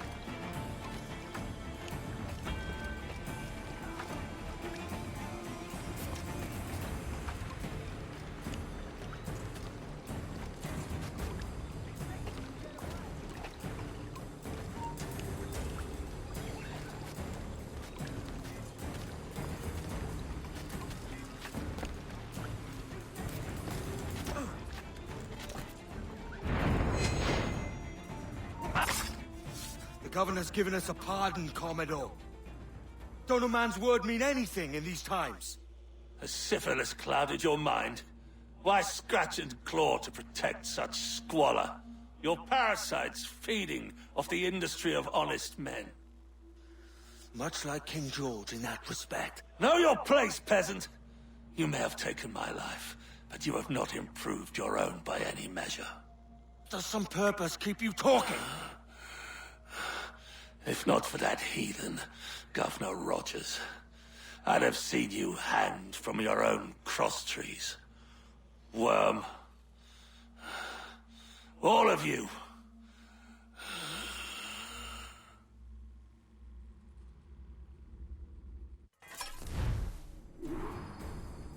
And there we go, Memory 3, Commodore 86. Optional objectives completed. Kill guards from stalking zones 3 of 3 and air assassinate Chamberlain.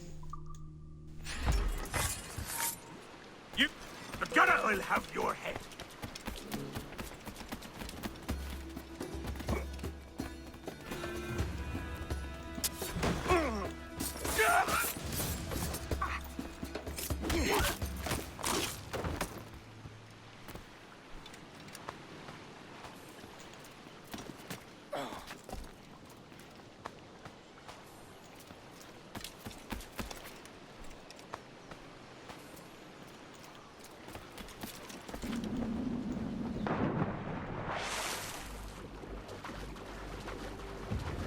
There's a few close calls there in terms of like getting desynchronized when I was following Chamberlain because of being detected, and it was good that there was still enough stalking zones up ahead in the level / mission to actually get that optional objective.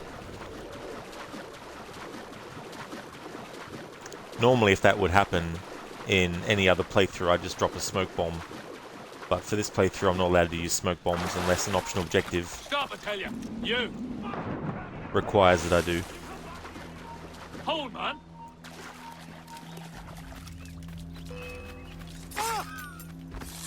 Hey there, Lizzie. How's things going? Welcome. Hope you're having a good weekend.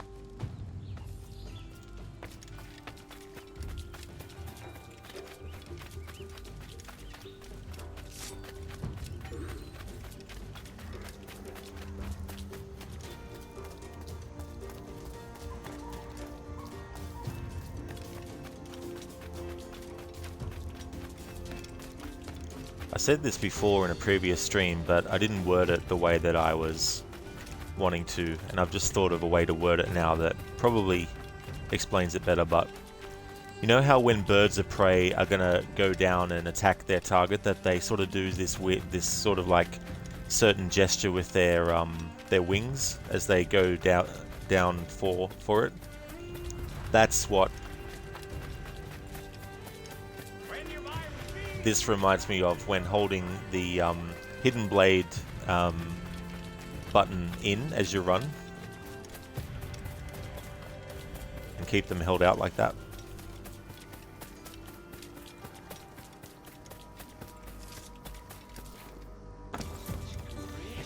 Lizzie, going good. How's Black Flag? That's excellent, Lizzie. I'm glad to hear that. And Black Flag is going really, really well. I haven't actually messed up with the challenge rules yet. Knock on wood. There's certain things I'm not allowed to use unless the optional objective for a mission tells me I need to use it. And we're getting closer to the... well, we are, I think, pretty much at the halfway point of the story. But starting yesterday, my Assassin's Creed streams will be Saturdays, Sundays, Mondays, Tuesdays and Wednesdays until I get the rest of these games done as part of this annual series playthrough.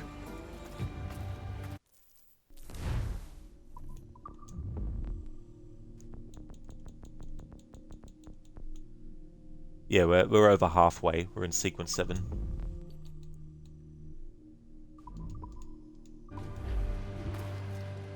Don't jinx myself. Yeah, got to be careful. Because sometimes games like to do things like change which weapon you have selected. So I've got to watch out for that too. The Commodore's dead. Are we ready? We're close. We've got a problem with the galleon. There's a couple of dozen. Bloody hell. You'd raise a cloud here, lout! You sat on enough gunpowder to blow New Providence off its rocks! Lay off me, mate. I'm well chafed. As I was telling, a squad of lobsters has commandeered our galleon. We're gonna have to clear it out before we use them cannons to play the blockade. You raise a cloud here, lout. I love that line. Charles Vane has some awesome lines in this game too.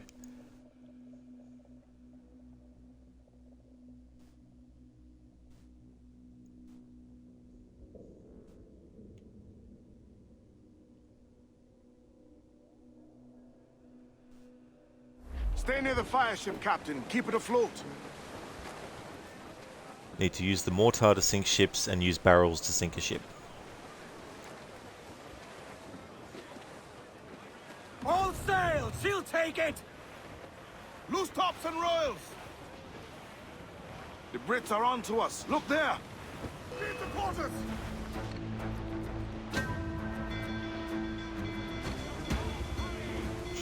And of course I don't have any mortars.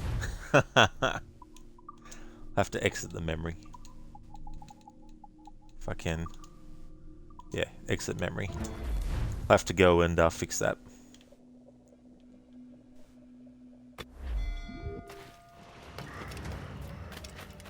If I didn't end the memory there, I would have had to restart the memory anyway to actually get that optional objective done. So I may as well get it taken care of now.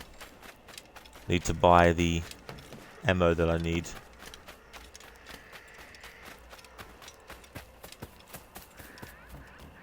May I be of service?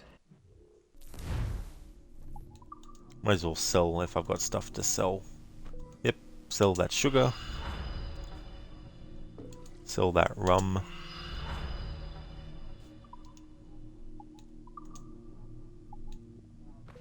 Sell that crocodile leather. Alright, now. Buy ammunition. Mortar shot. There we go. May as well fill this up too. And while I'm here, any upgrades I can actually afford and have materials for?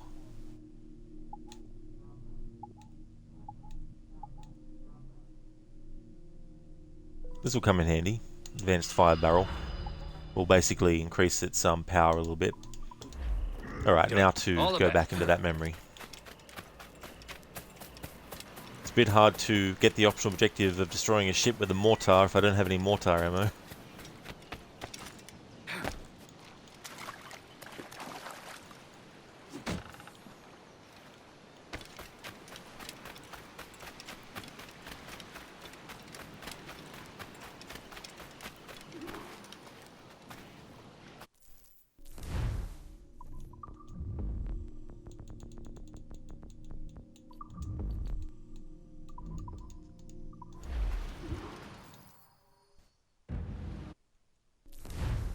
Alright, we've already seen the cutscene. Let's see if it lets me read the information about the memory now. Nope. The Commodore's dead. Are we ready? You raise a cloud here, lout.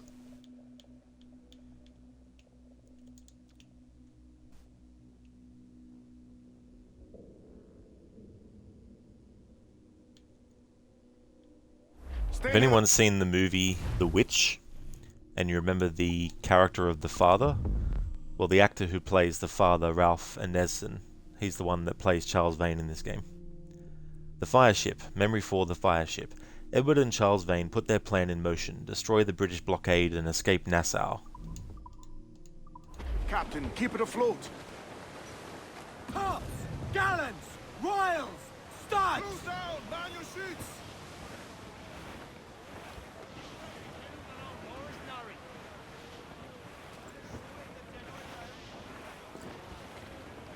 The Brits are on to us. Look there! You heard the captain! Move!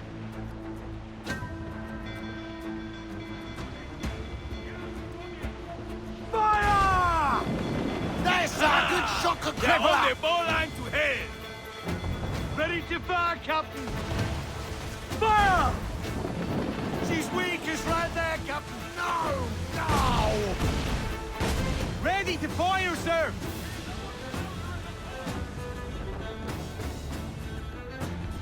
Royals are top! Reef the men! Two up gallants! Fire! Race!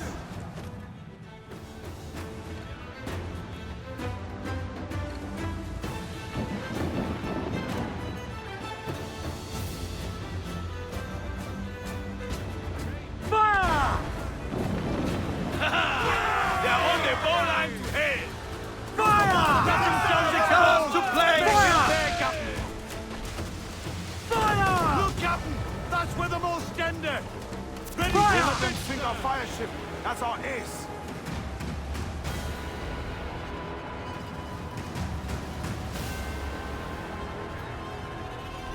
off the wind!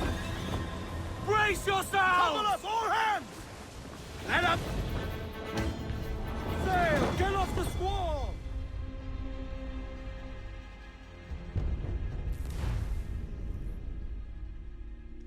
Bullshit.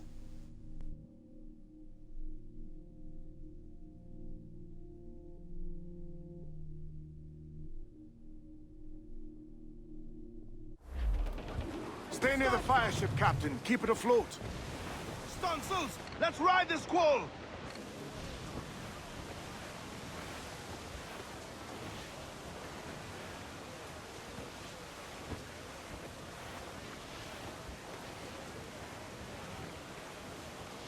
The Brits are on to us. Look there! Beat the Turn quarters! alone, sir!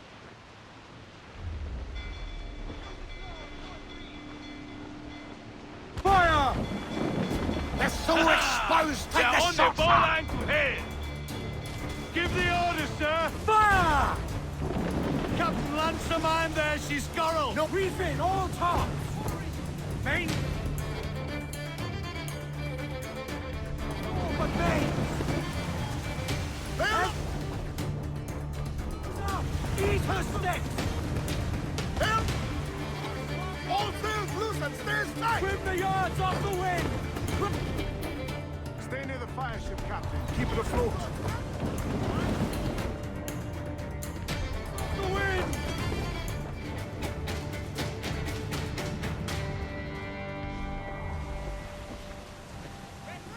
Clues up! Eat her sticks! Clues! The yards off the wind! Douse the topsails!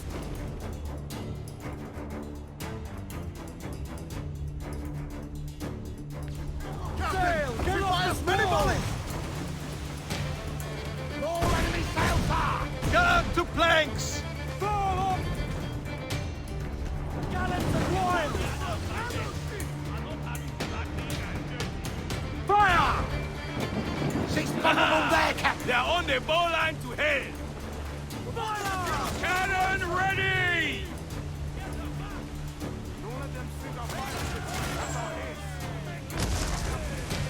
Fire!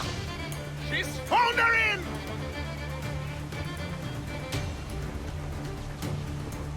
Fire! Look, Captain! That's where the most Fire! They're on the bowline to hell! Douse all but me! Incoming fire!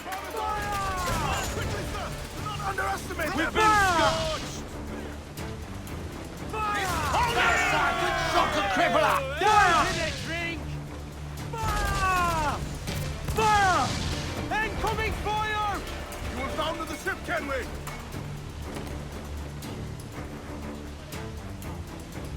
Enemy fire! Reef the topsails and gallants! Get those clues up! The fire ship's about to blow! Steer clear, Captain!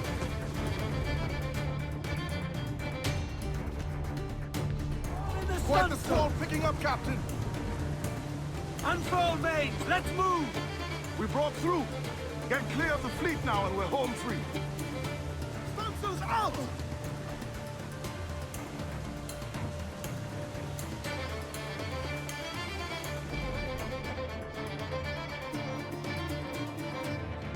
Pressure, eh, can we? Eurovia comes natural to us. We ain't up.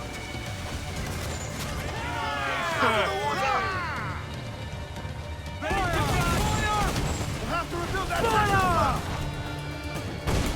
Ready to Fire!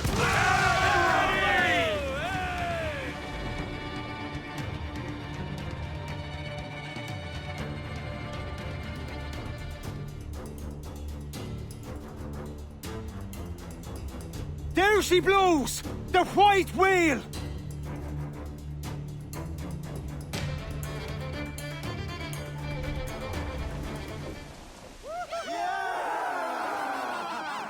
A mighty mess there. Burn, you bastards! They're burning up your ass, governor! Prancing about like they took a prize.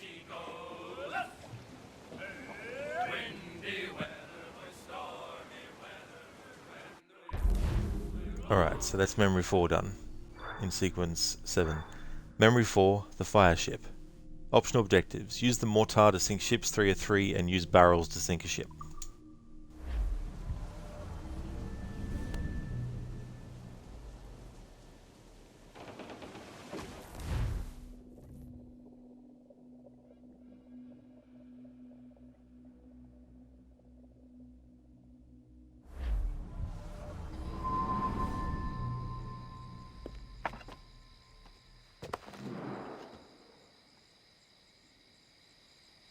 Oh, hi, kid.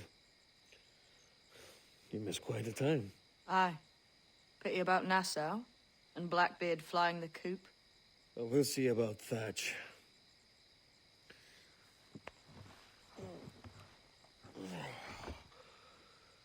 Vane's off to see him now, and I'm following soon. This is what's left of your experiment in democracy. Aye. We do as we please here, and we take our time doing it. For Christ's sake, Edward. Don't anything but the stink of riches wrinkle your nose. What's got into you, man? Reality, mate. Reality. See that you ain't pulled into the drink by this drowning rat. Oi! I've lived longer than most men who trod this path.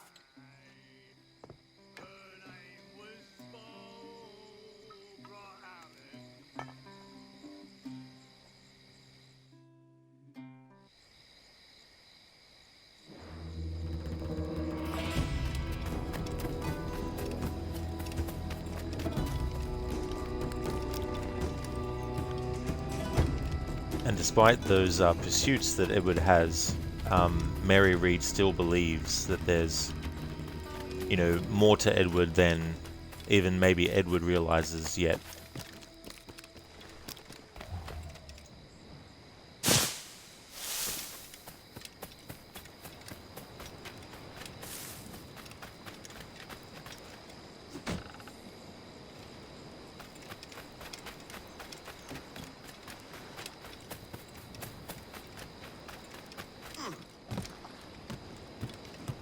Might I have a word, sir?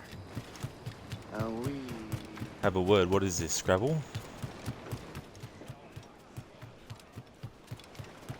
Hello, Hipsuit.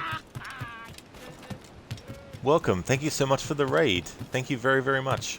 Welcome to you and your raiders. I hope everyone's doing well. Hipsuit forest creatures are raiding. Welcome on in, forest creatures. Thank you so much for raiding. You good, Hipsuit? Excellent. That's awesome to hear. We just got done doing a memory sequence / chapter of the main story. And to recap what happened, Sequence 7, the British invasion, in which the Templar and now Governor Woodes Rogers arrived in Nassau with the Commodore Peter Chamberlain with the aim of scrubbing the city of its piratical influence, and in response it was thence that Benjamin Hornigold did take the pardon graciously and fell under the sway of the charismatic Rogers.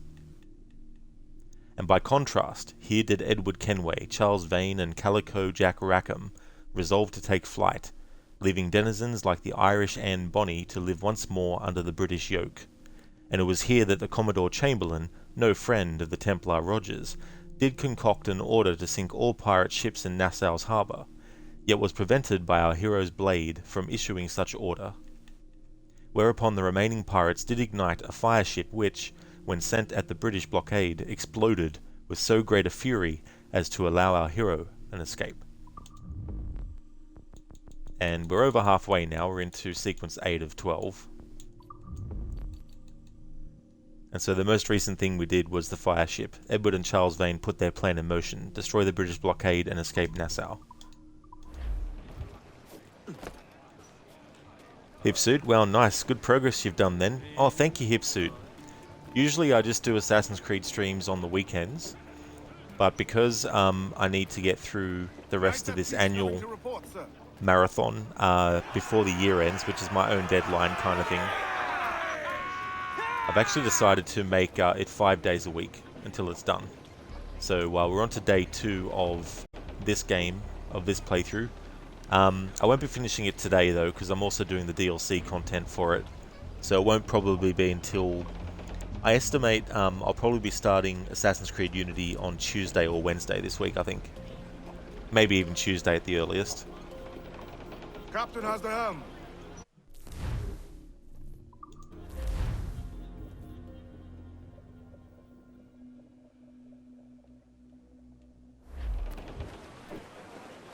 Haul down and clew up! Furl! Furl all sail! Do you hear?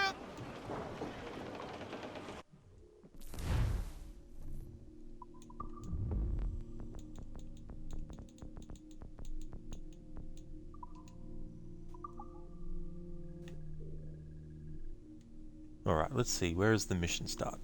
Up over this way. Alright.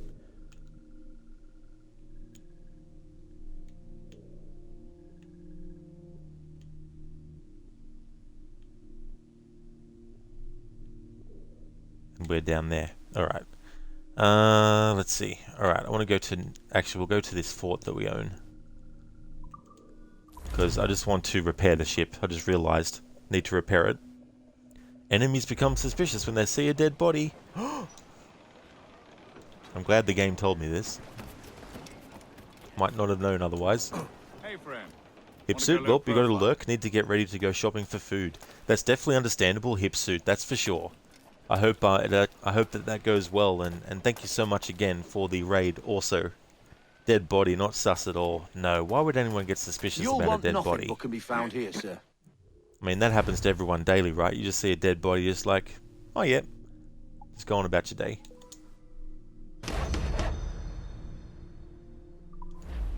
You have my thanks. And you have my bow and my axe. Alright, now let's fast travel to the closest we can get to the mission start, which is here at Abaco Island. Stocks, welcome on in. Thank you for the raid as well. Thank you so very much for that. How's things going for you? Sail! Get off the... We're just continuing on with the main story of this game. Up to sequence 8 now, out of 12. sea shanty time. Nice. Sally Brown, she's the gal for me, boys. It's down to Trinidad to see Sally Hey, Brown, Zareth. boys. Thank you for choosing to redeem the replay the mission with music only, and also do a cutscene with Arnold dubbing it. Nice. Lovely on the foreyard, she's lovely down So below, my choice? boys. Cool. So the same for the other redemption as well, Zareth? Did you want me to choose for that too, or did you want to pick out one? Stocks, it's going well. You just did a night glitched run, got a PB by 15 minutes. Oh, hell yeah, Stocks. That's excellent. That's awesome. Congratulations on getting that personal best. That'd be such a relief. And also for it to be a 15-minute personal best too. Like, that's a big chunk of time. That's awesome. Congratulations on that. Zareth, yeah, so me choose that one as well. Okay, cool. Awesome. No worries at all. I'm doing well, Stocks. Things are going great. I'm having a good weekend and enjoying replaying this game yet again for the umpteenth time. I can't remember now. Lizzie, rest in peace, sea shanty. Yeah, unfortunately, we have to not hear every single sea shanty every time. Alright, so going to replay the mission with music only. First thing I want to do is go into options and need to adjust the sound. Alright, I need to make note of what numbers I've got these set to so that I don't have to try and guess. So I've got music volume at 7 to 10. So I'll put that at full. Effects is at 5. Turn that to nothing. Voice volume is 9 out of 10.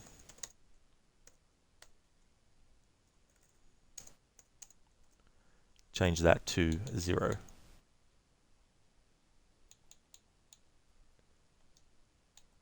There we go.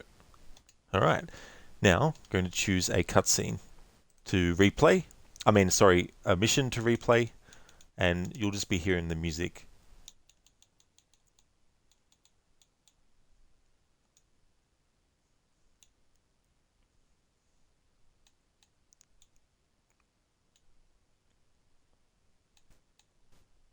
I'll do this one, unmanned. So I won't have to worry about the optional objectives because I'm doing this replay to redeem the music only for a whole replay of a mission.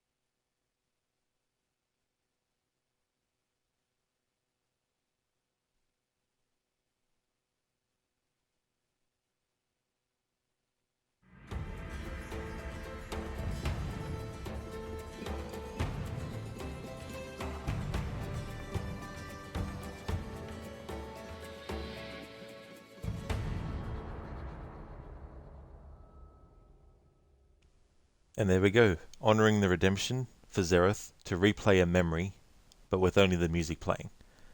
So that is that redeemed. Now I'm going to do a cutscene with the dialogue audio to 0, but the music and sound effects still happening, but I'm going to be dubbing it with my Arnie impression, dubbing all the characters' dialogue.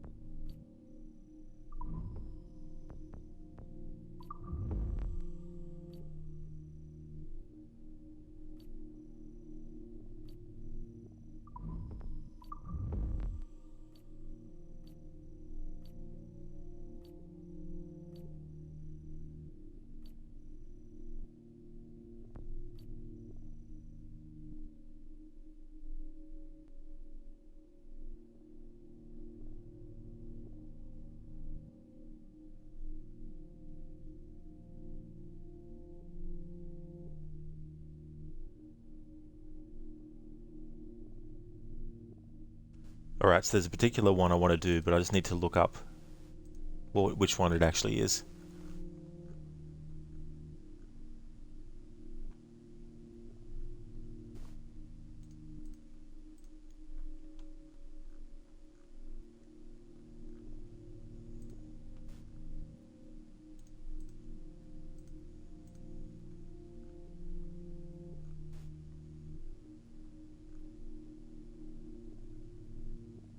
Ah, excellent. Now I know which one I want to do.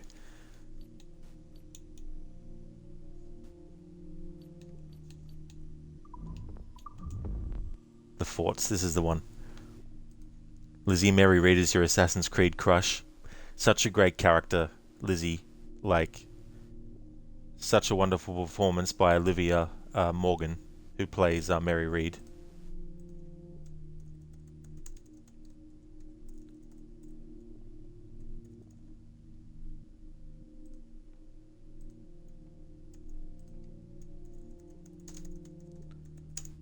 And there's her IMDb.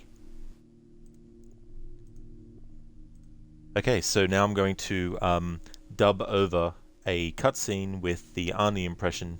So I've turned the dialogue for the characters off, but I've kept the music and sound effects on.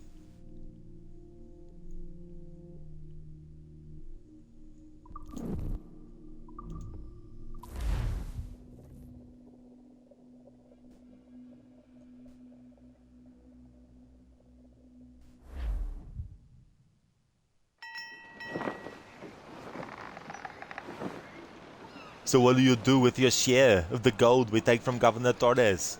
Return to Africa, prince among men. I cannot return to a place I've never been. I was born in Trinidad, a slave from my first breath. Ah, but wouldn't you feel, I don't know, more welcome there? As you might feel more welcome in Paris. Fair point. With this skin and this voice, where can I go in the world and feel at ease? This country here is my best chance. This country called Jackdaw, where I know the names of all citizens, and they know mine, and we work together. Not always out of love, but to keep our country afloat. I think I understand you. Let's take her then, for the citizens of Jackdaw.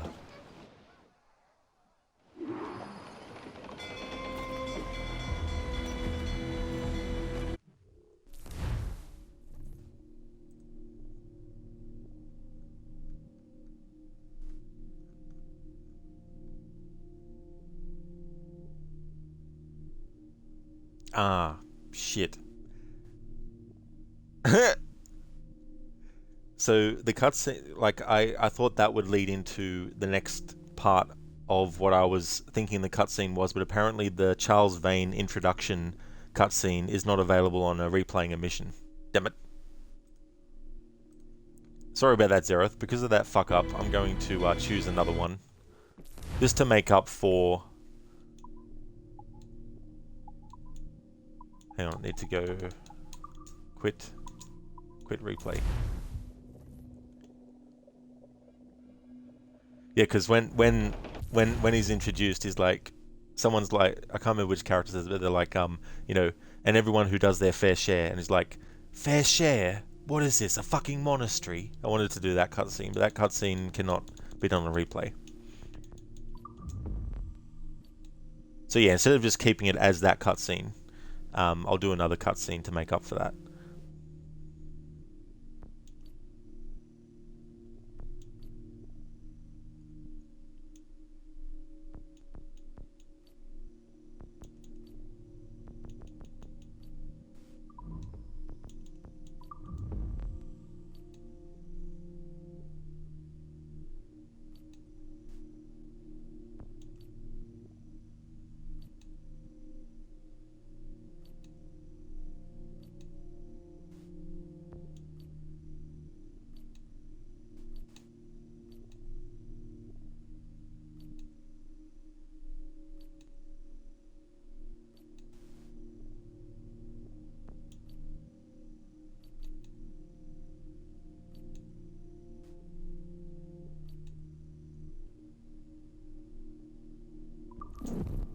Alright, I'll redo this one.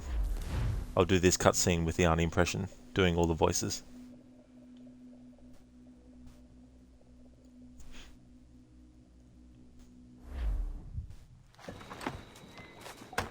God sink me for this pittance. 1,000 reals for those maps. That's what? 100 pounds at most.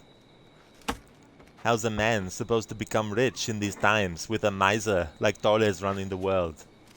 Have you ever worked on a plantation before? You know what I'm thinking. I'd like to see this observatory the governor was going on about. He said it were like a device that could follow people around and show where they were. A ludicrous idea. Imagine my wife with such an advantage over me. Well, imagine what a thing like that would be worth. Sell that to the right person, and I'd be the richest privateer in the West Indies. I'll catch you up on it. There's a sage in that house I must speak to, in private.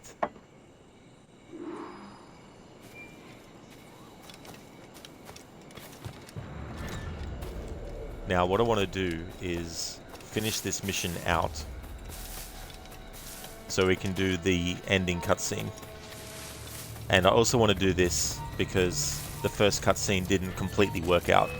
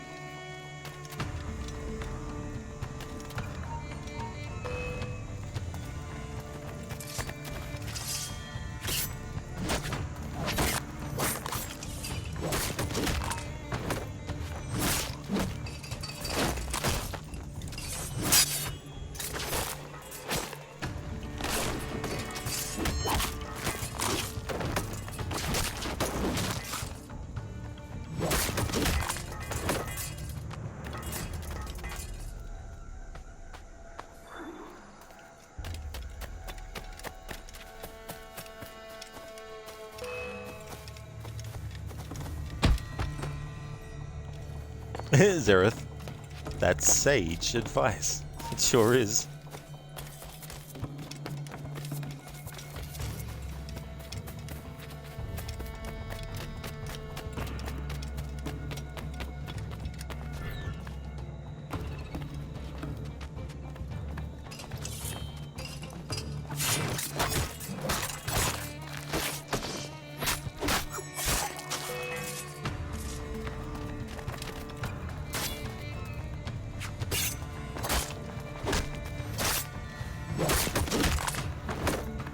Alright, so to make up for that first cutscene that I did not panning out fully the way that I was expecting, because there was a part of that mission I was hoping the cutscene would also be in, but it's not. You can't get it on replay of a mission.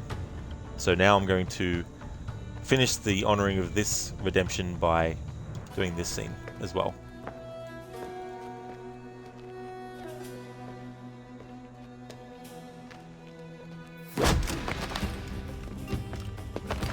Enough!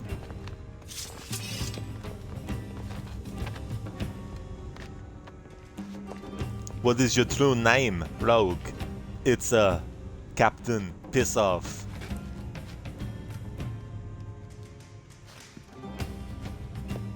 Nothing but a filthy peasant. Where's the sage? Did you set him free? I had nothing to do with that, much as I wish I did. Take him to the ports. Send him to Seville with the treasure fleet.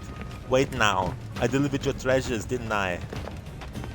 You did, yes, but you robbed us of Duncan Walpole. There we go. Thank you for redeeming those redemptions, Aerith.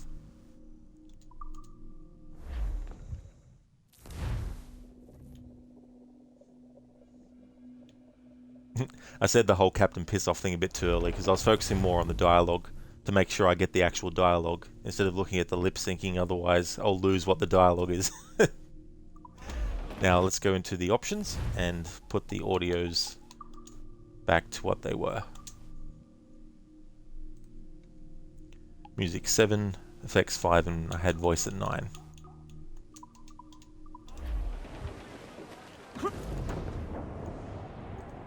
Take my sage. Take anything you like. Precious. Gollum. Gollum, Gollum. Thanks for redeeming that, Zereth.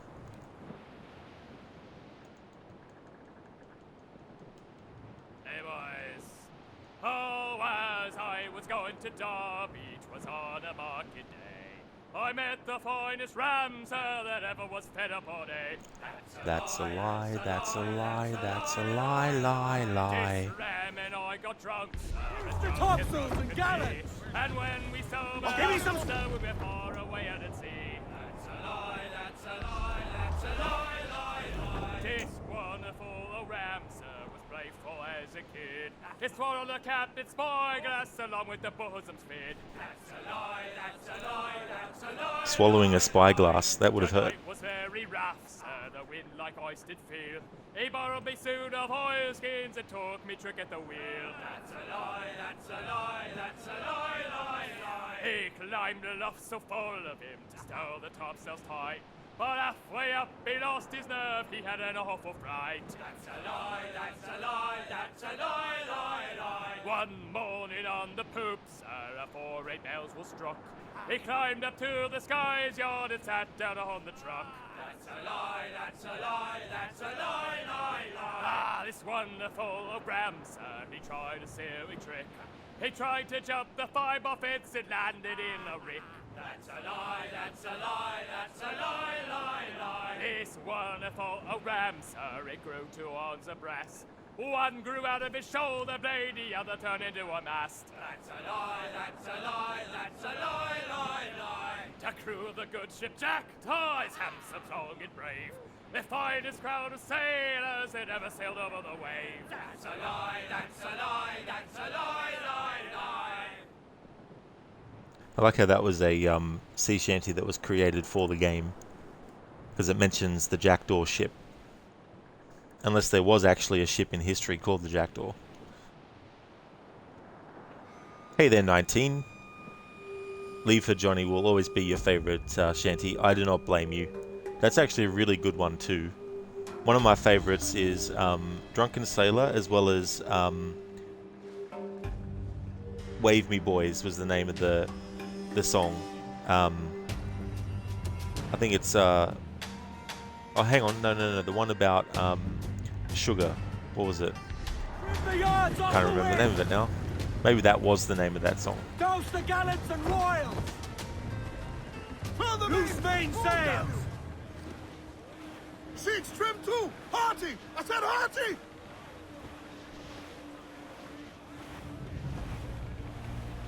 How's things going, 19?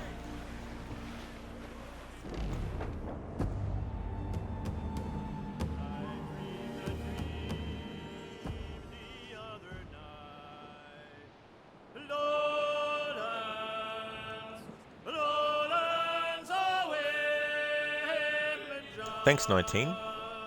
Thanks for the happy Easter. I hope yours is going well. Not bad, thanks. You just got home from work. Oh, excellent, 19. Glad to hear that.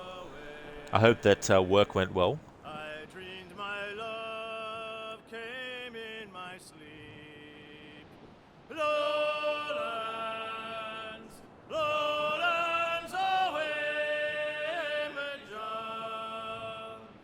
Cheeks were wet, her eyes did weep.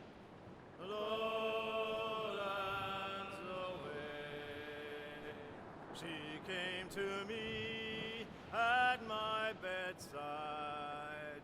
Lowlands, lowlands away, John, all dressed in white like some fair bride. Lowlands away, and bravely in her bosom fair. Lowlands, lowlands away, John, a red, red rose my love did wear. Lowlands away. She made no sound, no word she said. Lowlands, lowlands away, John.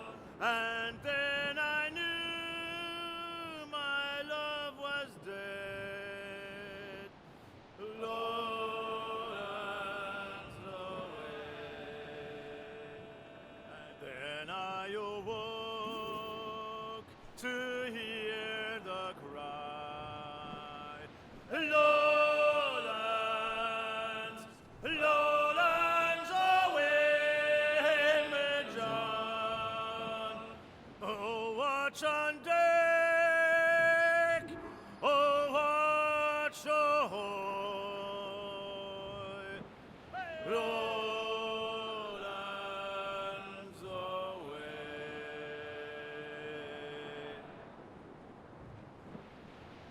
19. They really went all out for the scenery on the ocean. Work sucks, but went in for that sweet, sweet public holiday pay. That's definitely a good incentive and good motivation, and also can help you push through as well. And they did. Yeah, they really, really did. You know, and this game was developed not only for what was then the current gen systems, but also the past gen, which was only, you know, like the Xbox 360 and the PS3.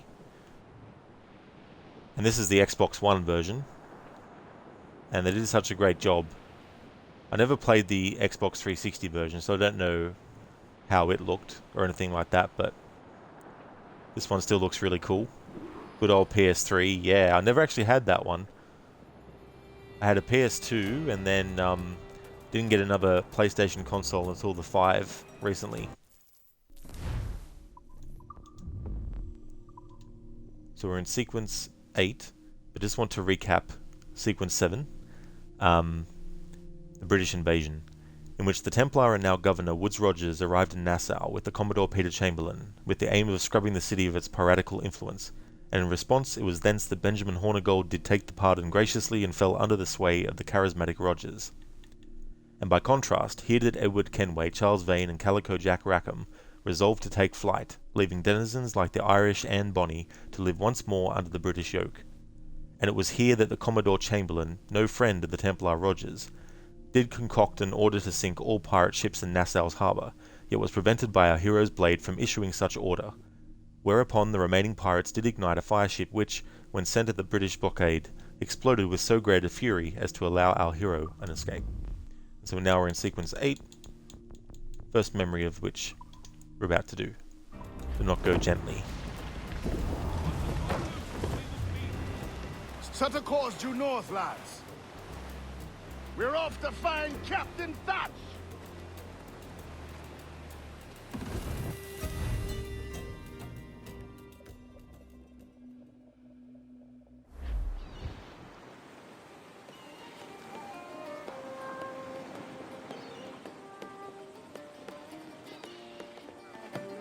great disappointment you are, Thatch.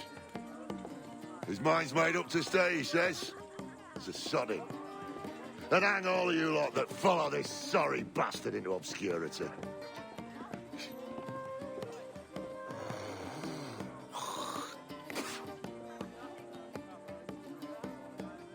The man's a prick.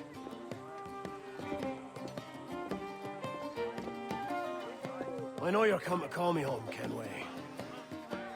And your faith in me is kind. But with Nassau done in, I feel I'm finished. I'm not of the same mind, mate. But I won't begrudge you the state of yours. You still looking for that sage fellow? Aye. Taking a prize a month back, I heard a man named Roberts was working a slave ship called the Princess. Might want to see about it. The Princess. Cheers, Thatch. Oh, don't sit there like a barrel of wet fish. We're celebrating my retirement! Uncork this man's breakfast!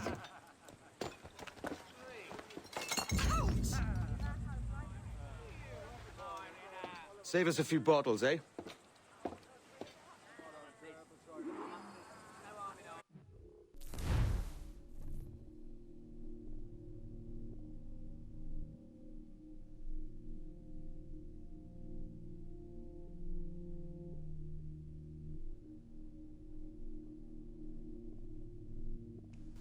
Alright, so we're in this memory now.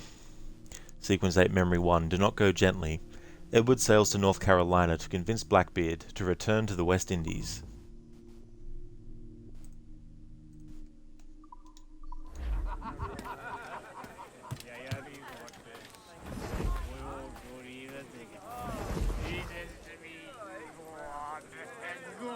You could do it.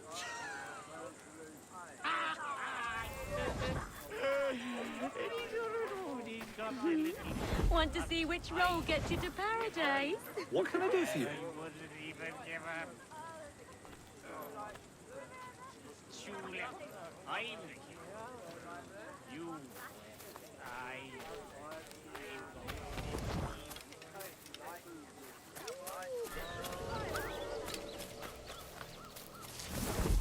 Hello, lads. Lieutenant, you out here? What? Stay here.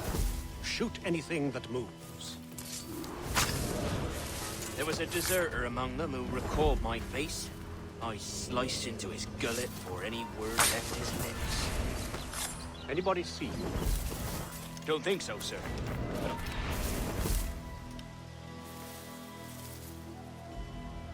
Don't think so, sir. But I reckon Kenway suspects something. He don't miss much. Tell me about the beach. A fair gathering, sir. Most too drunk to stand. That will suit our purpose.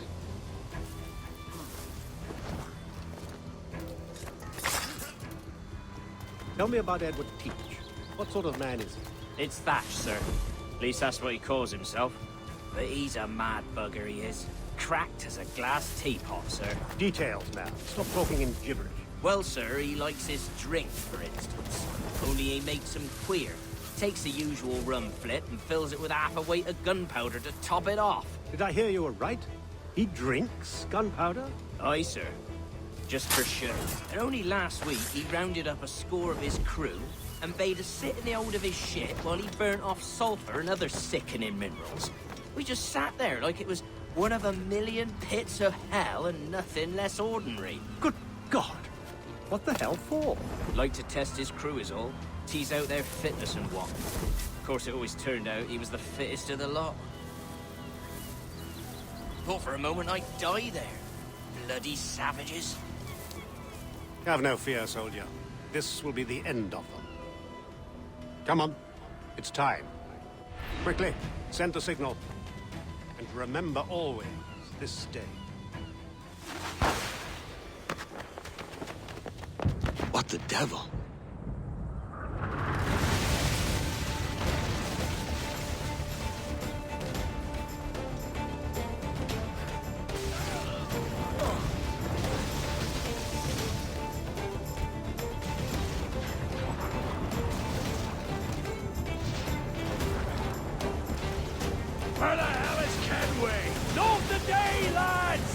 Today we send the king's finest to their graves! Stay out!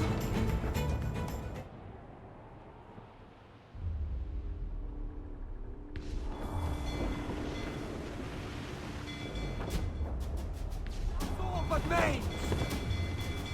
Douse the fire! Who exposed? Take the shot! Fire! On fire! She's vulnerable there, sir! Fire! Fire! There's sir! a good shot could cripple her! Fire! Look, Captain, the whole place shot! Fire! Fire! Oh, come on! Eat her stick! We'll break us apart! Jordan sail! Get off the squall! Look, Captain, the whole place shot there! Two!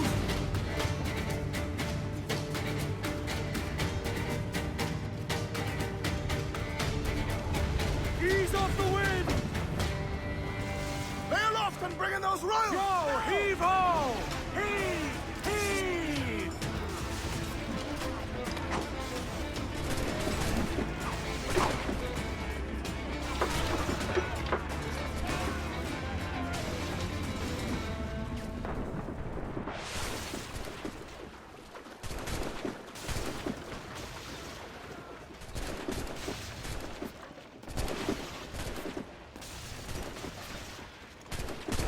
We've knocked them on the heads! Exactly!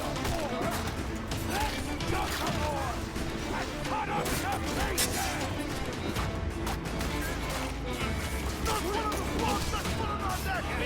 Bury them all, boys! Take no go! I'll cleave your lengthwise, maggots! How you be doing, Edward, my lad? I'll not fall here today, bastards! Come at me! Take the fight to them! Can you fight free, lad? Can you make it clear?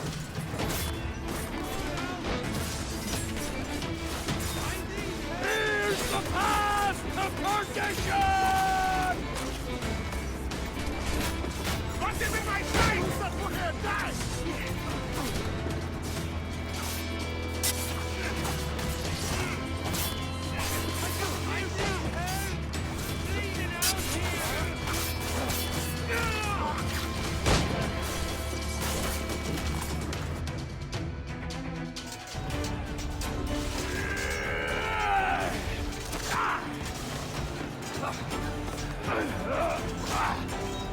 Can we? Here! In a world without gold, we might have been heroes!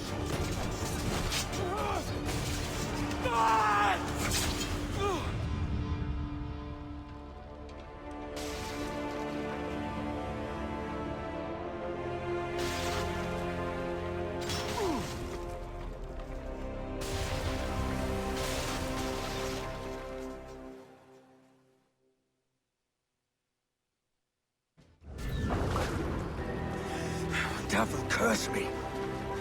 Where's the jackdaw?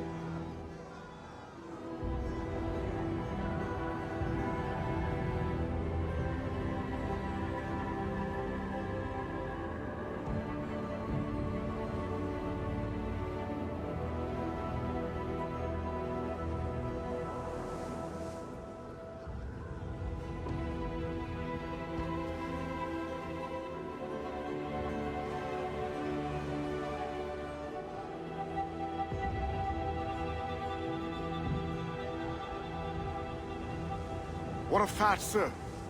Did he fall? Captain? He drinks damnation.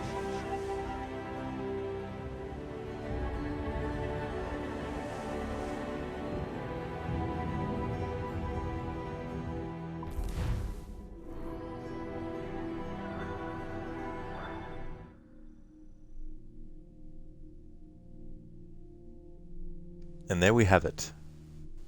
The life ends of Blackbeard, Edward Thatch. That is still one of the most memorable and most powerful memories in this game. And there's many. This isn't the only one, but it's one of the highlights of this game.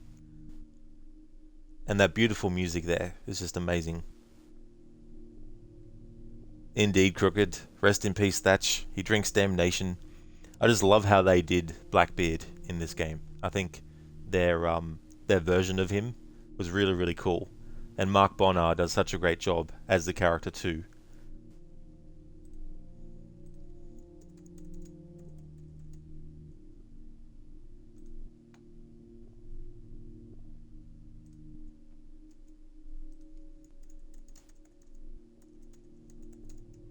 And there's his IMDb.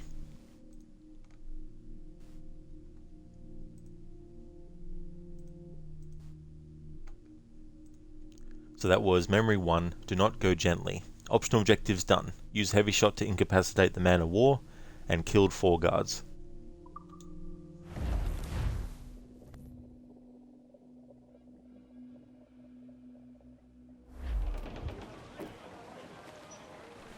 It's also one of the first major deaths that happens to someone that Edward knew. That have an impact on his life and how his character arc goes.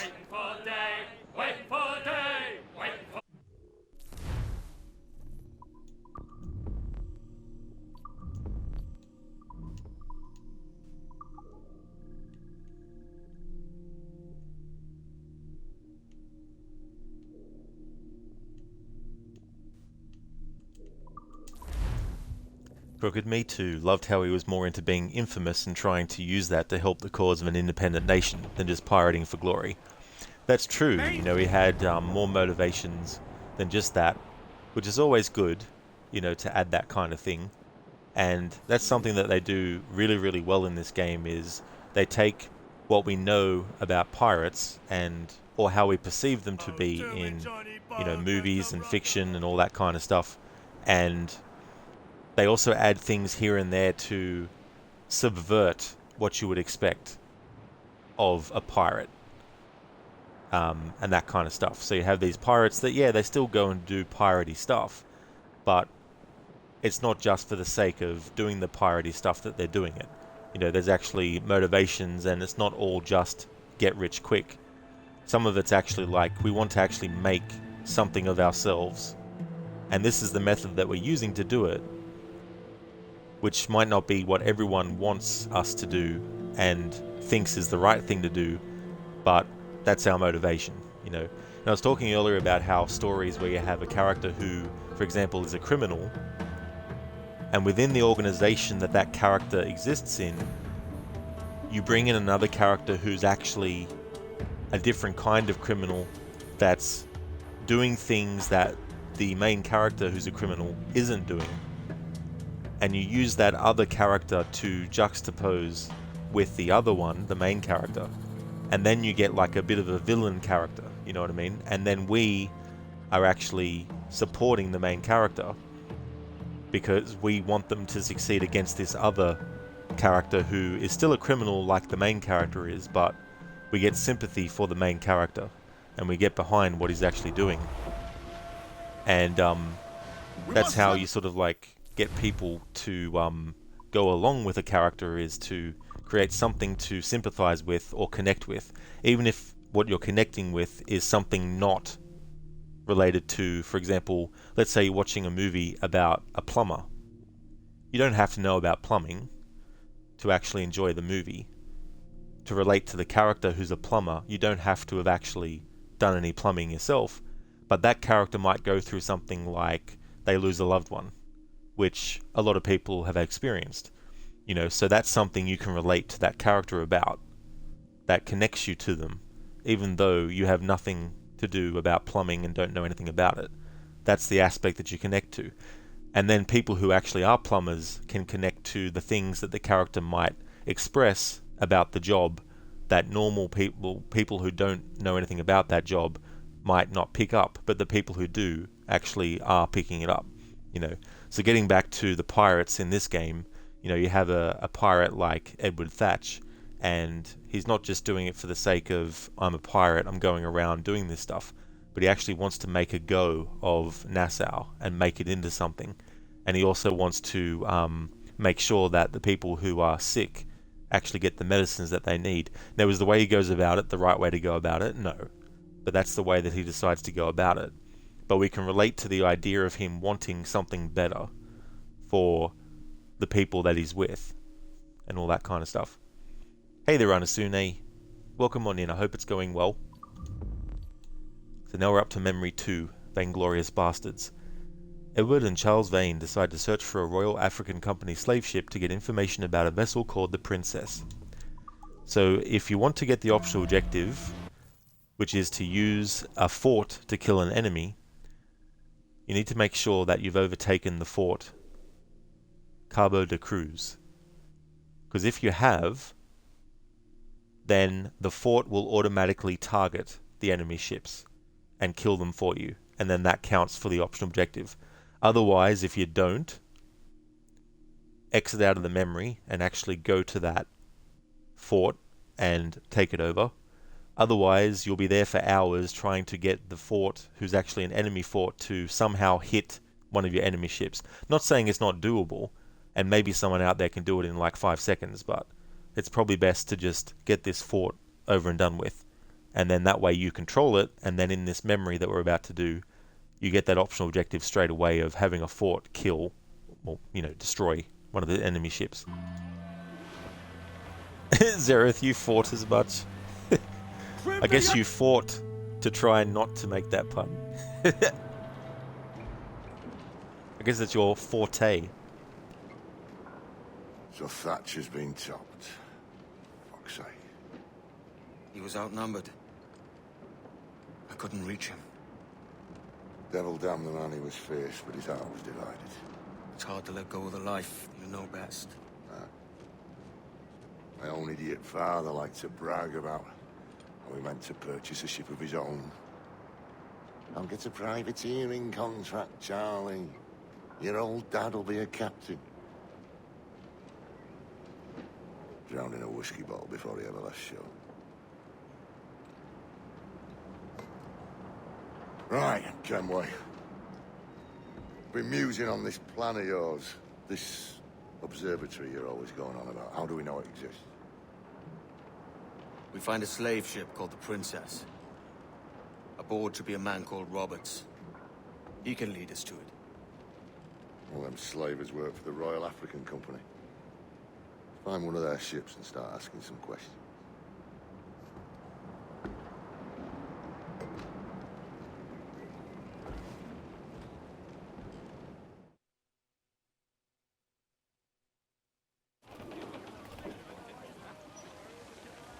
What's our course, Captain? We're looking for slave ships.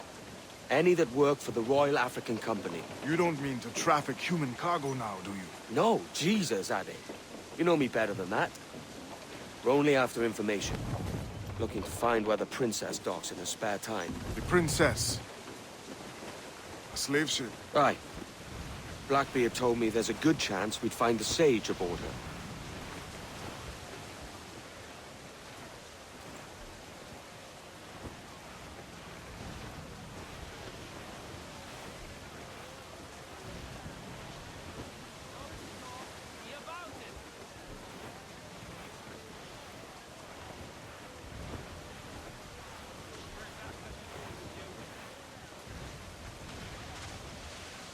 Enemy making for us, sir! I would say, Captain, Vane's just sunk a merchant schooner. Damn! Can't that animal stay the course we agreed to?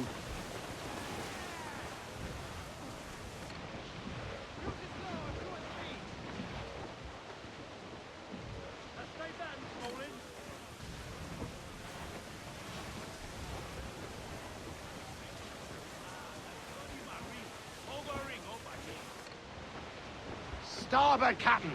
Shipwreck survivor! Surely we are nearing our goal.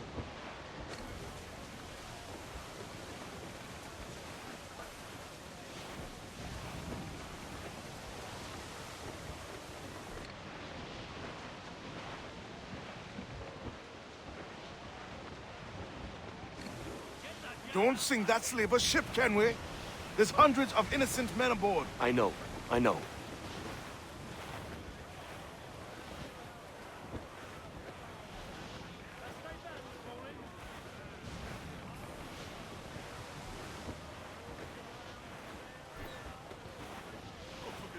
There's our prey! Got him!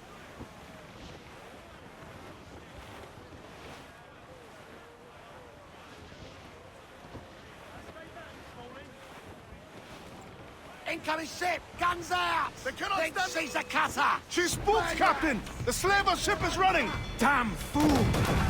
I'll get us in close. Swim, do you? Quite the squad. We're ready, up, sir! Captain. Fire!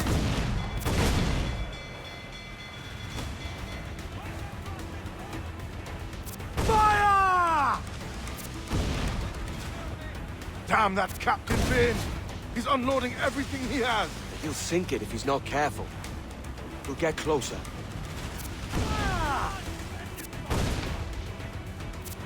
Fire! Fire!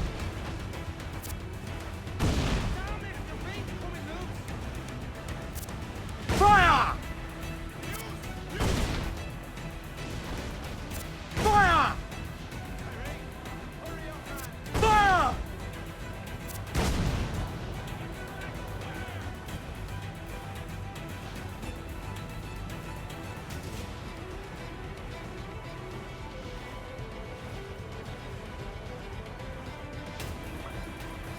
Vane's dead in the water.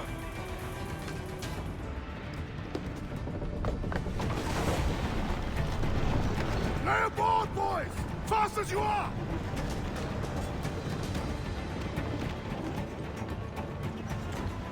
All clear, pull away!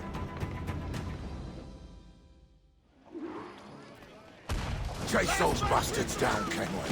I'll murder the men who scuttled my ship. Keep calm, mate. Remember what we're after. If we time it right, we can use our fort to our advantage.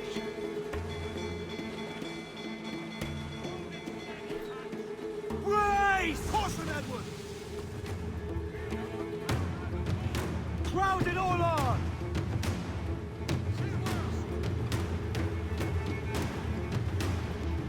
Incoming fire!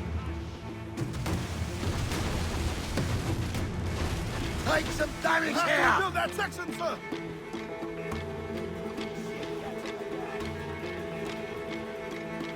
Damn! Are you mad, Captain?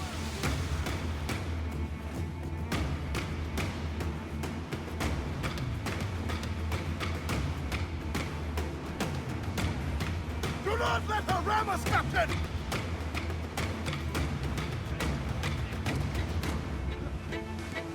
Incoming fire! Be careful, Captain! Careful, Kenway. We're trying to board that ship, not sink her. One more direct hit! Fasten And we're yourselves! full of teeth! We must soon founder, Edward! Brace for impact! Put a shot right through there! Fire! Ready to fight! Brace yourself! We're ready, sir! Fire!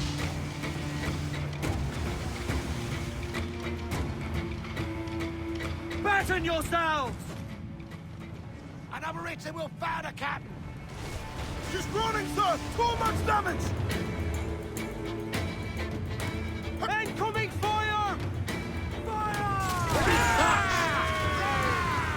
Race!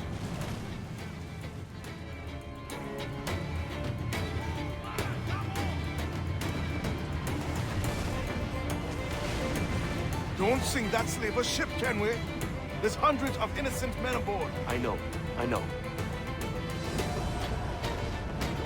There we go. Optional objective finally popped.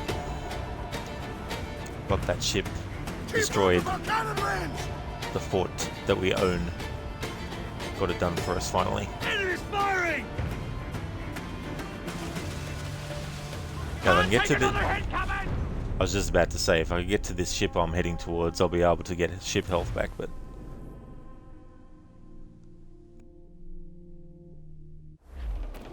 All sail! She'll take it! Chase those bastards down, Kenway. I'll murder the men who scuttled my ship. Keep calm, mate. Remember what we're after. If we time this right, we use our fort to our advantage. Incoming fire! Mind the helm, sir. You will break us apart.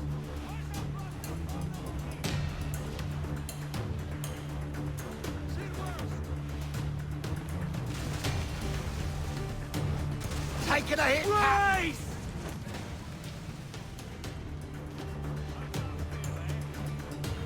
Keep out of her way! She will ram us! Reef the topsails and gallants! Hail off and reef! Reef, I say! Unfurl mains! Let's move! Brace All yourselves! sail! Round it on! Brace! You will founder the ship, Kenway! That clout got us square!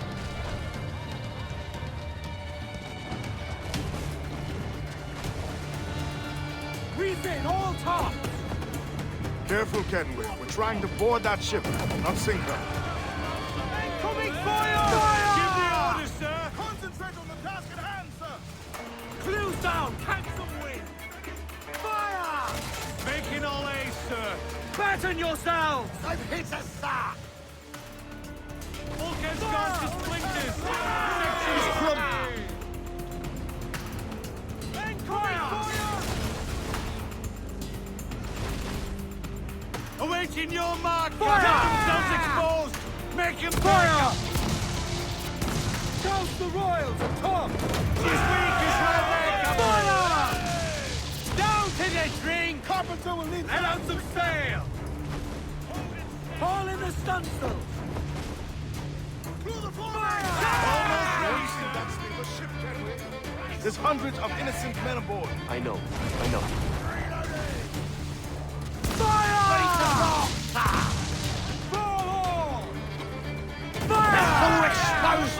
Fire! We must soon founder, Edward! Get the mains free! Pull them in with a will! We're going over. Find the captain. Come at me, roisters, you scurvy maggot brains! Guns and steel aren't louder than sticks and spittle vein. I've more than enough of all that. Just find the captain.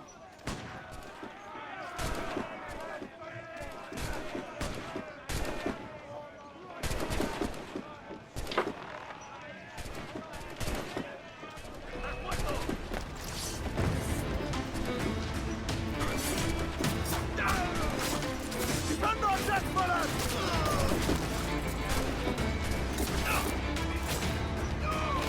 Keep them up on deck!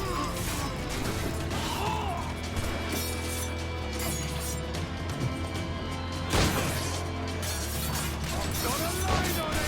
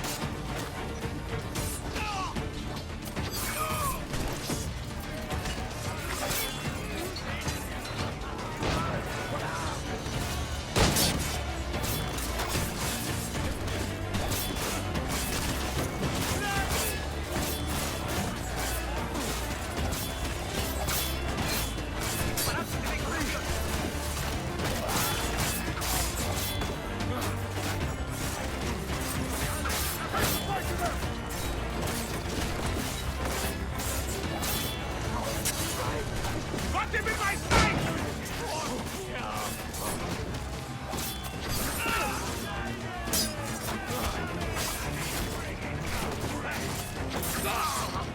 No, por favor, soltaré las armas y lo resolveremos como amigos. Oh, do you really, Lizzie? Well, I hope it goes well.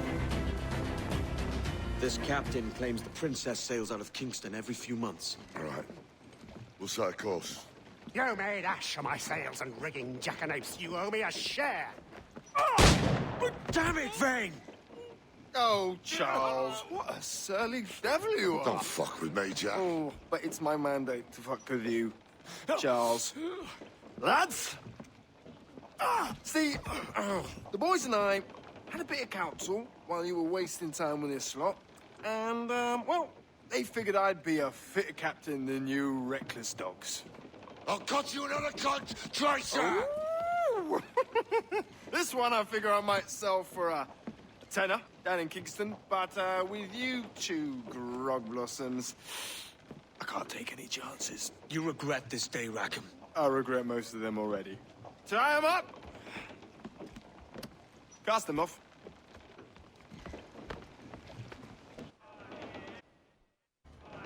Yeah, 19 was like, come on, Fort. Do your job.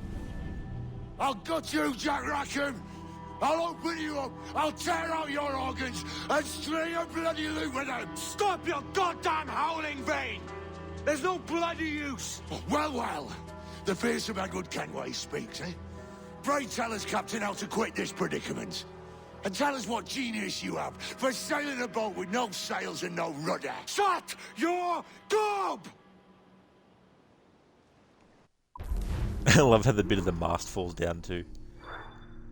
Alright, so that was Memory 2, Vainglorious Bastards. Optional objectives done. Damage the Royal African Pearl with an upgraded ram and use the force defenses to sink a ship. It really is 19. Such a great job by Darby McDevitt and the other writers to get this all done.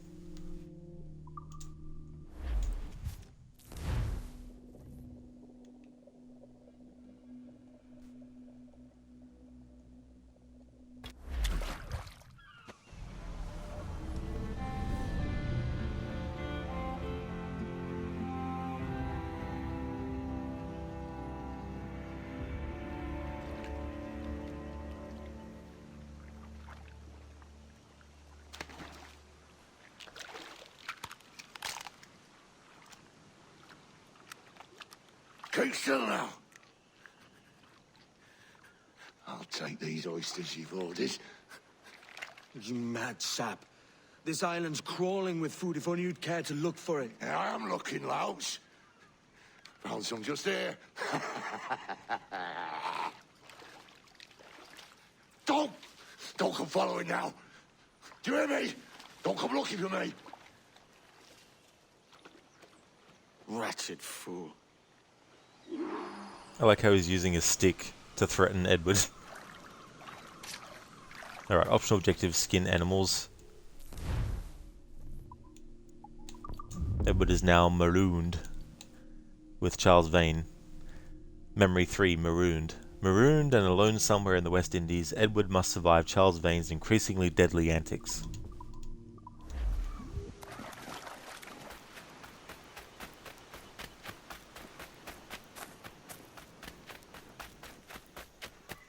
Obviously, at this point in the game, you can't fast travel anywhere. Here's a health to the king and a lasting peace.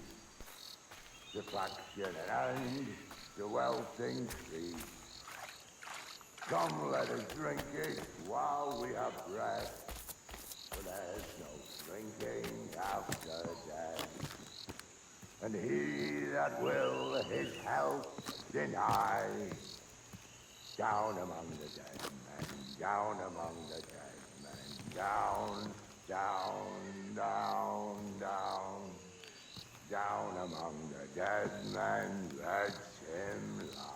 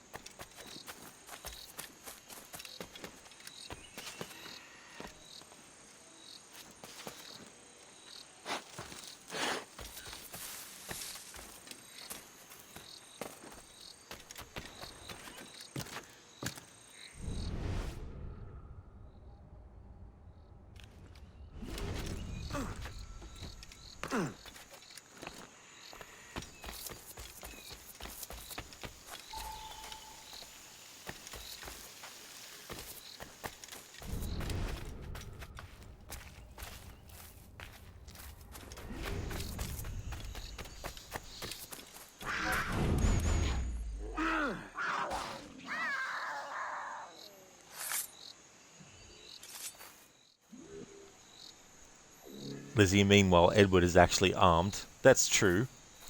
Yeah, if Edward wanted to at that point, he could have just basically overpowered Vane and then killed him.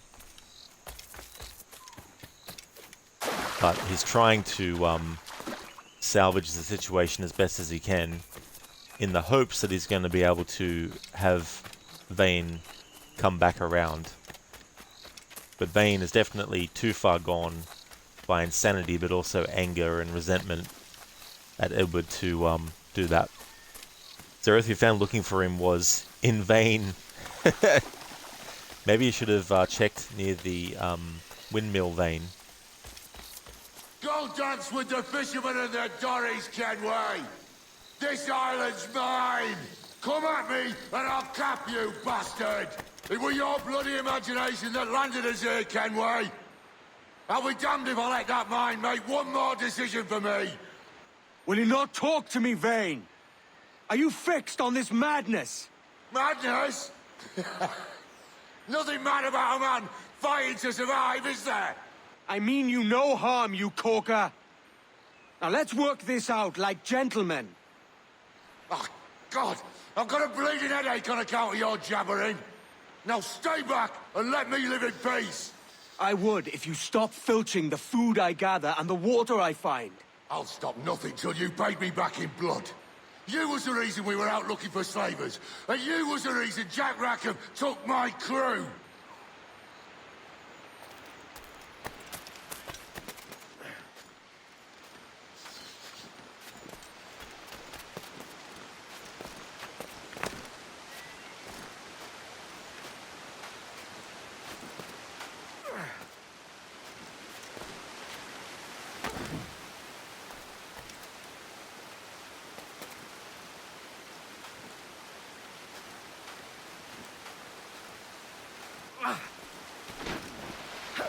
Vane!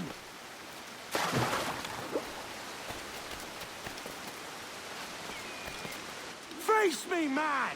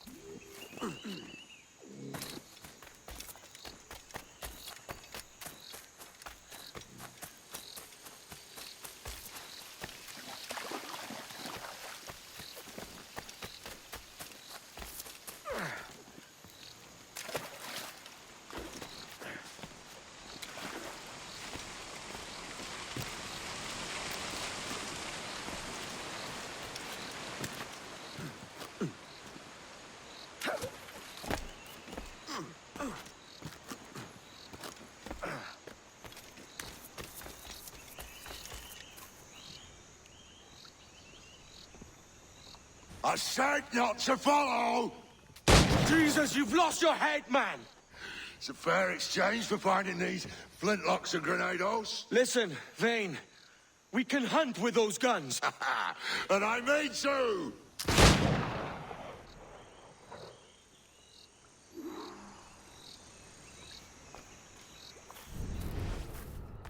No escaping me!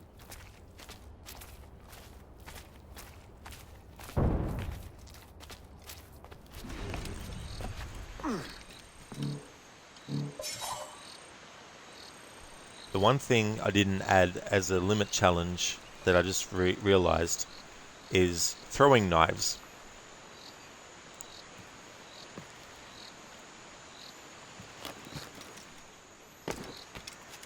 Question is, will one kill this? It won't, because the game's not letting me use it. I was going to go, I'll just use the throwing knife to kill that crocodile, because I don't actually have that as a limitation for the playthrough, for the challenge. But the game's like, no. Bloody rags will be all that's left of you, Kenway!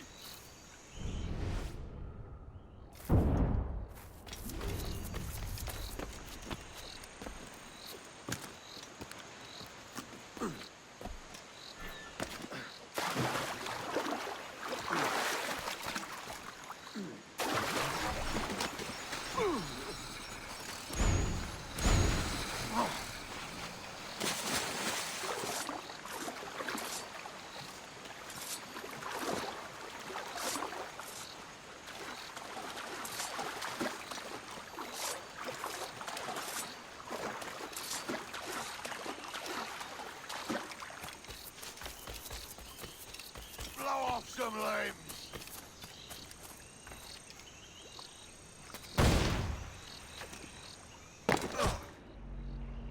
No escaping me!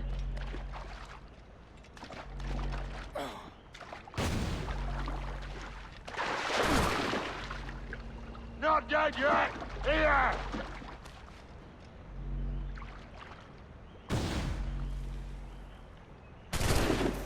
Bloody rags will be all that's left of you, Kenway!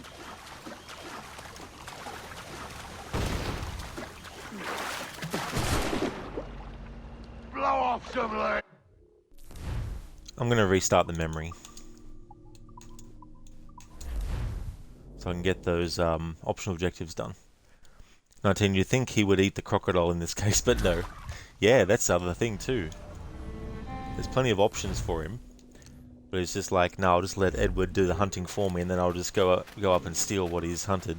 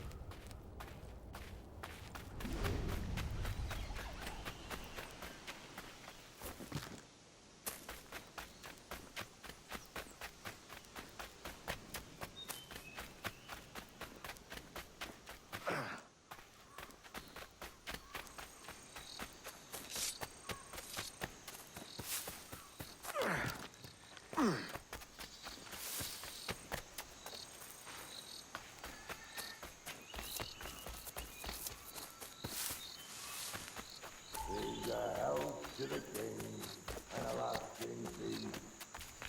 The faction and the wealthy feast.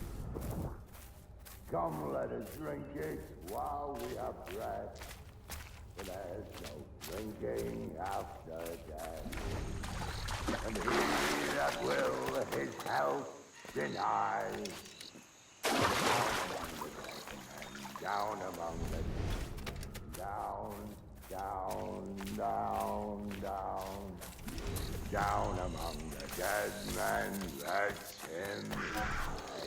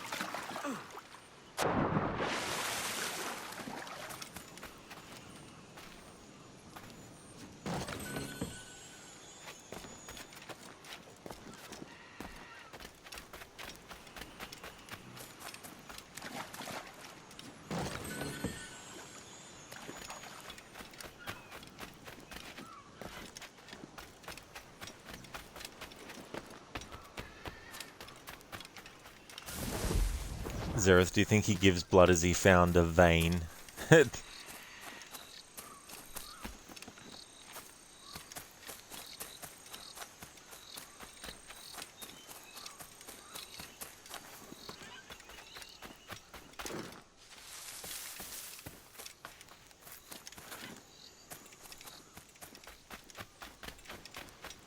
Alright, let's see if that's enough time for that panther to respawn.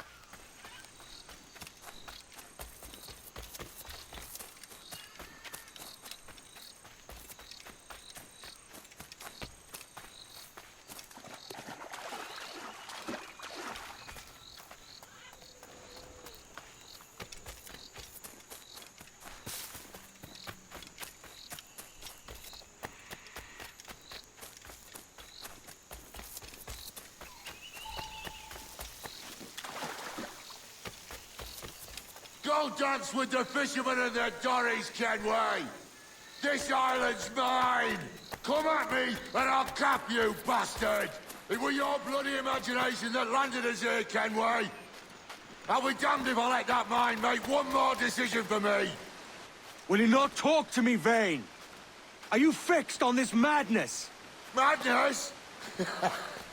Nothing mad about a man fighting to survive, is there? I mean you no harm. Vayne!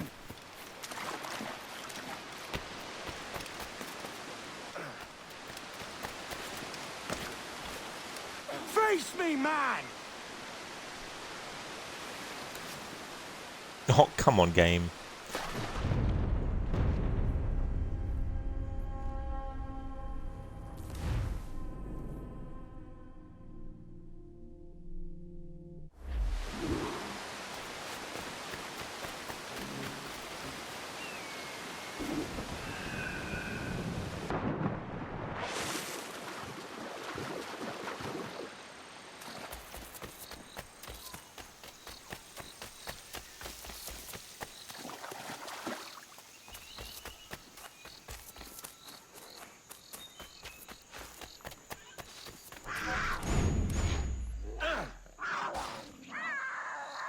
Here we go. Optional objective complete. Skin 3 animals. 19, typical really. Yeah, the game didn't like that I was too fast for it by pressing the buttons required to actually do the action when Edward was actually on the thing, but just not exactly where pinpoint accurate the game wanted me to be. It's like threading a needle.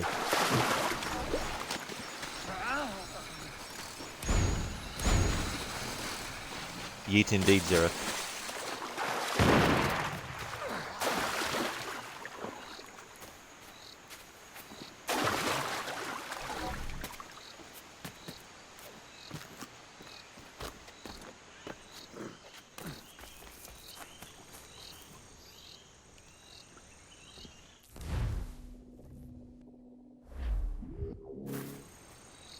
I guess it would, if the game actually let me do it. I'll blow you to hell! Because there was no point where the game would let me attack that crocodile I was trying to attack. Couldn't even use the throwing knife on it. Here!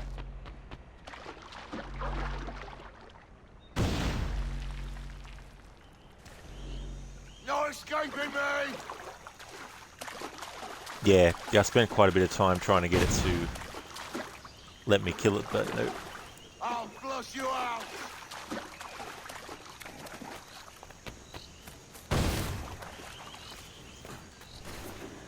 You can't hide!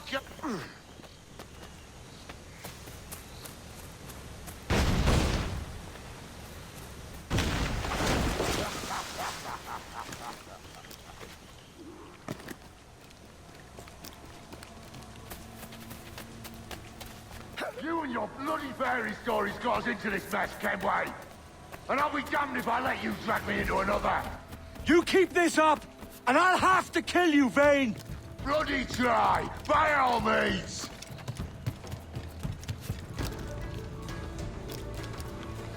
Yeah.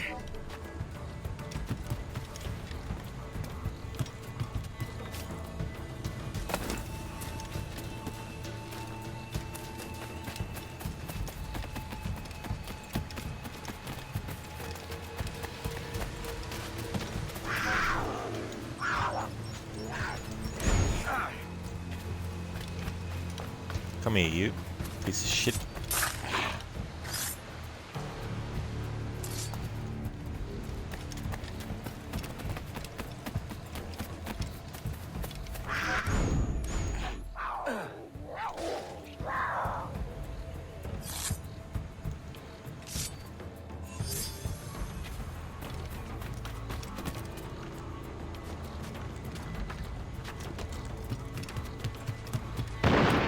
I see you coming, Kerr. I see you plain and clear.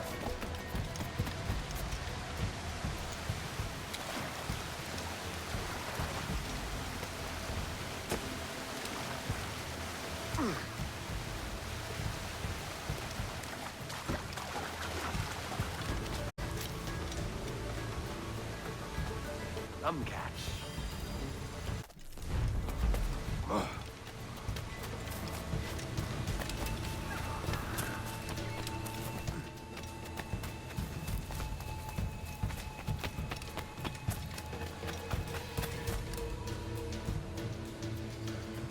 It's either you or me who's leaving this island alive, Welcher.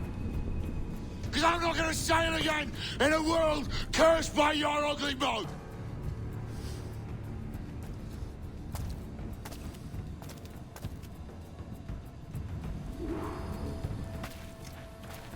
Alright, optional objective is now to air assassinate him.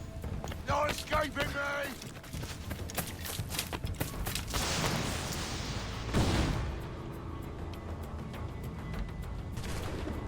I'll blow you to hell!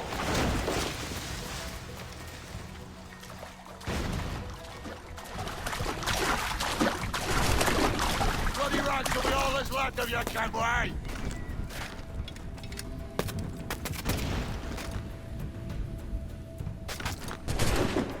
You can't hide, Kenway!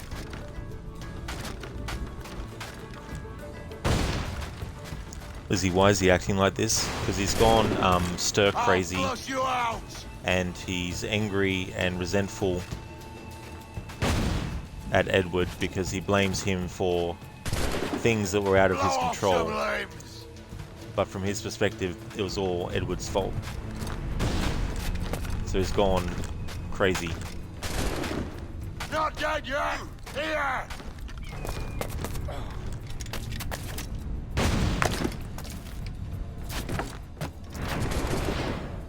Not... You goddamn fucking knave, Vane! Nancy boy! Only done half a fucking job. Fucking hell. Is this my reward for believing the best about men? For thinking that a bilge rat like you could muster up some fucking sense once in a while? Maybe Hornigold was right. Maybe the world does need men of ambition to stop the likes of you from mucking it all up. Or maybe you just don't have the stones to live with no regrets.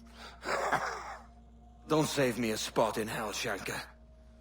I ain't coming soon.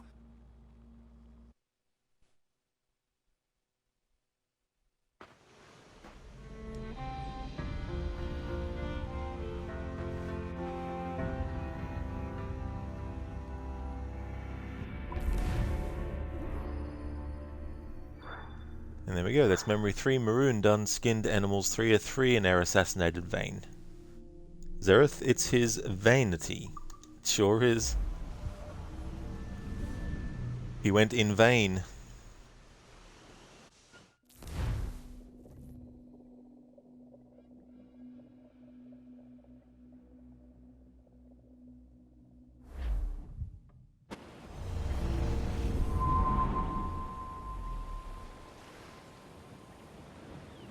Stealing a fishing schooner single-handed.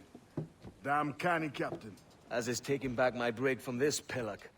Once again, I thank you both.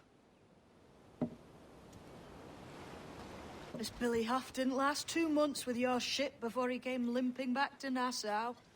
Took the pardon straight away. I had to, lads. That Rogers was onto me from the first. Hold your tongue, Rackham.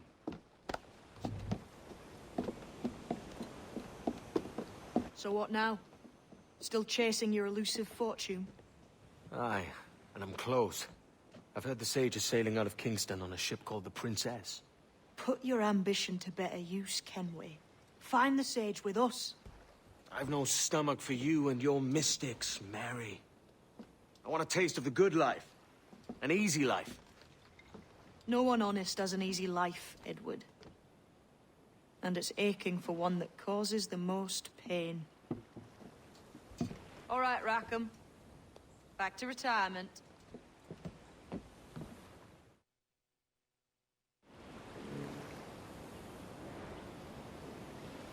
Great quote there by Mary.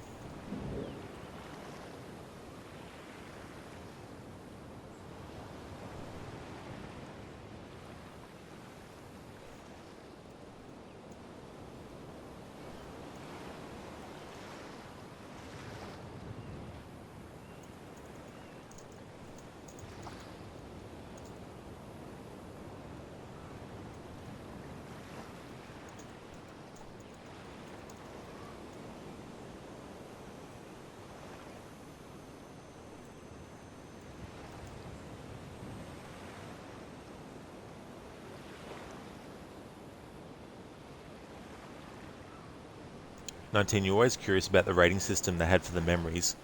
You rated everything either 5-star or 1-star if you hated the optionals. Yeah, back when this game came out, and it was the same for Unity, and I think it was for Syndicate as well.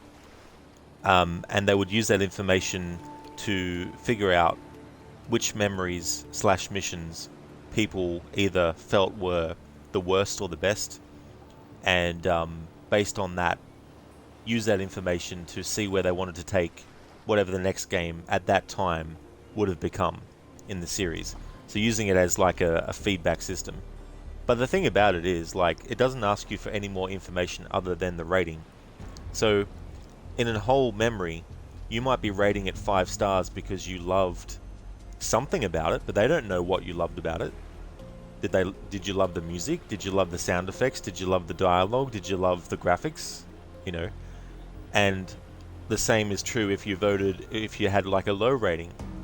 How would they know? Are you rating the mission low because you didn't like the character in that mission, or you didn't like the gameplay mechanic in that mission that was introduced? You didn't like the optional objective, you didn't like what was said by the character, you didn't like the graphics in that moment? So it doesn't really give you accurate information. All it's really telling them is that this mission was rated by many people to be bad, and this one was rated by many people to be good. But what do you do with that information? So it's admirable that they wanted to do something like that, to get feedback from the game that they had released, to help them with the current game that they would have been working on, which then of course would be the game that they would release next. So all that is fine, but you need to get into specifics. It's like when you have a questionnaire sheet and they only give you 2 options, and it's one extreme to the other. And not everyone deals in extremes. Sometimes there's a middle ground, but they don't give that option. So with rating these memories, it's like, what are the people actually rating? The person rating it knows, the people that that person tells knows, but how does Ubisoft know what they're basing their rating on? But yeah, that's why they had the rating system in. So they were paying attention, sort of, yeah. I mean, in small ways you can see that in Unity, for example, if you're tailing a target, in previous games to that, if you were tailing a target and you lost them, then the game would be like, desynchronized, you lost the target. Whereas in Unity, it's like, oh, you lost the target? That's okay. We'll give you time to still catch up with them and find where they are and continue on. So in small ways they started to do that, but I think if they had the same kind of system and they brought that back, but the player had the option to actually go into details, it could go to a whole other screen where there might be certain things that you're rated on. So it might be like music, sound effects, dialogue, optional objectives, graphics, glitches, you know, have categories so that when you rate it, you can go, right, I rate this game for having, I rate this memory 0 stars because I didn't like the music. And they can see, okay, so this many people chose the music as the thing that they wanted to base their rating on, so now that we know we need to improve the music, for example. If they had something like that that could go that extra detail, it'd probably help a lot more.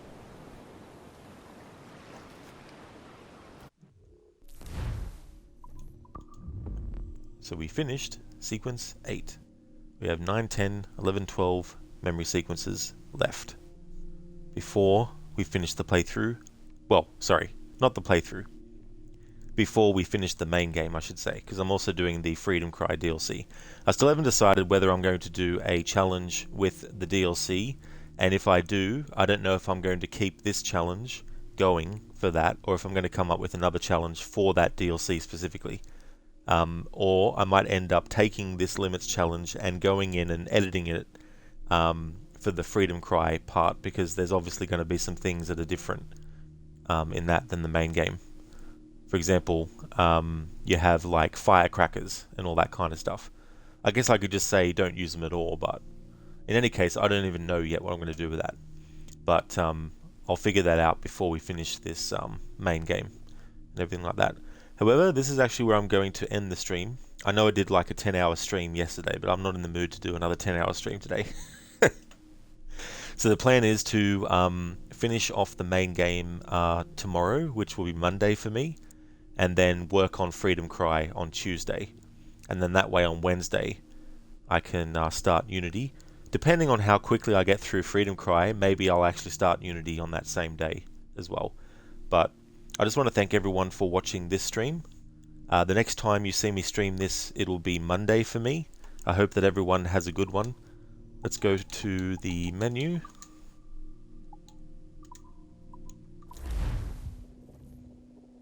Thank you so much, 19. I'm glad that you had a good time, and you have a good night too. Thank you so much. Here's a shout out for Crocodiles, Mr. Gote, Dr. Ronnie, and Shin. Would like to highly recommend people check out these streamers. Crocodiles is a massive fan of Assassin's Creed. He's also doing his annual series playthrough. This time though, this year, he's doing something different, where he's actually only playing the games that were made by Ubisoft Montreal. So he's not doing any content or main games that were done by other Ubisoft studios, only the ones done by Montreal. And the game that he's up to next is actually this game, Black Flag. So he'll be streaming that. He's also just recently finished a playthrough of Grand Theft Auto 4, the Ballad of Gay Tony DLC, so he finished that off. He's also a fan of games like Rocket League and FIFA Street, as well as Forza Horizon. Also a great streamer, has a great community over there on his channel. Also has some funny channel points rewards also, both visual and audio, a lot of Assassin's Creed related sound bites as well. Highly recommend checking out Mr. Gote, who has been doing some Resident Evil 4 remake. He's also a fan of games like Dead Space, the original, and also the remake too. He played through that recently. He's also a fan of Until Dawn and other games by Supermassive like the Dark Pictures series as well as The Quarry. He's also a fan of Ghost Recon and Assassin's Creed also. Highly recommend checking out Ronnie, who's playing some Marvel Spider-Man Miles Morales. He's finished the main game, so he's doing some DLC content with that, and also side stuff. He's also a fan of Assassin's Creed, Red Dead Redemption. He also wears a hat when he's streaming, and he changes what hat he's wearing depending on what game he's playing. And he's actually a scientist and a doctor working in the field of regenerative medicine, so he's working on cures for things like Parkinson's as well as MS also. And last but not least, would like to recommend people check out Shin, who's been doing some Assassin's Creed Valhalla. Is also a fan of these games, is also a fan of JRPGs as well as MMORPGs also. So highly recommend checking out those streamers if you haven't before. And Lizzie, that's absolutely no worries at all. Same to you as well, Xerath. Thank you everyone for watching. I really appreciate it. We're going to go and raid a channel that I haven't raided for a little bit, and the channel is Saint Ravage, and he's playing some Assassin's Creed Valhalla. So we're going to keep the Assassin's Creed theme going, and we'll go and see how he's doing with that game.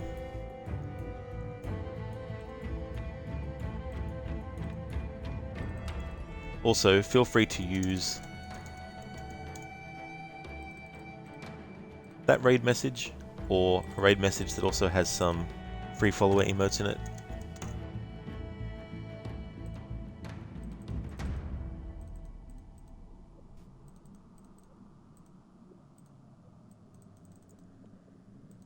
And also feel free to use your own, and also different combinations and stuff like that as well. I hope that everyone has a good one.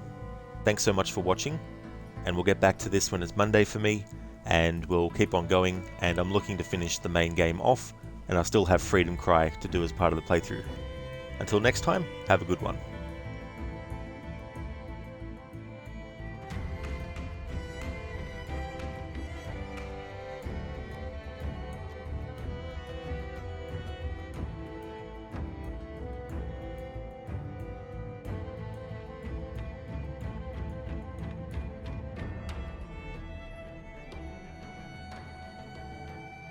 Sorry about the timing, Harbinger. Thanks for coming back though. I hope you have a good one.